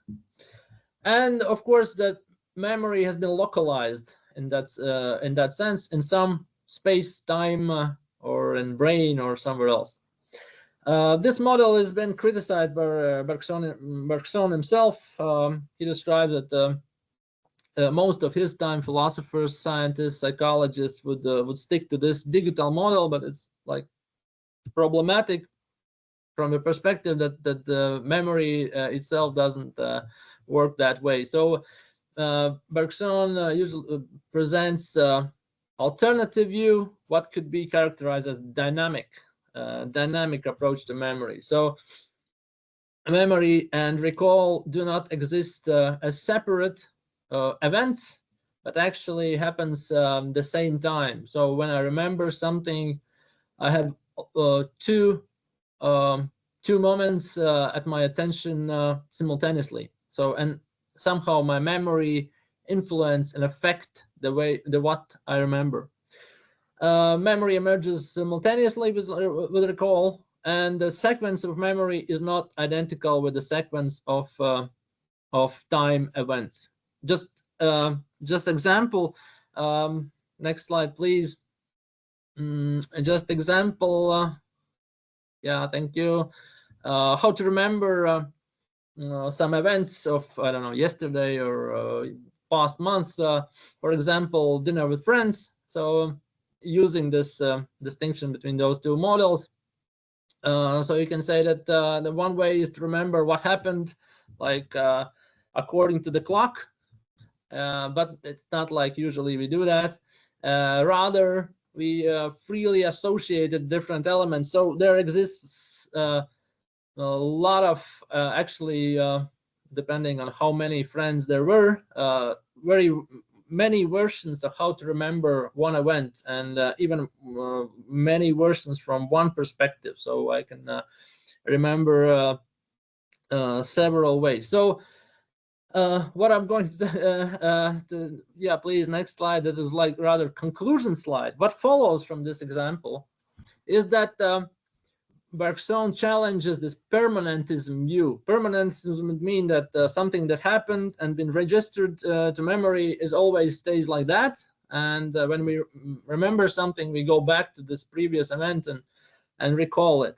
So Bergson challenges this permanentism view and rather defends constructivist or constructionist type of memory, that we construct memory is some creative, constructive faculty of human cognition that provide us with the ability to construct the past from the some sort of experience. And this this of course gives opportunity to look at the Bergsonian theory of memory as some sort of simulationism.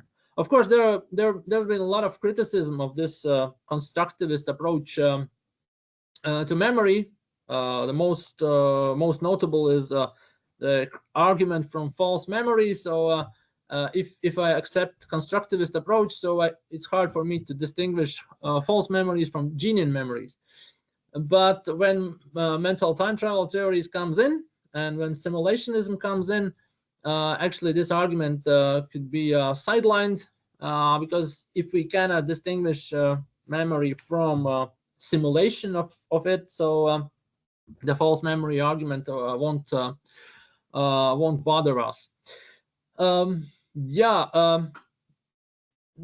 Of course, there are some questions, and this is a idea at work. There are some philosophers of memory who are representing this analytical tradition of philosophy of memory as well, involved in discussion with Bergsonian theory. So I'm not alone here. So they are doing as well their studies on that. Of course, we can ask question: is Bergsonian theory of memory is compatible with Apologies for the interruption. Just time is up. If you have any last statements. Yeah, I have last statements. So is Bergsonian theory ready to pay this metaphysical price to distinguish past and future? And of course, the question is still relevant. Could Bergsonian theory would be permanentist or constructive? Because he defends sometimes in some other sections, he defends the idea that past is eternal in some sense. Okay, thank you very much for your attention. Thank you so much. Do we have any quick comments or questions? Well, thank you so much for excellent presentation. That's very interesting that the first day started with the referral Professor Auziņš regarding the dialogue, and our last day concludes with somehow we are coming back to the topic. But just I wanted a simple question, but regarding the perspective, because Rovelli or Vlatko Vedral, or the contemporary theoretical specialists in theoretical physics, they also argue that there are many times, thermal time, gravitational time, quantum time, aligning with Bergson's idea that there are many ways of obeying time, not a single metric, not like just a physical, measurable, geometrical, as Einstein would say. Still, the problem is going further, not going deeper into Vedral, who says that time is a question of correlation, so entanglement, as we see in physics. Still the problem, of course, the problem is that Bergson's duration cannot replace Einstein's time, nor can it function as an equation for predictive model in exact science. So in physics, unfortunately, because of the discourse, it's not possible. But could it be like, okay, conceptual tools, heuristics, and probably cognitive science and neuroscience, as you very, very interestingly explained. My question is, could it be used more in applied science, in neuroscience or cognitive science, Bergsonian approach? Thank you, Kaspar. It's a very difficult question for me. Unfortunately, I couldn't be at the key section where Mārča Auziņš. I've noticed his presentation. That was very interesting, but unfortunately I couldn't connect to that time. Yes, my answer to your question would be definitely, I would say that Bergson is more and more involved. His arguments are more and more involved in discussions about the nature of consciousness, about nature of perception, experience, several aspects. So I think his legacy could contribute to the debate. I would say that contemporary modern science is not couldn't be based on some one general theory, but of course his arguments could contribute. And what I'm seeing lately in discussions, even in analytical philosophy, neurophilosophy, those continental thought. Yeah. Hopefully you heard at least half of what I said. So yeah. No, thank you so much. I never read the part of Paul Jurevich, famous. I know that we had. I'm so sorry because I don't know myself. I never read his Le Problème de la Connaissance dans la Philosophie de Bergson, the Latvian philosopher. I never read it. I have no idea what's there. And and after your presentation, I'm curious where to find it, because I never saw that book in French, and I have no idea. Probably in a library somewhere, but not the slightest idea. It is published in periodics, like it's defended at Latvian University, but defended in French. But he has like summary for some 40 pages in Latvian or less. My goodness, summary 40 pages. Oh. Thank you so much for the question and for the answer. Due to time, we have to move on to the next speaker. And the next person to speak will be Associate Professor Natasha Vysočnik-Geržej from University of Ljubljana in Slovenia, Faculty of Arts. Will be speaking on the changing in time, the concept of others in Korean society, Korean returnees from Japan. Please, the floor is yours. Yes, thank you very much for your introduction. Thank you for having me here. My preceders, very interesting lectures I've heard today and also yesterday, and it's very inspiring conference. Thank you very much. And today we will also travel in time, mind time, and just share with me just a moment. Yeah, this is very challenging as always to put this. If there is a problem, just send to the email. So the simplest way, if it doesn't work, because then we will open it. No, it's okay. Yes. Okay, can you see? Yeah, great. Yes, that's excellent. Okay, so.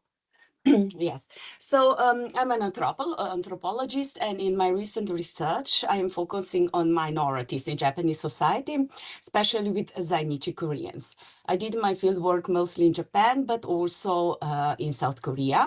And in 2019, when I was in Seoul, I was researching Zainichi Koreans who decided to move from Japan to South Korea for a different reason. And during my interviews, I noticed that almost everyone is facing some kind of exclusion from Korean society or being treated as an other and then not Korean. So in this research, I'm focusing when the idea of so-called other emerged in Korean society and how has developed through time and how it was understood in different historical, cultural, and temporal framework. So first, in an introduction, the concept of other in Korean society evolved through historical, cultural, and temporal contexts. This presentation thus introduces how identity negotiations among Zainichi Koreans reflect shifting societal perception influenced by Confucian traditions, colonial experience, and modern globalization. It emphasizes that time operates as a cultural grammar shaping social relations and moral expectations. Korean society navigates multiple temporal paradigms, cyclical, linear, and hybrid, that converge and diverge across epochs, influencing communication, governance, and identity formation. These frameworks impact how returnees are perceived and how they reconstruct their sense of belonging. The presentation also outlines the study's aim to integrate historical, cultural, and philosophical perspectives to understand how Korea negotiates identity and otherness across time. So with historical analysis of other, the earliest implicit forms of others in Korea can be traced to the Three Kingdoms period, when identity was constructed in opposition to neighboring states such as China and Japan. Korean elites viewed Chinese civilization as a cultural superior, adopting Confucian norms while simultaneously asserting a distinct Korean identity.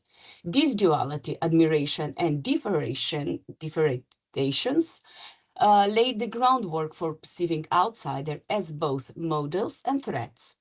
However, the term daja as a philosophical concept entered Korean discourse much later, influenced by Western existentialism and postmodern thought during 20th century.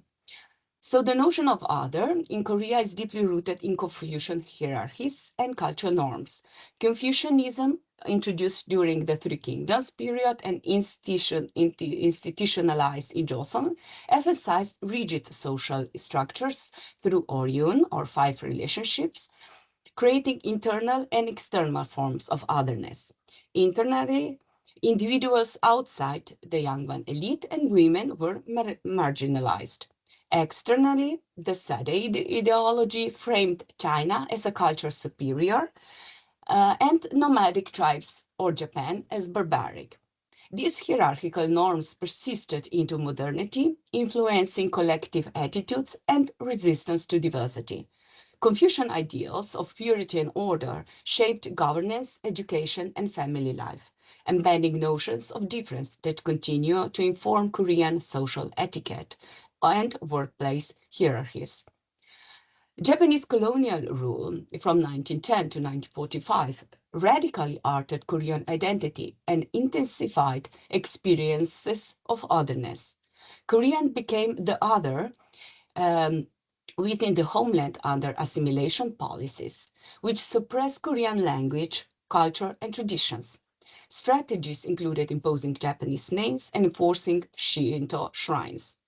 This period fostered ethnic nationalism as a resistance strategy, emphasizing cultural purity and unity. The March 1st movement in 1919 catalyzed nationalist discourse, reinforcing binaries of us versus them. Colonial modernity also introduced Western philosophical ideas, including existentialism and alterity, influencing Korean intellectual circles. Post-liberation, these legacies persisted as a cultural trauma and a strong emphasis on ethnic homogeneity, shaping Koreans' ambivalent stance toward globalization and multiculturalism. So let's see temporal framework of others.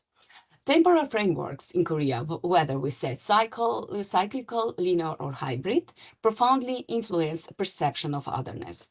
Traditional cyclical time rooted in Confucian ethics emphasized continuity, moral cultivation, and ancestral rights, reinforcing hierarchical norms. Modernity introduced linear, goal-oriented time during Japanese colonial rule, later entrenched by post-1945 nationalism, framing progress as a theological project. Hybrid temporalities emerge with globalization and digital acceleration, creating flexible network conceptions of time. These shifts affect Zainichi Korean identity negotiations, as their hybrid cultural orientation often appears temporarily or out of sync with dominant societal rhythms. Understanding this framework reveals that inclusion in Korean is not merely spatial or legal, but deeply temporal. Confucianist cyclical time emphasized renewal and moral perfection through suyang, or self-cultivation, and chesa, as ancestral rites. This worldview anchored identity in seasonal rhythms and hierarchical social structures, defining otherness by proximity to Confucian norms rather than radical difference.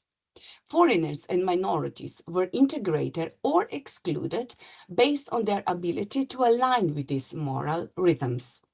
Such temporal ideas persisted into modernity, influencing collectivist attitudes and resistance to diversity.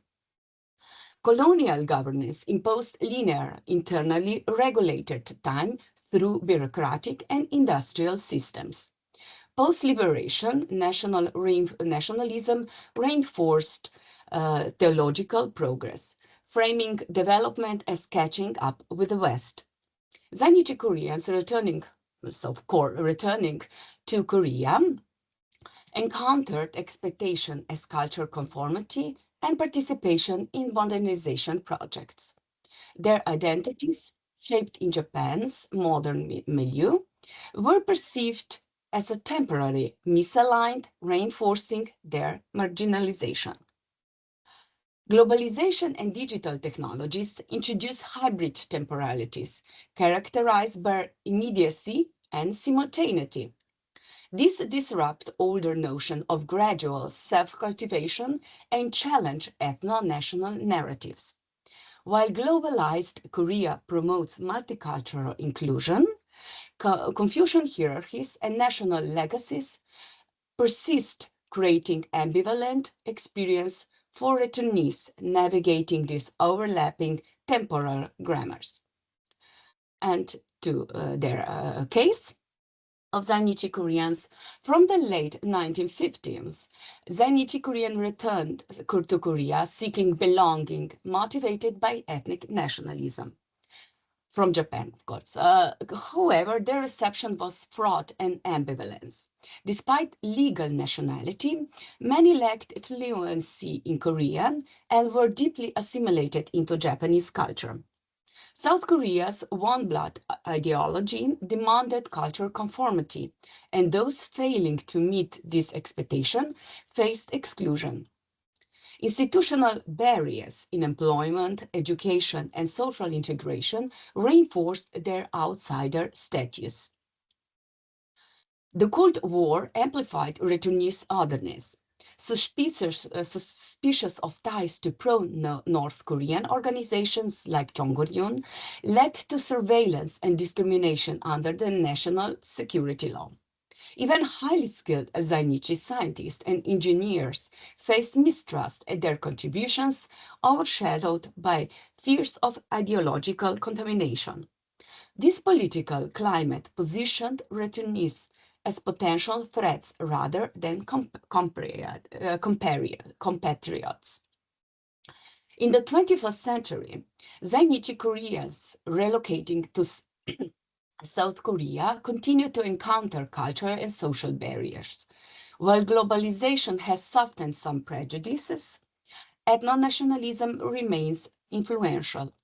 Discrimination in housing, employment, and marriage markets persists, revealing the endurance of co-ethnic hierarchization, a phenomenon where shared ancestry does not guarantee acceptance. Korean scholarship engages Levinasian ethics, framing alterity as an ethnical imperative rather than a threat. Literature and folklore, such as Dokebi myth, represents ambivalent otherness, blending familiarity with strangeness in cultural narratives. Enriching philosophical discourse on identity and difference. Contemporary multiculturalism introduced visible diversity, but assimilation expectation persists. Everyday racism and structural inequalities underscores gaps between policy and practice, while media narratives oscillate between exotization and marginalization of foreigners. And with concluding remarks, the concept of other in a Korean society evolved from implicit cultural boundaries to explicit philosophical and social political discourse. Initially shaped by Confucian hierarchies and ethnic nationalism, it now grapples with globalization and multicultural realities. The Zainichi Korean case demonstrates that shared ethnicity does not guarantee inclusion, highlighting the complexity of identity in a globalized yet tradition-conscious Korea. Understanding temporal frameworks and cultural narratives is essential for fostering inclusive policies and intercultural dialogue. Now, here I finished my presentation a little bit in front out of time before the time is out. So for more time for discussion, here are some references of my presentation. Thank you very much. Thank you so much for the timely presentation on the perception of other in Korea and for providing context for the challenges concerning inclusion.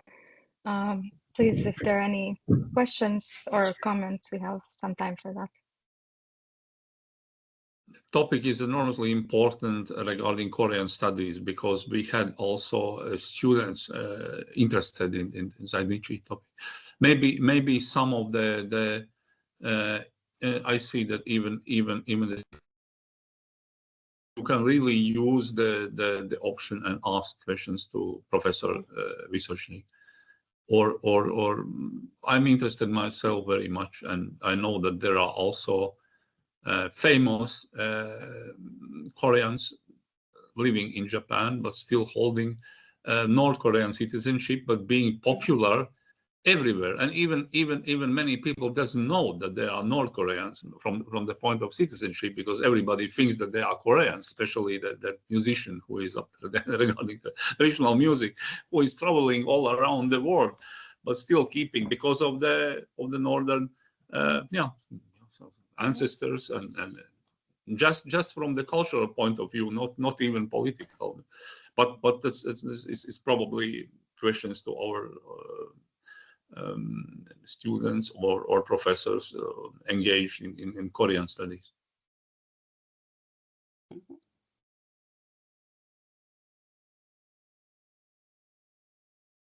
If not, then just I can't speak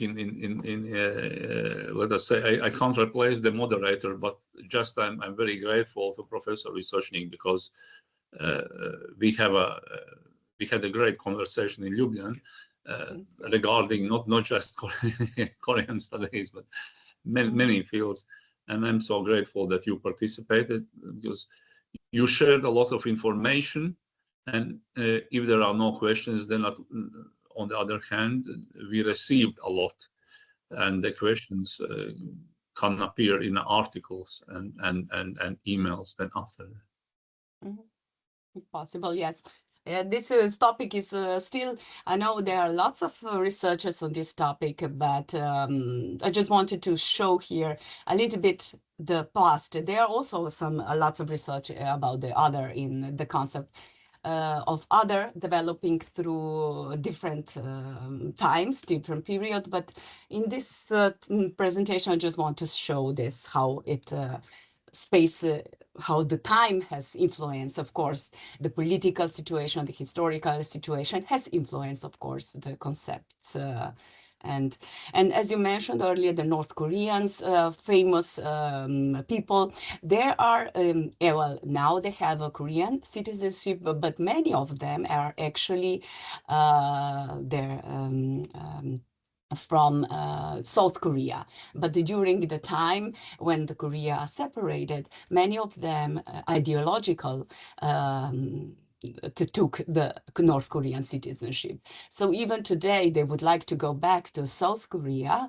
As I mentioned earlier, I met one South Korea professor Zainichi professor from Japan, and she is from family that opted in the 60s for North Korean citizenship, although her grandmother and great-great-grandmother were from Jeju Island. So this is really lots of interesting stories behind people, and each person in these interviews has their own story. So this is also very important to understand people's personal views, how they understand who they are, and how they are negotiating identities, whether it is now, whether it was in the past, and whether it will be in the future. So that is also very important in this case.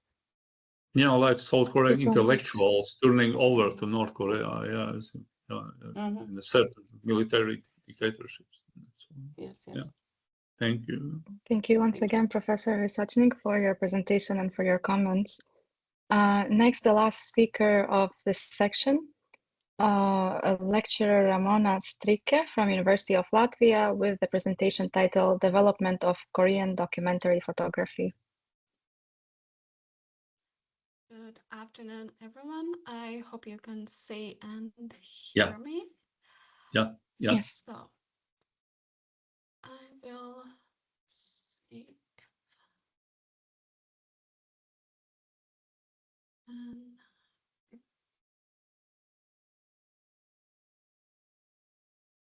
Can you see my presentation?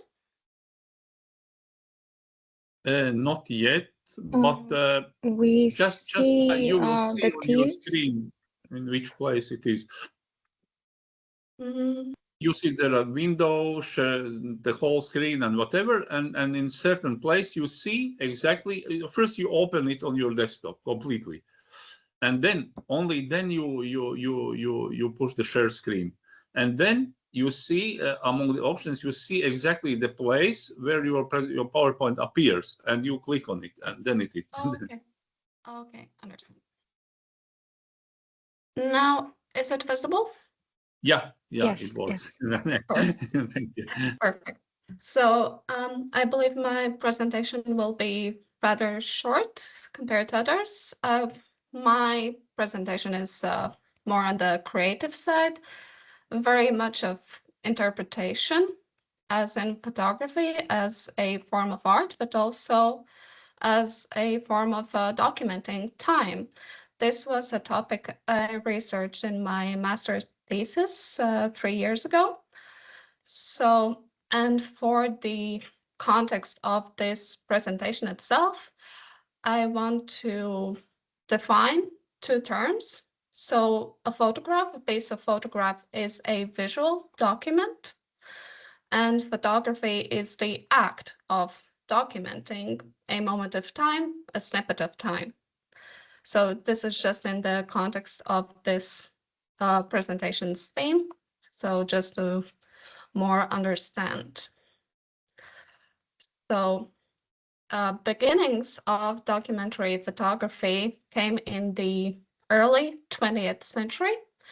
It came in through Japan, although the photography as a form of art itself came to be in the US and the UK, more in the western part of the world, in the mid-19th, late 19th century.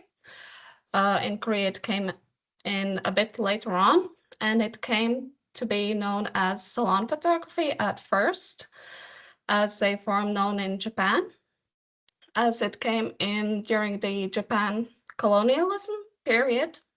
So this was a form of photography that was very still. It didn't have much room to experiment with composition, lighting, movement. Of course, there was some room, but as salon photography itself, there are quite many unspoken rules and norms of what is also socially accepted. It was more just a portrait photography, either for a single person, a couple, or a family. And only later on, after the Japan colonialism ended, more in the 1930s, we saw changes in photography in Korea, and it moved towards more what we know now as documentary photography. First, it was known as realism photography. However, there was some difficulties with that, as during that time, communism came to be known as a new philosophy that came also to be known in the Korean Peninsula. The new literates, new photographers, journalists, these new photographer associations, they did not want to be associated with communism, although we might not necessarily know whether all of them agreed with communism ideology or not, to avoid any conflicts with government institutions, to avoid conflicts with society and how their photography is portrayed. They sort of renamed their new movement of photography as everyday photography, or known in Korean as Saengwal Sajin. So this was a very, even though it's just a change in term, it also changes sort of how the photography as a movement changes on. So as elsewhere in the world, mainly in the West, where it was already done in the late 19th century in the US, where photographers took their cameras into the streets, photographed people on the streets, they photographed street sellers, they photographed the dirty streets of New York, the side alleyways. There's also even self-portraits in the reflection of windows on the street sides. In Korea in that time, it was still not known, and only then in the later early 20th century, in the 1930s, it more moved to photograph the streets, more mainly in Seoul and also in Busan or Gwangju later on, and some also more in the late 20th, early 21st century. It was also in Jeju, but in Jeju it is slightly different. There's a slightly different concept, which also is a bit tricky when it comes to the concept of time. So when this form of photography moved out from the salons and onto the streets, it has the huge potential to become more as a form of art rather than just capturing the still frame of a person. It has the option to capture also movement. It captures a snippet of time as it is. But we have to consider that although technology, we might want to perceive that it captures the time frame as it is, there is a lot of room for individual perceptions from different point of views. So that this is where sort of the perception comes in place, the difference on how we might look at a photograph. So firstly, we have to take into account that photographers themselves, whether consciously or subconsciously, they go into the street with the camera with sort of a vision that they want to capture. Each person has their own view on how they see the world, how they see time, how they see the frame they capture. And they also take into account the technology that they have, the camera that they have. What is the camera able to capture physically? What kind of a frame? How? What is the depth? What is the size of the frame that they want to capture? What they are able to capture? Whether also the people, the subjects that they are capturing, how they react to being taken of the photograph.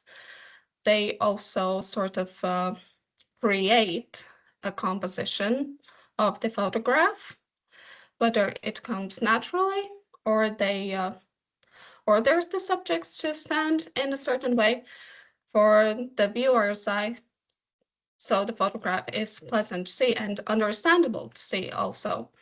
Later on, in the later 20th century, the photography becomes more experimental, and photographer plays with the composition, they play with the dimension, perhaps creating optical illusions, creating a bigger depth than there is.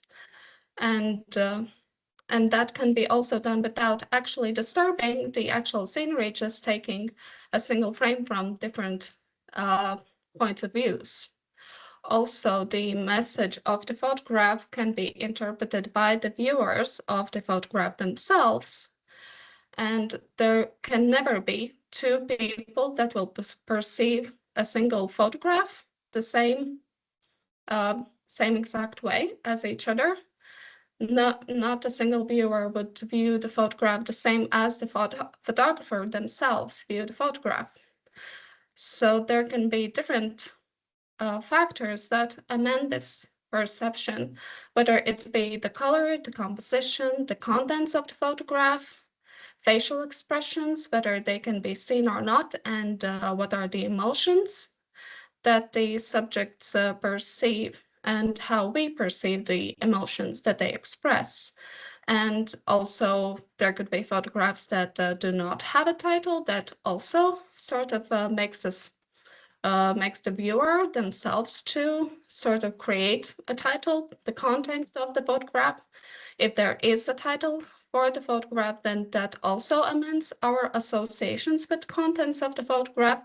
And perhaps there's also social memories of the society ourselves, that there is a concept that the memories are passed down in generations.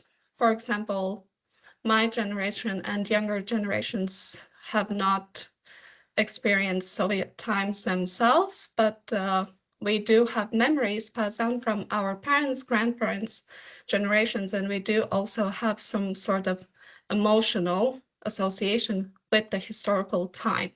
So we do have to take into account also these sort of factors when it comes to photography.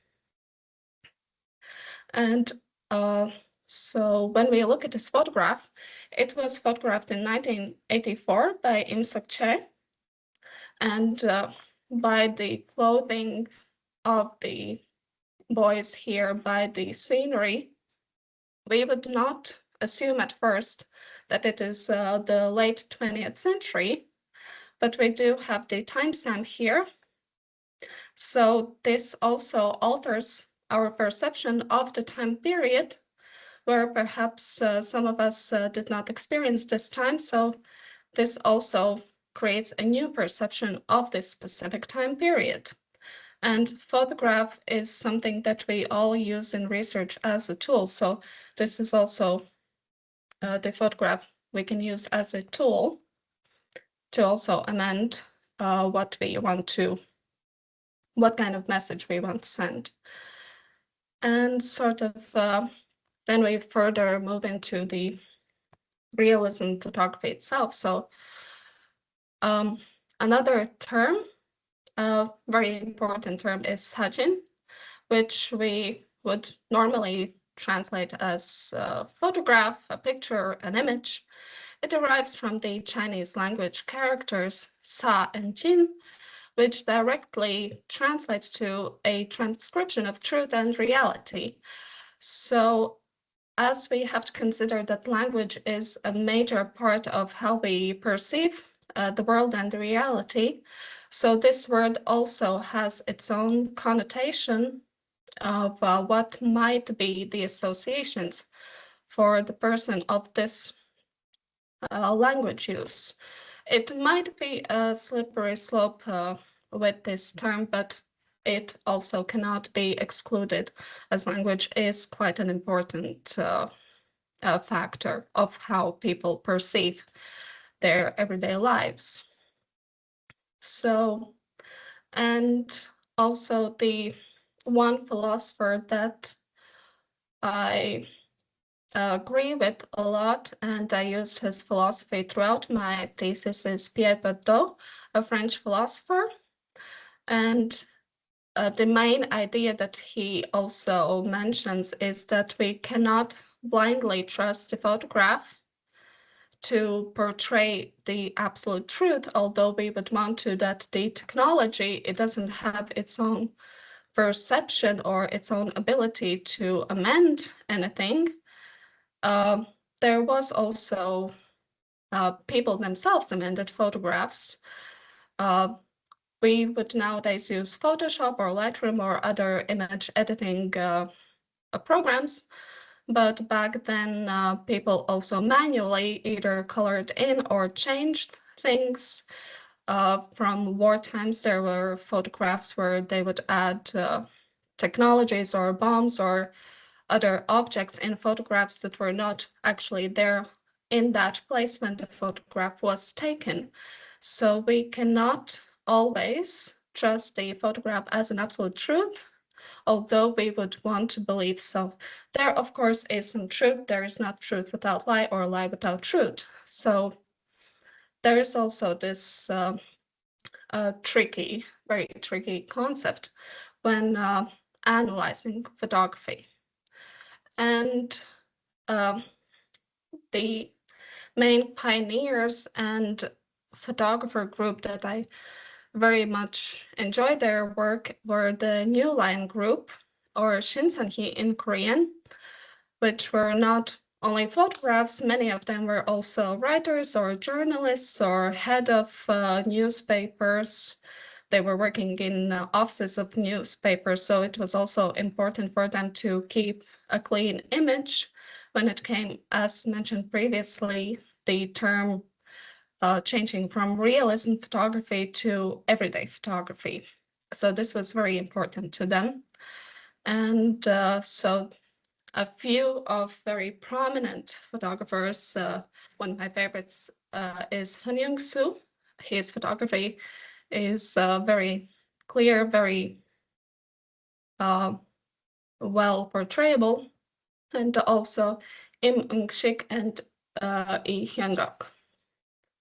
And just to show a few photographs, this is mid-late 20th century, so 1950s, 1960s when he was active.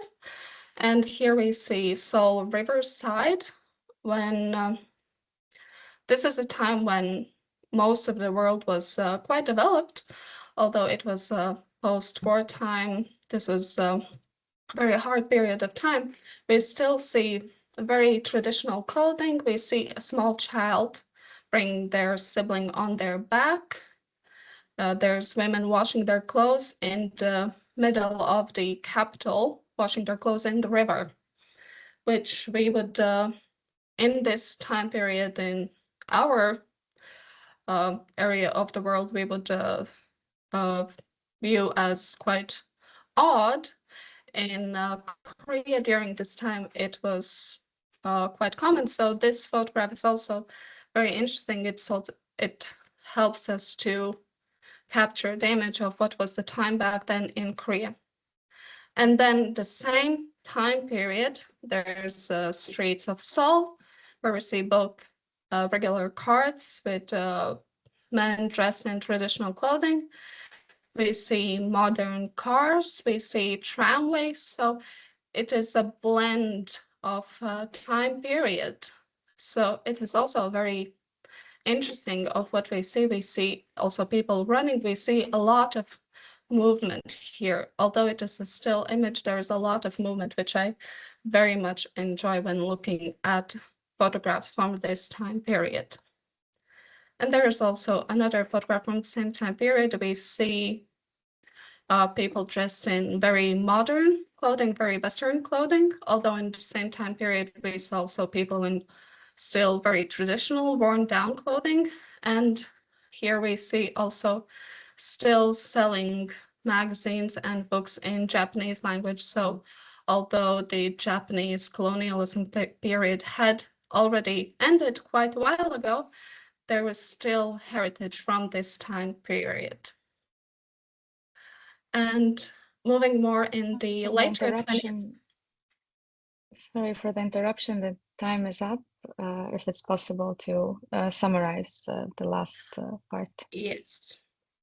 Yeah, so just the last photographer, just to more capture the idea of what I want to say also, is An Sekwon, which was born in 1968. So after the time the previous photographers were active, he focused very much on the changes in the urban environment. So also sort of changed the way documentary photography worked. And so one of his projects during early 2000s was Lights of Wolgokdong area. And here in the first image, we see 2005, a very well-lit area, very bright yellow colors. It seems a very lively area, although with time, just a year later, we see already half demolished area. Also more bluer hues, which gives more of a melancholy feeling. Still bits of yellow, but still it already feels cooler, it feels less lively. And then a year later, almost all of the light has gone. Most of the area has been demolished, just a few buildings standing, but there is no light inside the building, so we can assume that the people have already been relocated from this area due to the fast development of the modern city. There are some more photographers, but of course there's not enough time, so I will say thank you and I will wait for any questions. Thank you so much for the presentation. We have 4 minutes left before the next section. Professor Kļaviņš, you decide what we do with them, if we take a short break or if we have some time after all for some question or discussion. We will we can go just one little question, because of Pierre Bourdieu that you're using as a philosopher is interesting. Pierre Bourdieu is a Marxist. Is not communist like many French intellectuals, but is definitely a Marxist and against idealism, against some kind of ideal photography at all. He thinks, I know, because I was I was working in France, and he's still famous, and he thinks that photography is just a social construct that is over changing. It's a kind of dialectic approach, and my question is, at that time, because under military dictatorship, Korea has a tough time, but many Korean intellectuals were also aligning towards French leftists or Marxists and whatever. Do you have some evidence regarding the Korean intellectuals that would think as a photography as a social construct, in a sense of, I would say in a sense of leftist philosophy in that time? Is there a clear evidence on the intellectual background? I would have to look into that more, since I did my thesis 3 years ago. I don't believe that I had much of like very clear evidence. I believe there would be, but I would have to look more into that, so I can't really answer this at this specific moment. Thank you. It's a very tricky question. It's just because as in France, of course, yes, well known, I understand. The defender, or let us say, or against idealism, or very much structured as a thinker, not just in photography, but as a sociologist, and aligning with French, with most of the intellectuals at that time. Yes, this is a very interesting concept that does need to be looked into further, I believe. Thank you so much. Yeah. So what we can ask next, please. I have to ask again, Ilse. You know better all the schedule and everything, as Susan. And thanks God that you are there. No, otherwise it would be a helpless conference. Immediately proceed to the next section. When it starts exactly. In 1 minute, no, now actually, and I think the next presenter is here. That's still a huge, huge space of time. No more time. We have to. So we can exit and enter. So let us say, ladies and gentlemen, there is quite a huge break. Exactly less than 1 minute, so 59 seconds, and in 58 seconds we meeting again. So. Yeah, maybe, yeah, or. I think we need to continue. I already saw that the next presenter is ready, and I'm so sorry, ladies and gentlemen, the time already passed. Unfortunately, there is no time because time is flying, and suddenly, by many gravitation and other obstacles, the time disappeared.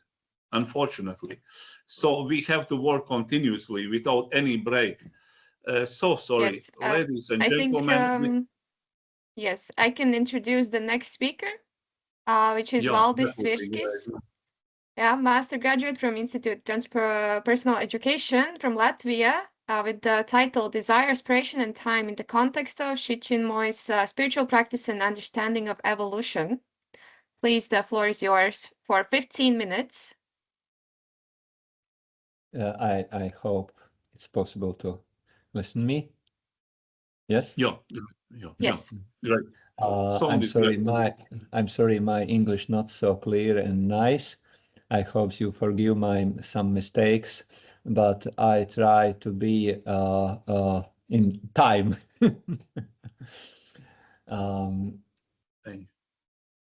Okay. I choose this topic, therefore it's my, it's like a hobby interesting about spiritual practice, and also it becomes also part of my day-to-day life. And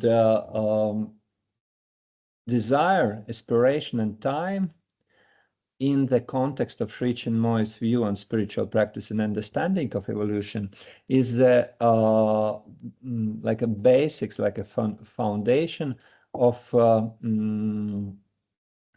maybe some more or so long time interesting in these topics. Sri Chinmoy, some words about this author. I think that Sri Chinmoy is the famous meditation teacher.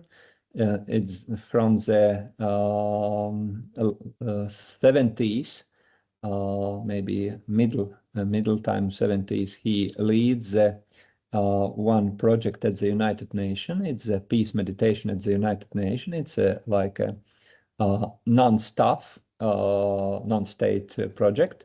And also he wrote so many books, gave many lectures and concerts, and he became very popular, like he who brings new vision of all this tradition of Vedanta and yoga, and for this point of view, I was interested in his philosophy and his practice. Sri Chinmoy interprets spiritual evolution as a conscious and upward, and also like a transcendental guided process. If we use concept divine, in the Sri philosophy, we need to think about it like something that is at the same time universal and transcendental. At the same time, it is immanent, that it's like placed inside beings, and at the other side, it's also transcendental.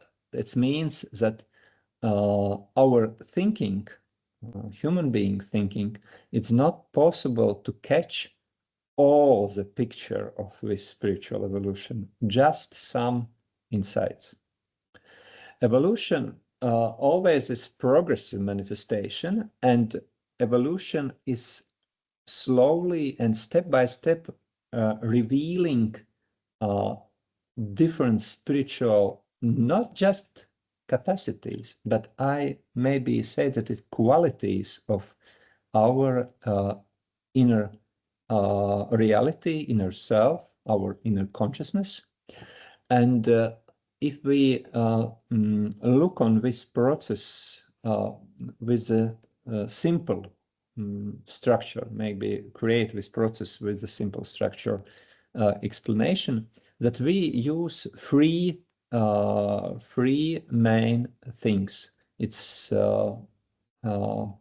desire, aspiration, and time. When we talk about desire, desire in Sri Chinmoy point of view is like a starting point of evolution process. Yeah, desire always orientated outward. It's like a horizontal. It's like involves more in quantity, not in quality. In desire, always we find restlessness, and desire always brings with itself ego conflicts. It looks like a reality that Friedrich Nietzsche described when he said that all the nature, all the reality is like a fighting between many egos. It's the level of desire. Next level, it's level of aspiration. Sri Chinmoy says that it's always upward in not in like just orientation in space, but upward like orientation in some moral qualities. Vertical, luminous, soul-driven energy. It means that aspiration is also free, creative energy of every being. What's the place of time between desire and aspiration? Time becomes the like an instrument of this inner progress. And through the time, from the process of time, is the only way that it's possible to unfold inner capacities and qualities of every being.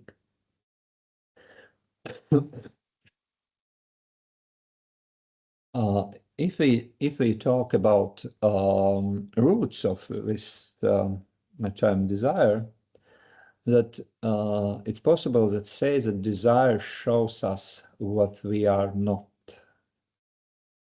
Our desires always egocentric, always a little bit blind, always restlessness, but it desires in this blind condition, unconscious condition sometimes, desire shows us some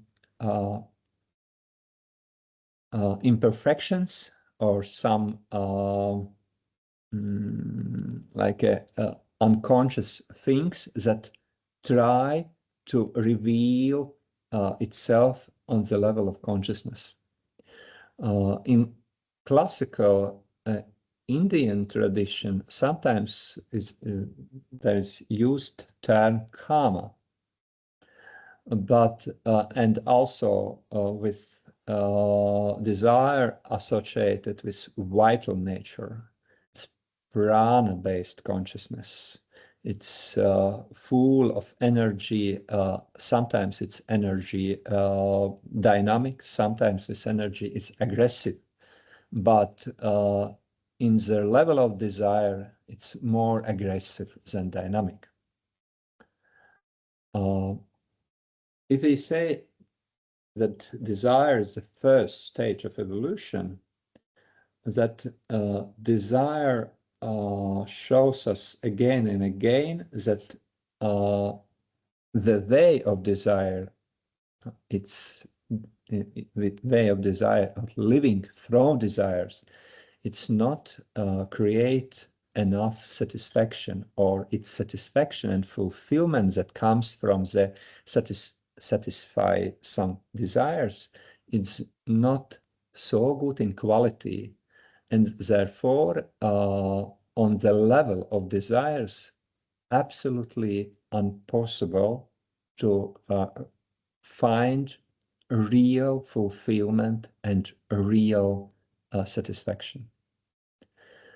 Therefore, on the level of material life, a true fulfillment and true satisfaction is not possible at all, because the nature of desire is very limited and egocentric, and he creates, try to create the way to find satisfaction through the giving some material boons, but only the full revealing of inner capacities gave us with satisfaction, and it's not possible from the point of ego. We need to find some different approach. Desire reveals the soul search for satisfaction, but extremely and fragmentary. But it's very interesting. Desire, not evil. All these ambitions, instincts, desires, also aggressive thinking and desiring, it's just limited. It's just disoriented or unconscious, but it's not evil. And it's very important, because sometimes in culture, desiring, it's like choose the evil way of life. It's if we destroy all desires that we become divine. But if we desiring something that it's not good, Sri Chinmoy says that it's mistake. Desire is needed, but we need to transform these limitations of desiring.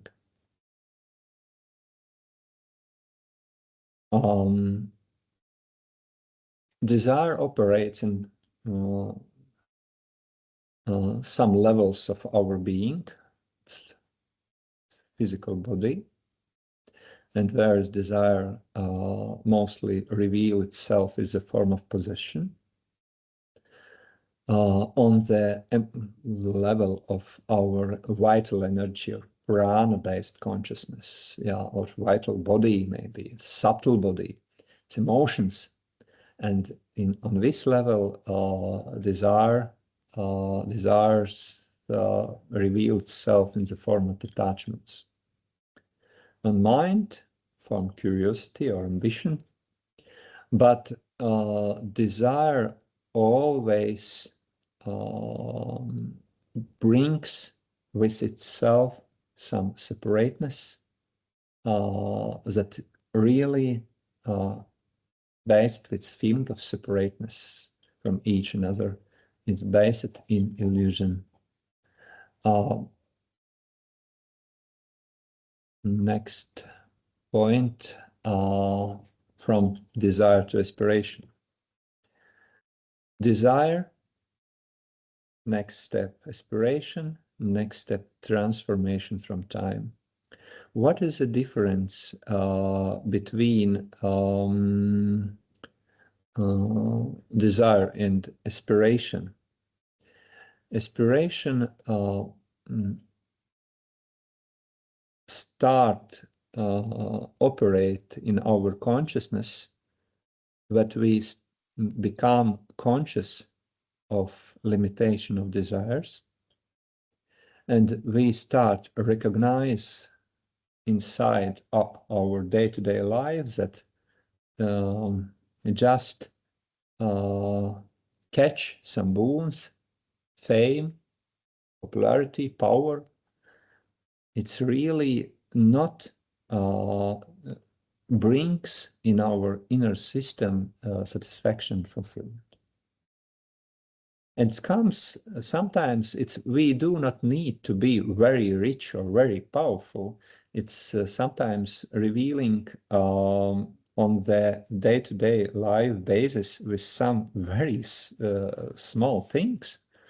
But we start understand that just buying something, just keeping something, just creating attachment with someone or something not brings real happiness, real satisfaction. And therefore, from desire experiences, we start from these triggers, triggers of dissatisfaction. We change our orientation, we reorientate from the outer things to the our inward feelings and inward longings.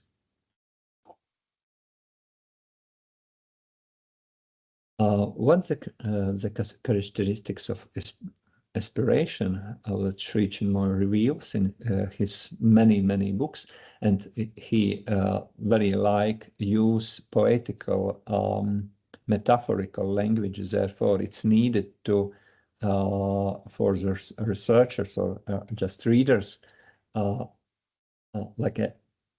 translate from the poetical language to a little bit descriptive language or terms. Therefore, if we see that aspiration is the soul's inner flame, aspiration is the inner mounting cry that leads us from where we are to what we are destined to become. And when we look a little bit deeper in this term, that main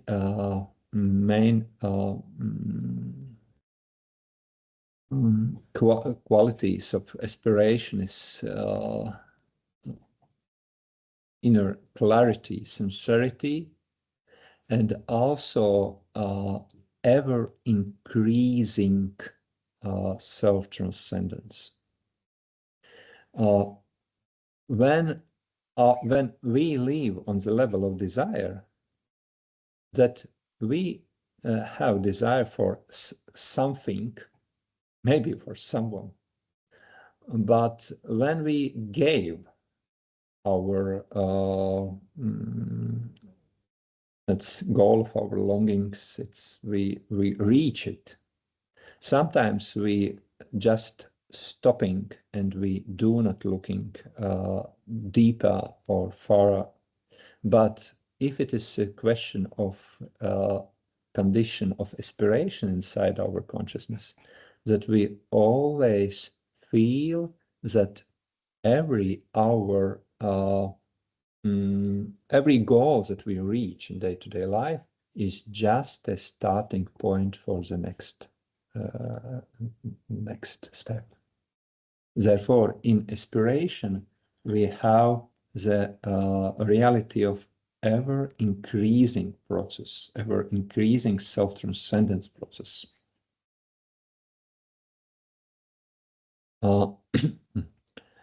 Sorry to interrupt. We are over time, so please make some conclusions and wrap up your presentation. Okay.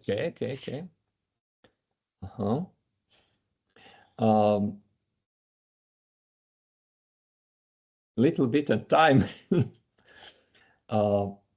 When we use our desire, then we always feeling that we lose time, we're fighting with time.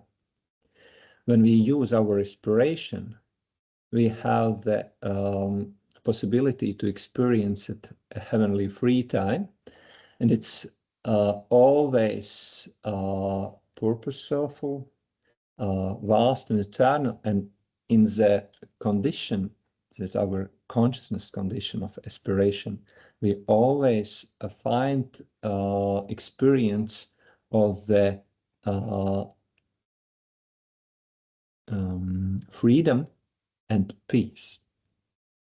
But it's freedom and peace, not passive, but active, and therefore everyone who reaches the level of conscious aspiration become more productive in the everyone field of life. Therefore, he find inspiration and creative power from the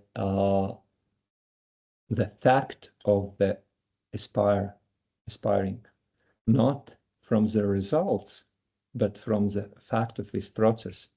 And my conclusion: desire exposes finitude. Desire initiates movement, but cannot complete it. Aspiration gives true evolutionary direction and reveals transcendence. And I say that it happens through recognition of different spiritual qualities like compassion, peace, joy, love, selflessness, and sincerity or simplicity. And when we talk about time, that time is both the medium and instrument of transformation, of aspiration and transformation. And if desire creates sometimes conflicts with time, but for aspiration, time is a friend. It's like a long life friend. And time through constant aspiration process lead us to transformation of our nature and unfolding our inner capacities, realities, and keep us with the consciousness of sharing, serving, loving, and fulfillment. Thank you for your patience. Thank you so much for your presentation. Right. We have time Thank for you so just a much. quick comments or questions. Yes. Just Professor? maybe just maybe one. How does Sri Chinmoy distinguish between ordinary desire and spiritual aspiration? Because the border is slightly is so sensitive sometimes. Is there a kind of a borderline, or it overlaps? Mm-hmm. How to decide? I'm so sorry for a Okay. oversimplified question. Yeah. Desire always limits in his goals. Every desire always have limits. And aspiration has not feeling of some concrete goal that I have to reach and keep like my treasure. Yeah, aspiration make person become free for the trying to keep results of his action. And from this, it's become like a more stimulating and more like a healthy inner condition, because less aggression, less egocentric feelings, because for aspiring consciousness, the main thing, it's not concurrence with others, but revealing, self-revealing, sincere and maybe grateful and empathical self-revealing. Thank you. Yes, exactly. Thank you so much. Very, very good definition, actually. Very, very, yeah, structured in a good way. Thank you so much. Yeah. Thank you so much to the presenter and for the question. So we are now reaching our final presentation before the student section, which will conclude our conference. So the next presenter is Yaling Peng from Durham University in the UK, a PhD student, presenting with the title William Laud's Reform of Ecclesiastical Land Tenures, the Transition from Lives to Years.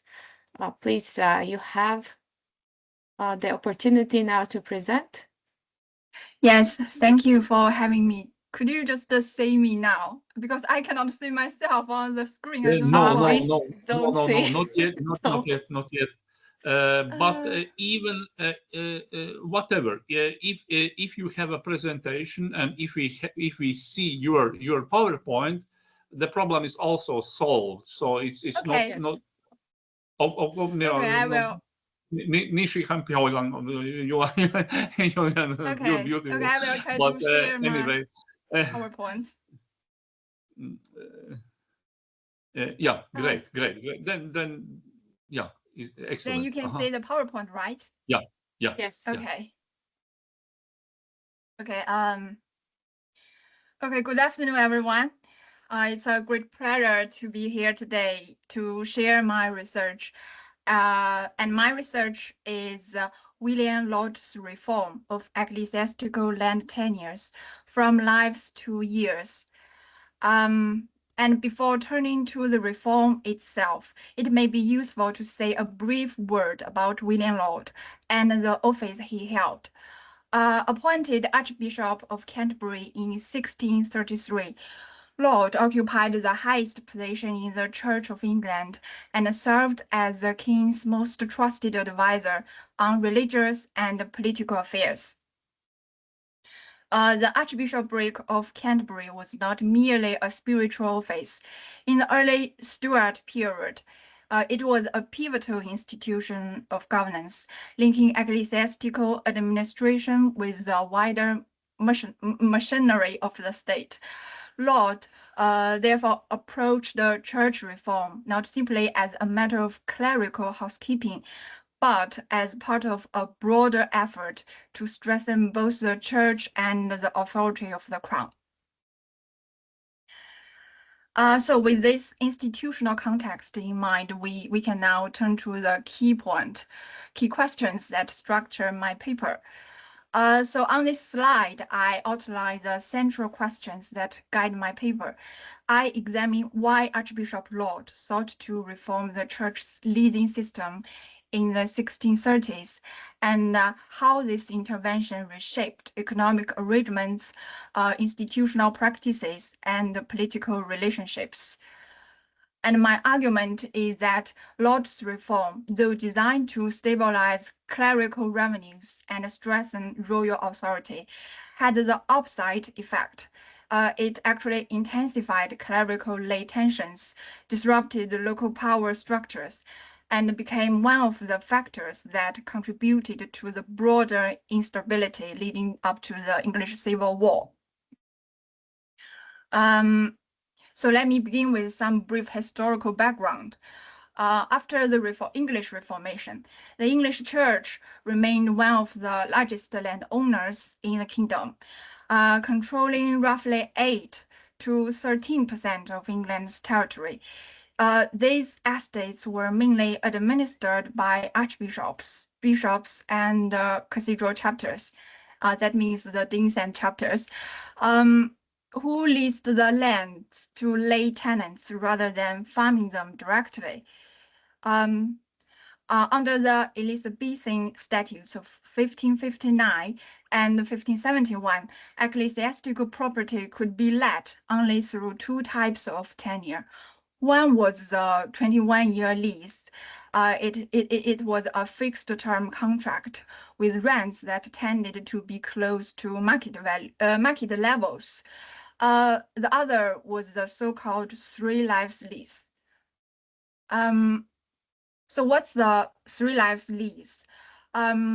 It was a life contingent form of tenure, meaning that duration depended entirely on the survival of 3 individuals named in the contract. Typically, these were the lessee himself, his spouse, and their eldest child, though sometimes the lessee would name 2 of his children instead. The key point is that the lease continued until the last of these 3 people died. Entering such a lease required the tenant to pay a substantial entry fine. But afterward, the annual rent tended to be relatively low. The valuation logic on this lease became increasingly problematic over time. Although contemporaries initially regarded it as roughly equivalent to a 21-year term and based this equivalence on the conventional assumption that 1 life represented about 7 years, this framework soon proved inadequate. Over the course of the 16th and 17th centuries, rising life expectancy meant that the individuals named in these leases tended to survive longer. The consequence is that the effective duration of many 3 lives leases expanded well beyond what the church had anticipated. And at the same time, inflation eroded the real value of the fixed rents specified in these long-lasting contracts. While prices increased, ecclesiastical rents remained locked at nominal levels, producing a growing divergence between the contractual rent and the market value of the land. The combined effect was a substantial decline in the church's real income from its estates, creating acute physical pressure and setting the stage for debates over reform. By the reign of Charles I, the imbalance in ecclesiastical leasing had become striking. Figures cited by Lord indicate that roughly 4/5 of the profits from church estates were absorbed by lay lessees, of course under 3 lives leases. A well-known example is the rectory of Westbury in Wiltshire, where the church received only 69 pounds and 10 shillings in annual rent, but the property's real value had risen to about 480 pounds. Such figures illustrate a deeper structural issue. The bishops and cathedral chapters who relied on these revenues could barely sustain their households, maintain church buildings, or perform their pastoral functions. As one bishop complained to Lord, his diocese was so impoverished by earlier leases that all clergymen of hope and worse seek preferment elsewhere. More importantly, this financial weakness undermined their ability to perform their social duties. Because we all know in a society without newspapers, modern media, the church shaped public opinion through sermons, book licensing, and education. So it means a weakened church meant diminished capacity to carry out these functions. It was for these reasons that the issue took on real political weight for Charles I. He saw the church as a key support of monarchical order, and he famously said that people were guided by the pulpit more than by the sword in times of peace. After 1629, when Parliament became increasingly confrontational, Charles depended even more on the bishops to uphold royal authority. Making sure that the church was financially independent was therefore not just an administrative concern, but a matter of statecraft. When Laud was appointed as Archbishop of Canterbury in 1633, he fully shared Charles' conviction that the stress of the church was fundamental to the stress of the monarchy. He repeatedly argued that the Commonwealth cannot flourish without the church, and he regarded the church's growing poverty and its dependence on lay tenants as a direct threat to both its spiritual authority and its political usefulness to the crown. So it was in this context that Laud pursued a uniform nationwide reform of church land management. His principal aim was to replace 3 life leases with fixed 21-year terms. This would provide a more regular and predictable income, allow rents to be periodically adjusted to reflect inflation, and also prevent bishops from using high entry fees to benefit their own families at the expense of their successors. For Laud, therefore, lease reform was not merely an administrative correction, but part of a broader program of moral, physical, and political restoration. So in 1634, with the full support of Charles I, Laud moved from criticism to enforcement. The king issued a royal letter addressed to both the bishops and the deans and chapters. It forbade them to grant new life leases and urged them to convert existing ones into 21-year terms whenever possible. But the letter still left loopholes, so the king issued a second, more detailed letter to close them. Taken together with other directives of the period, these measures required bishops to survey all their diocesan estates and to report each year to their metropolitan on their own compliance, as well as that of the clergy under their authority. Some bishops responded with real enthusiasm. William Pierce of Bath and Wells carried out a careful survey of his whole diocese. Matthew Wren of Hereford turned down requests to renew life leases, and the king praised him as an honest churchman. John Bridgman of Chester even refused the large entry fees offered by his tenants. He preferred instead to secure higher rents that would provide a more stable income for his successors. These examples show that Laud's reform was not simply an idea on paper. It also produced real administrative work across the church during the 1630s. And in several dioceses, it even brought short-term increases in revenue. But despite these efforts, resistance soon appeared. It came from within the church itself, but even more strongly from the lay gentry who held most of the leases. Senior clergy such as Richard New, he is the Archbishop of York, maintained that long-established leasing practices should not be disturbed, and some simply ignored the royal directives. Part of the difficulty was that after clerical marriage was legalized, life leases became a way for bishops and cathedral clergy to provide for their families. And the benefit came mainly through large entry fees taken upfront, which reduced the income available to their successors. The system therefore carried personal expectations and habits that were not easily abandoned. Long-standing local customs also created resistance. In dioceses such as Winchester, Ely, and Chichester, life leases had become deeply rooted, and both clergy and tenants saw them as the usual and legitimate form of tenure. Even though these customs had no statutory force, they shaped expectations about fairness and continuity. And there are also practical considerations.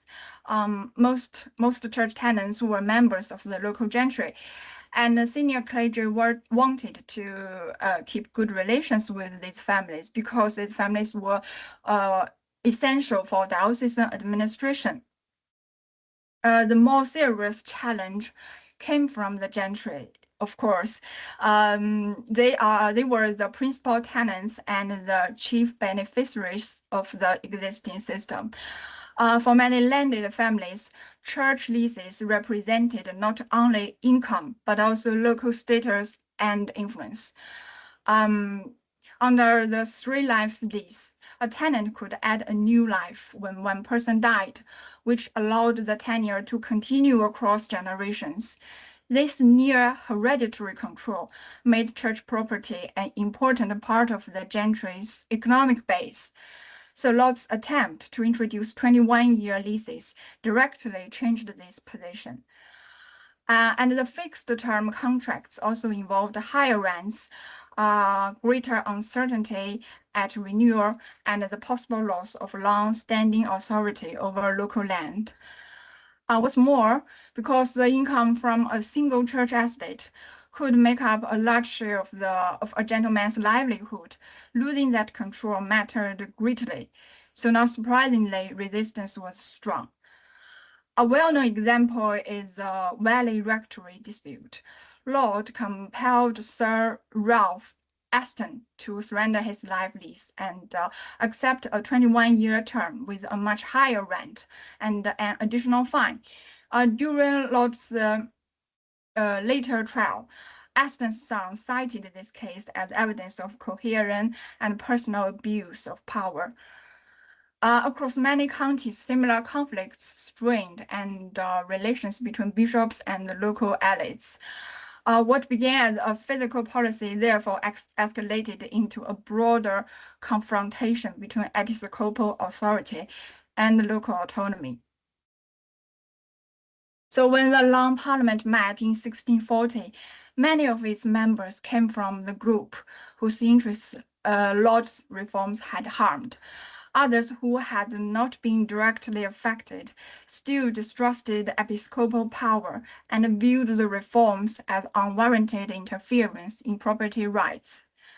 In Parliament, Laud was accused of having made a statute against letting leases into 3 lives and of using his office for personal advantage.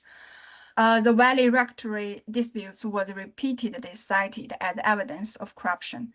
For his critics, the lease reform came to symbolize a larger problem, the alignment of royal power and ecclesiastical privilege against the liberties of subjects. Public hostility rose quickly. The root and branch petition condemned episcopacy as the source of many serious abuses and grievances in 1640. Within a year, the bishops were removed from the House of Lords, and by 1643, these estates were seized, and the Lord was held in the Tower. The political consequences were significant. Seizing episcopal lands cut off an important source of income for the crown, and removing the bishops took away some of the king's most dependable allies in Parliament. This dual loss of revenue and political support left Charles more isolated than before and pushed him further toward confrontation. To conclude, Laud's reform of ecclesiastical land tenures was intended to strengthen the church's finances and, with them, the authority of the monarchy. It sought to correct the distortions created by antiquated leasing practices and to restore the dignity and independence of the clergy. But in practice, it had the opposite effect. By challenging the settled interests of the gentry and ignoring regional and political realities, the reform sharpened rather than reduced the local tensions. What began as a physical measure, therefore turned into a political flashpoint. The failure of this policy points to a wider truth. When economic reforms are imposed from above and ignore local power structures, they risk weakening the very institutions they are meant to support. In early modern England, land was more than a source of revenue. It formed the basis of authority, identity, and loyalty. By trying to reshape the church's land holding system, Lord upset that balance and helped set in motion the broader crisis that led to civil war. That concludes my paper. Thank you. Yes, thank you very much for your presentation. Thank you so much. Yeah, great. Yes, are there any questions? Comments? Just a brief, also ignored question, because the presentation was enormously interesting regarding the practical management of time from so-called non-predictability to some kind of projected order at time. But how, and also we saw the resistance, you know, or resistance or acceptance from various parts of the society. But how does it affect the so-called divine order? Is it in line with the medieval perception of divine order of time, of God-given time, or is it a kind of human management that is not exactly aligned with the so-called with the predestinate or with the theological concept of time? Well, I think that's a very interesting question. And it's also a very big question, of course. No, I'm so sorry. No, just yes. I can only say that you know, as a clergy, they have the pastoral duty, and as for the parish clergy, they have the glebe land and the tithes to support their duties. But for the higher clergy, like the bishops and the deans and the chapters, their main income came from their estates. So these estates, the income from these estates would support them to do their pastoral duties, and because they are also because they were also higher clergies, they had many significant duties, significant social duties.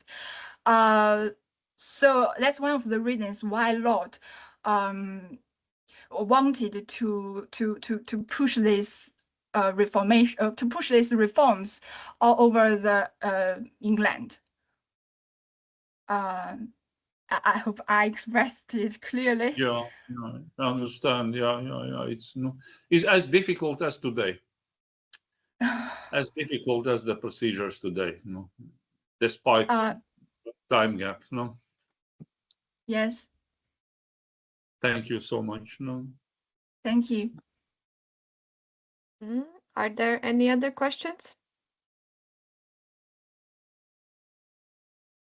If not, then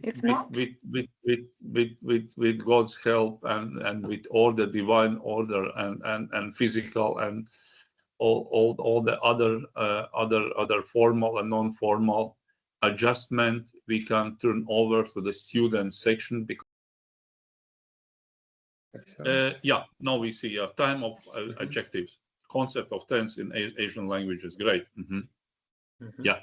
Yeah, and I'm a student from University of Latvia, second year of program East-West Intercultural Studies, and my, we may say, minor is about the Arabic language and culture, but also I have to learn, and I'm learning a lot about other Asian cultures, their countries, their culture, languages, other aspects. But today I'm going to talk exactly about the concept of time in Asian languages, some kind of overview around all of them. Of course, it would be extremely complicated since there are like more than 2,000 different Asian languages, and concept of time is extremely broad that we realized like in previous couple of days, but I will try to summarize it somehow. But before it starts, talking about time or tense, to be more correct in the Asian language, we have to define what does it mean, because we have talked a lot about time, but what's exactly grammatical tense? So according to Britannica Encyclopedia, one of the most like reliable such overview sources to find some like more or less common definition for scientific community, the tense is a grammar or verbal category relating to the time of a narrated event. And here I want to point out your attention that according to the most common definition, it's a verbal category. We will see a bit later that it's maybe a bit more complicated, and usually in modern science, time is divided for three main tenses, or tense is divided for three main groups that might be classified in a bit another way, but usually it's like present time, the time it happens in the moment of the communication of communicative target. It might be moment right this moment, like a second, it might be this moment, like just this time period, maybe even this era, but something that is more close to the time when it is set. And also past time, it's something that happened before the events that already happened, already had some results in the present. And future tense is about the future, the events that is going to happen in the future. They don't happen on this point, and they don't provide their results, because using results is like the most, let's say, simple way to explain how it works. And here we can see the meaning of the tense, because the structure is like usually divided in the three groups, like present, past, and future. And also we can see that main aspect for almost all languages around the world is that tense appears not like at once. It doesn't appear as far as we have some, for example, basic lexis, basic grammar. It appears much more later. And usually it's correlated with the development of the society. One of the theories says that time develops, concept of past time develops only after the more developing of the labor of the some type of production, because before people start hunting, they even don't have to use the time, because it was used to explain the process of hunting, what happened before, after, like not just causal aspects, but like aspects that relate to particular time periods, particular times of the year, and that's the concept why time appeared. But even in the recent past, the time was not a universal concept. For example, here you can see the image on the left side, and in the past it was a pretty common misunderstanding of the time. That's part of famous Indo-European story about the warrior who like ride a horse, then he fought and died during the fight. But one of the common way to show it in the ancient times was just the dead person up the horse, because people just don't realize that it happened before and after. It was not so valuable in this time. So that's how it works.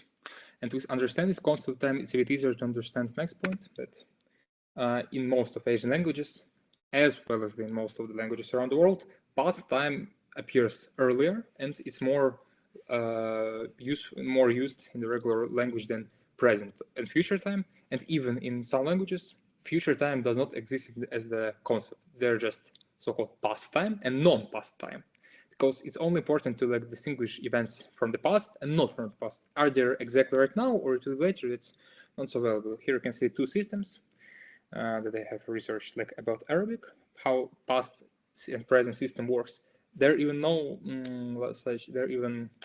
such precise term for the future time, because it's just formed by addition for the present time, as well as in most of the other languages around the world. However, the past time is a different category. Same with the Chinese language. Here you can see the sample, because the explanations for the present time and the past time are totally different, when for the future time it's like more like additions, modifications of the present one. And that is the most common way how it works, that future time is modification either of present or past, usually of the present. But there's one extremely interesting case in Asia that has even no like logical enough explanations up to now how it works. That's Tamil language. Tamil language is language spoken like in mostly like India, in the region Tamil, region Tamil Land, also in north of the Sri Lanka. And what's the difference in this language? Here, there doesn't work the concept that future time is just modification of present or past. Here, the present time is modification of the past, when the future has its own categories, as you can see on this picture. The present, past, and future has their own grammatical additions. Sometimes they're similar, sometimes different, but as in most languages. However, present time fully same as the past time, just with special part of the speech. It's like shorter form of word kert, that basically just mean the adverb for the adverb for word now, and that's how it forms. And it's only exception, all Asia, even other Dravidic languages like Telugu or Kamilan doesn't have this system, and it's pretty interesting exception that is not even explained up to now. And other interesting aspect that I found out researching this idea that time is basically a characteristic of the verb. Here you can see that time might be also characteristic of an adjectives in some Asian languages. Here you can see example from the Japanese, because all these words, even without the verb, like English, we may say that the something is cheap, was cheap, or will be cheap, or any other adjective. However, here you're just transforming the adjective can get these different different time categories, even without changing the verb that goes together with them. That's providing some doubts about the concept, the definition of the time, of the grammatical tense given before. So, and to shortly conclude, everything said that in the Asian languages the tense works more or less like at least in the European languages. Of course, it's hard to make some statements about the languages, for example, of Native Americans or even Africa. But talking about the compared to European languages, that's mostly similar. However, some exceptions like Japanese adjectives with the tense or Tamil, where basically present tense is just modification.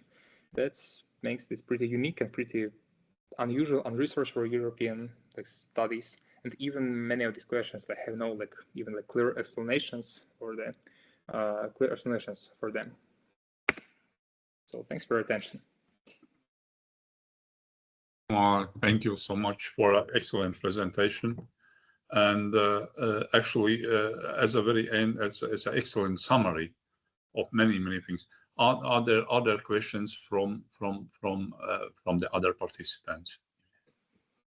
Yeah, I'm listening. Just very interesting in a sense. It's always a question: how do Asian languages encode temporal information, adjectives, to compare to in the European language? Although, as it's shown, also in the European languages are also in Asia. But it is also it's actually more questions than answers. No? Yeah, that's true. But even if I could just a little bit comment, not so much of a question, specifically regarding tense in the Arabic language, where, as you mentioned, al-mudari' includes both the present and the future, and it's usually tense in general is divided into past and mudari', which includes both. However, both in studying the language and using the language, as you definitely know, in the future we add the sa to indicate, but also mudari' is divided into two categories, which is present and future, and they do have a name. The future is not nameless. The present is called al-hadir when referred specifically to the present tense, and the future is called al-mustaqbal, even though usually they are mentioned together in one word. Yeah, it's understood. Thank you. Very interesting presentation, though. Yeah, thanks. Maybe I have to explain it a bit deeper, but in general, it's main idea also this form with sa, it's also just addition for the present time, just cut and form of the. Yes. Thank you so much also from my side. Always a pleasure to listen to your presentations. I just wanted to mention briefly also about tenses and adjectives. Yeah, so you mentioned the example of Japanese language. As a representative of Korean studies, I also have to mention that it's the same thing in Korean. Yeah, so you can conjugate adjectives in Korean as well to show that something was in the past in a certain way or in the future. Yeah, so just an addition. Yes, thank you. Yeah, thanks for your comments. Thank you so much. It's also, yeah, a professional, actually, a lot of professional philologists were dealing and are dealing nowadays with the problem, and comparative linguistics started actually with all these questions, even regarding the semiotics and many issues. Peter Schmitz in Latvia as well. Yeah. Thank you so much. We have 3 students now. Who is ready? Marta or Simran? You decide. Simran would present. Simran Sejwal is an exchange student from India, and so namaste. Floor is yours. No. Yes, namaste, Professor, and everyone. So can I share my screen, Professor? Yeah. Same way as the previous. You probably see, you open the PowerPoint on your desktop, and then you see which place your presentation appears. You just click on. Yes, Professor, is my presentation visible? Yeah, visible. Great. So good evening, everyone, teachers and professors, and my dear friends. My name is Simran Sejwal, and I am from India, and I am studying East-West Intercultural Studies in the University of Latvia. So my topic for today is India and the meaning of time. This presentation will explore how time is seen in India and how it means in cultural, social, and philosophical perspective. Today, I will explain how Indian society understands and uses time in daily life, in culture, and in social interactions. This topic is important because time is not only a clock measurement, it reflects deeper values and worldwide. In India, time is not just a chronological order, it is cultural. It influences behavior, communication, work habits, and social exceptions. Learning about Indian time helps us avoid stereotypes such as Indians are always late, and instead of this, try to understand that how cultural logic behind is to the time management. So the philosophical foundations of time are in two ways, cyclical and linear. India traditionally sees time as cyclical. Life moves in repeating cycle, births and rebirth, seasons, festivals, and rituals. Because of this worldview, time is seen as continuous, not something that runs out. In contrast, Western societies follow linear time, focused on schedules, deadlines, and efficiency. These two philosophies influence how people behave in everyday situations. Here are the pictures which represents how time is linear and cyclical. So we have come to event-based understanding of time. In India, time often follows events. People choose the right time, often called as Muhurat, for the ceremonies based on astrology and traditions. Many festivals follow the lunar calendar, so the dates change yearly. This shows that in many situations, the spiritual quality of time is more important than the exact minute of the clock. Daily routines in India are very dynamic. Multi-generational families, sudden responsibilities, traffic delays, and social duties all influences how the day unfolds. Because of these factors, time is adjusted throughout the day. Flexibility becomes a practical way to manage life.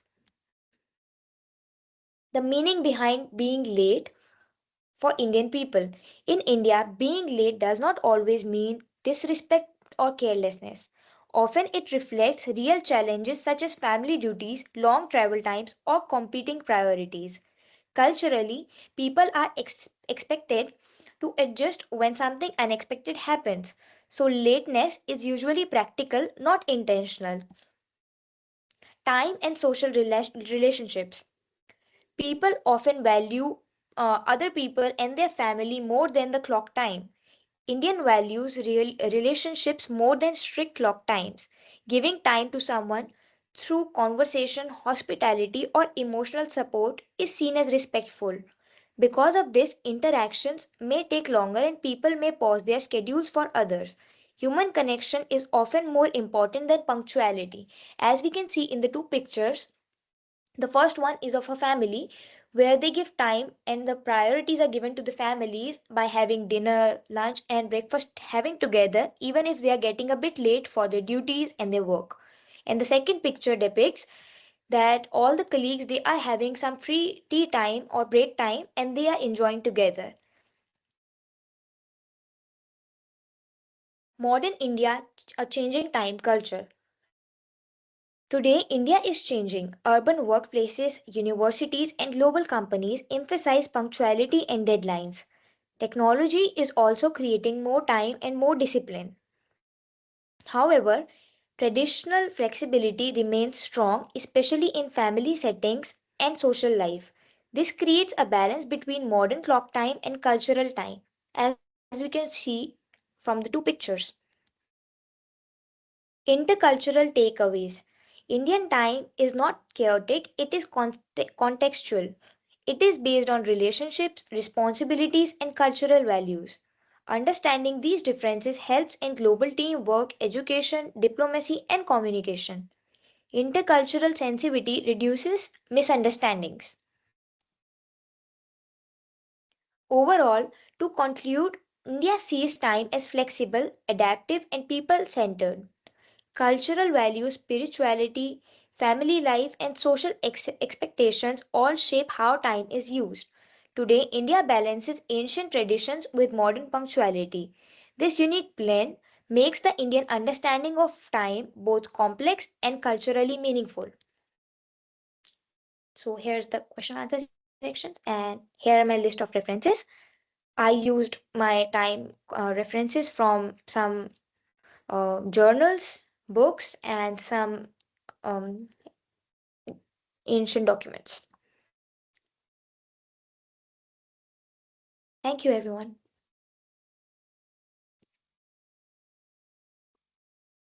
Oh, Professor, we cannot hear you. Oh, great presentation.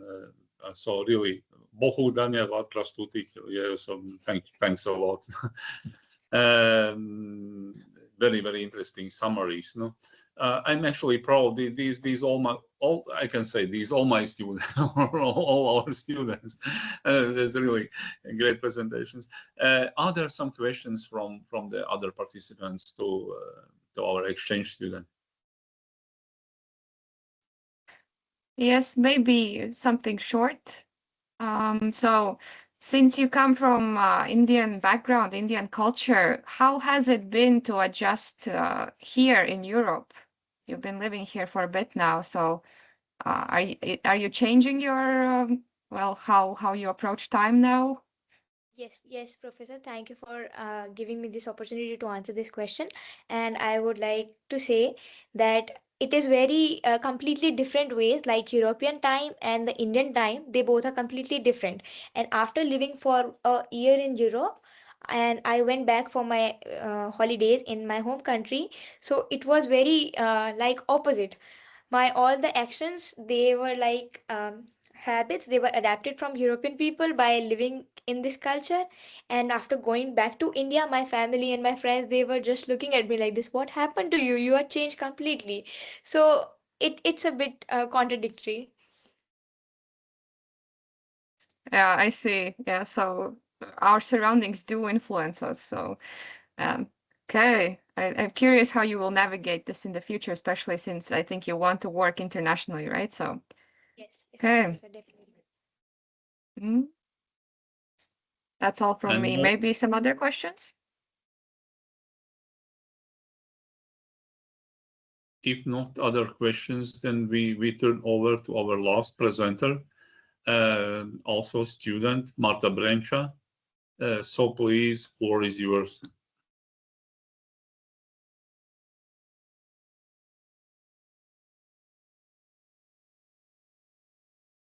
You can share easily. Just open the PowerPoint presentation on your desktop, and then you see the space where the PowerPoint appears. So you just click on it, and that's it. No? Yes, just no worries. navigating No worries. electronical device. So, okay. Yeah, coming. Yeah. Yes, can you see everything? Yeah, yeah. I hope you can. Yeah, Okay, great. hello everyone. Hello to the members of this conference. My name is Mārča Auziņa and I am a second-year student at University of Latvia studying Asian and International Studies. And today I would also not only like to say a big thank you to the organizers of the Grammar of Time conference for giving us space to talk about the many ways human cultures understand time. But I would also like to introduce you to a system that has shaped Korean life for more than 1,500 years, and that is the concept of Ganji and the 60-year cycle in Korean culture. My goal is to show that the 60-year cycle is not just a calendar tool, it is also a rational and qualitative way of understanding time, a system that carries cosmological meaning, guides rituals and social life, and continues to exist alongside modern Western ideas of linear time. Yes, so the 60-year cycle is made from two repeating sets. The first one, 10 heavenly stems, which express the yin and yang stages of wood, fire, earth, metal, and water, as well as the second stage, which is 12 earthly branches, which relate to seasons, animals, directions, and hours. Before explaining the cycle, it is important to understand the basic idea behind it, which is yin and yang. In this worldview, the universe is not made of fixed things. Instead, everything is always changing. Yin and yang are not strict opposites, but they do depend on each other and shift into one another. Yin slowly turns into yang, like night changing into morning, while yang slowly turns into yin, like summer fading into autumn. Everything in the world follows this ongoing movement. Yin and yang describe motion and direction, not permanent categories. Each holds the seat of the other. This idea shapes how Eastern Asian traditions understand time. Time is not just a line of identical units, but a changing field of qualities, created by the shifting balance of yin and yang. The heavenly stems show the yin and yang changes of 5 elements. The earthly branches show the 12 seasonal stages. When they combine, they create 60 unique types of time. In this view, time is not simply moving forward, it is expressing different qualities. Each year, month, day, and hour has its own energetic character. If we think of the conference theme, Grammars of Time, we can see the 60-year cycle as a grammar, a set of rules that give shape and meaning to how time is understood. In Korean history, the 60-year cycle is organized into rituals such as ancestral rites held on specific day cycles, government records which use stem branch dates, historical memory which major events remembered by their cycle year, personal identity including zodiac animals and birth year signs, as well as cosmological interpretations such as Saju, which means 4 pillars and reads as the yin and yang energy of one's birth. In this sense, the cycle is not just a way to mark time, it is a systematic system, a structure that leads people to understand meaning of events, of their place in life. Time in the system has feeling, tone, and character. One specific idea in the system is that the same stem branch combination repeats every 60 years, and these times are thought to resonate with each other. They're not identical, but they share a pattern, like returning to a familiar point on the spiral, but at a different height. This view encourages people to see history not simply as straight progress or decline, but as cycles of transformation, much like the constant movement between yin and yang. Even with modernization, the 60-year cycle remains important in Korea. Today, people use several time systems at once: Georgian calendar for everyday and international life, lunar calendar for holidays and family rituals, 60-year cycle for astrology, naming years and interpreting birth signs, and digital time for work and technology. These systems do not cancel each other out, instead they coexist. A person may plan work using digital time, celebrate lunar year with their family, and still talk about being born in the year of the snake. This mix shows how different grammars of time can overlap and shape experience in different ways. The 60-year cycle shows that time does not need to be understood only as a straight line or on a repeating loop. It can also be seen as a set of relationships shaped by ongoing change. Through yin and yang, time becomes a living process, a rhythm of expression and rest, brightness and shadow, action and quiet. By seeing the 60-year cycle as both a way of describing the world and a lived practice, we can better understand how Korean culture experiences time as meaningful and connected to the larger cosmos. Thank you.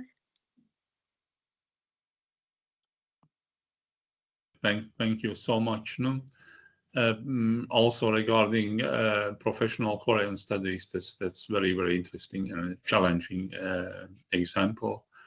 Are there some questions from other participants to the last concluding presentation of our 3 days conference?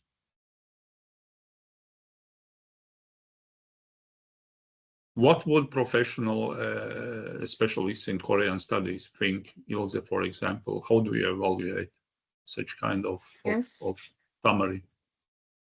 I think she did a very good job of going over a very complicated topic. Yeah, we sometimes mention this when we're talking about Korean culture, and I think it's most experienced when you actually go to Korea. Yeah, but otherwise, yeah, we mostly focus on Gregorian calendar, and then of course the lunar calendar, the 60-year cycle, which is also of course in China and other countries.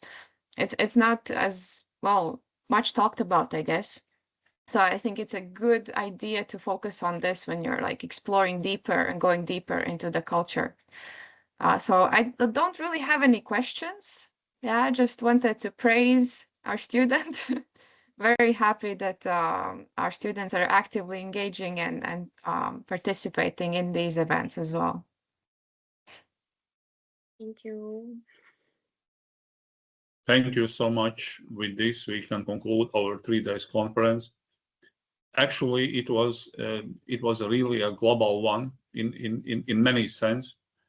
First of all, many countries. Also, even just to Korea, China, India, Philippines, Nigeria, Spain, Slovenia, United States, and so on and so on and so on. It's not a joke. No, and Europe, of course, and so on. It's not a joke to gather. This is absolutely auditoriums, absolutely global. Second, the conference was not cross-disciplinary, but interdisciplinary, because we combined exact sciences, even theoretical physics, quantum mechanics, neurobiology, and humanities, and actually combined them, including special particular studies like deepening in a Buddhist or Taoist philosophies, and in older texts and particular studies like Korean studies, Chinese studies, Indian studies, and so on and so on,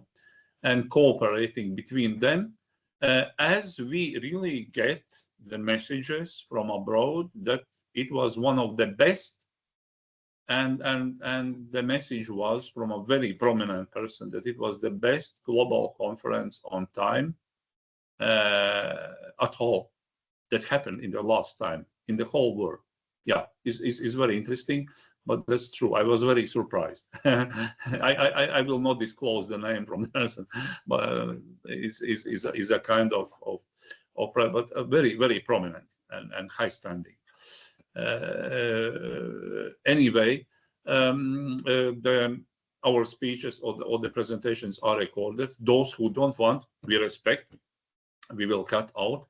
Otherwise, they will be recorded at the university homepage. So at least sometime they will be visible as according to our practice. If it goes well, then they could be placed on a leading channel of the world intellectuals. Let's see how it happens. It should be high resolution. If we succeed, that is the channel where the Nobel Prize winners are discussing about the problems we discussed in our conference. So we started from discussion between Einstein and Bergson, and we turn over to neurobiology, neuroscience, to humanities and languages, and deepen it in cultures and poetry and philology and many different aspects. So, ladies and gentlemen, with your permission, we are concluding our conference. I express my gratefulness to all the participants, to all our friends, and also to our supporters, in a sense, also our supporters regarding our journal from University of Slovenia, especially because they supporting also the publication of our journal, and also the management and government of the Latvian University supporting us very much, as well as all the participants, and the organization committee was international, as you see. Participants from India, China, India Institute, University of Latvia, and Slovenia, all as a joint venture in this very polarized world. We were working together. That's a miracle, an example for everybody how to organize something together in this world faced with conflicts, contradictions, and non-cooperation. It's a good example for everybody. Thank you so much. Yes, thank you so much, Professor. Thank you, and see you next time. So we are closing our conference.